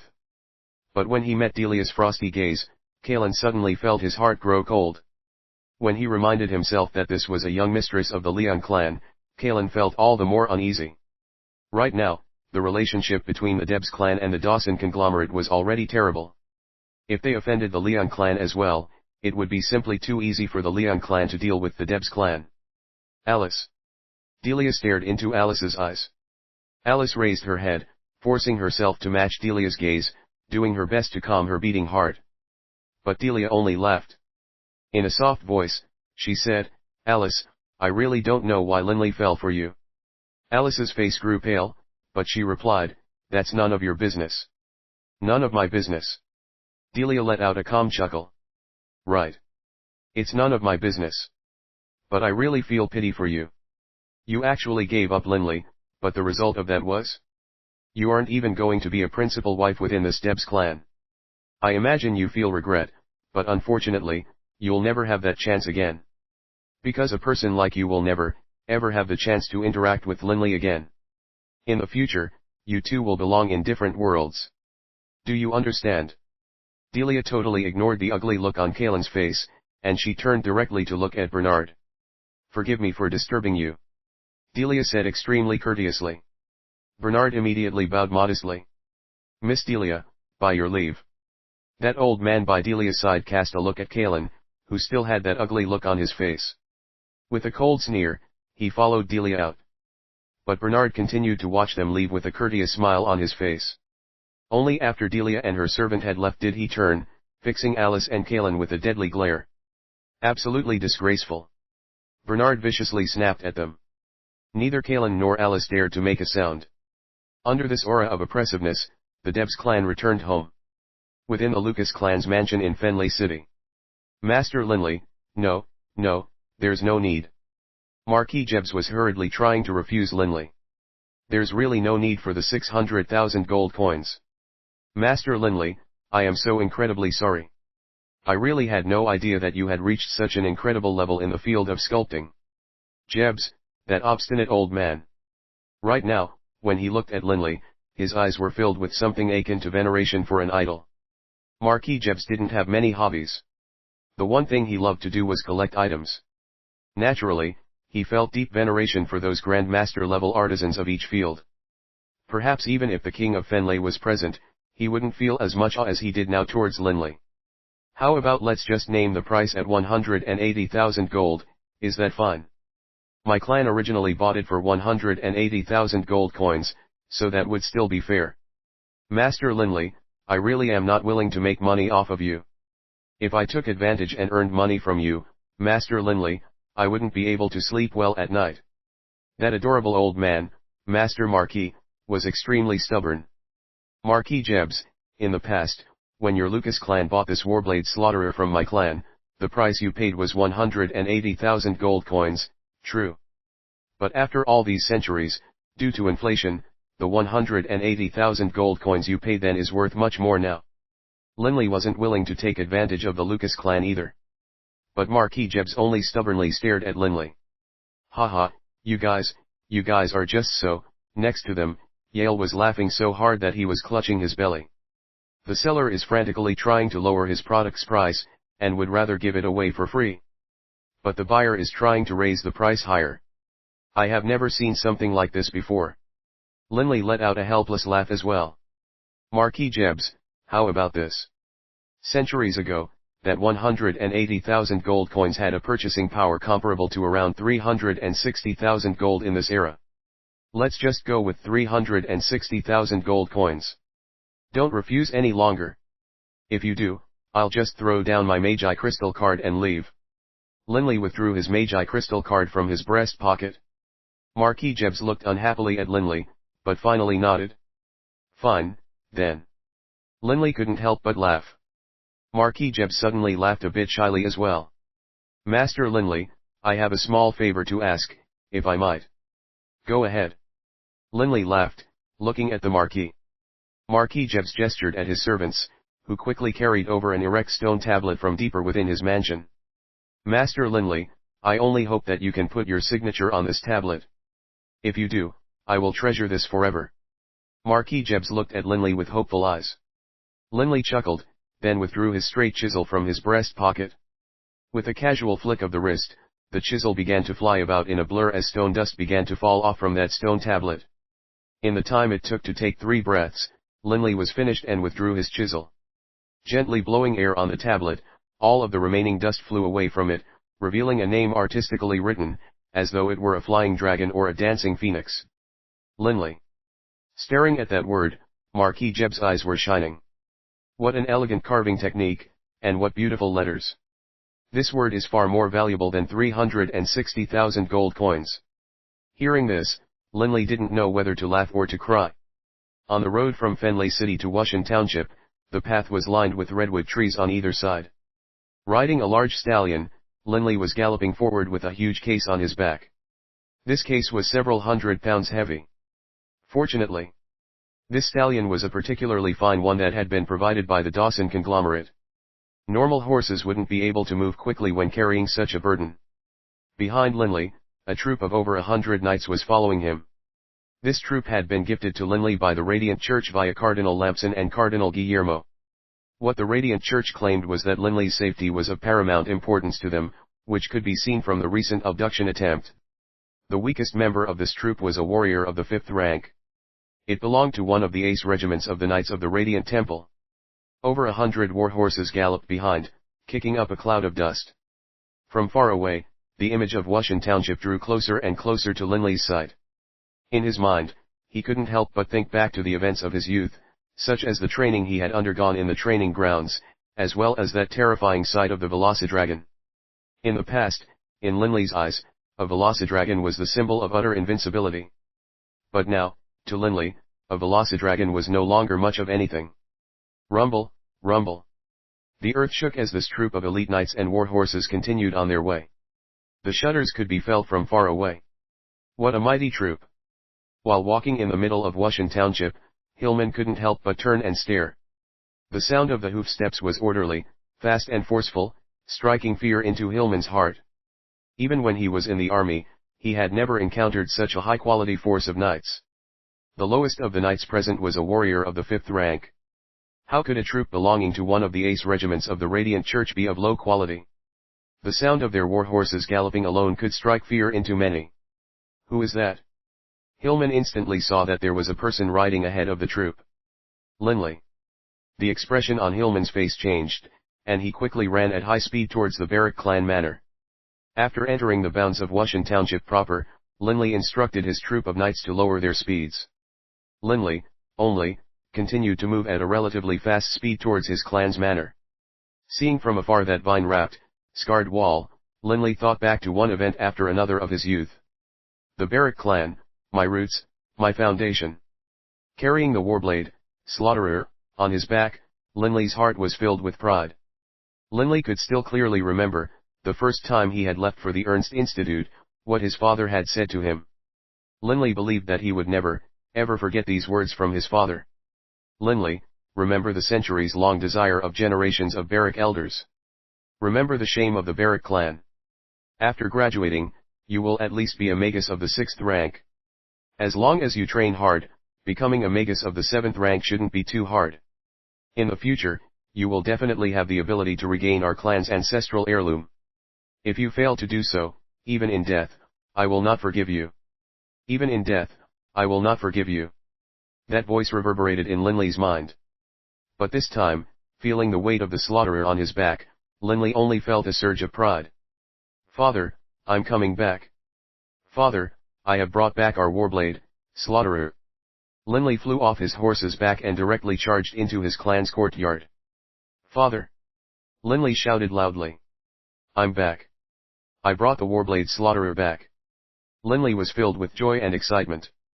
The elders of his clan had labored for centuries. His father had pined for it his entire life.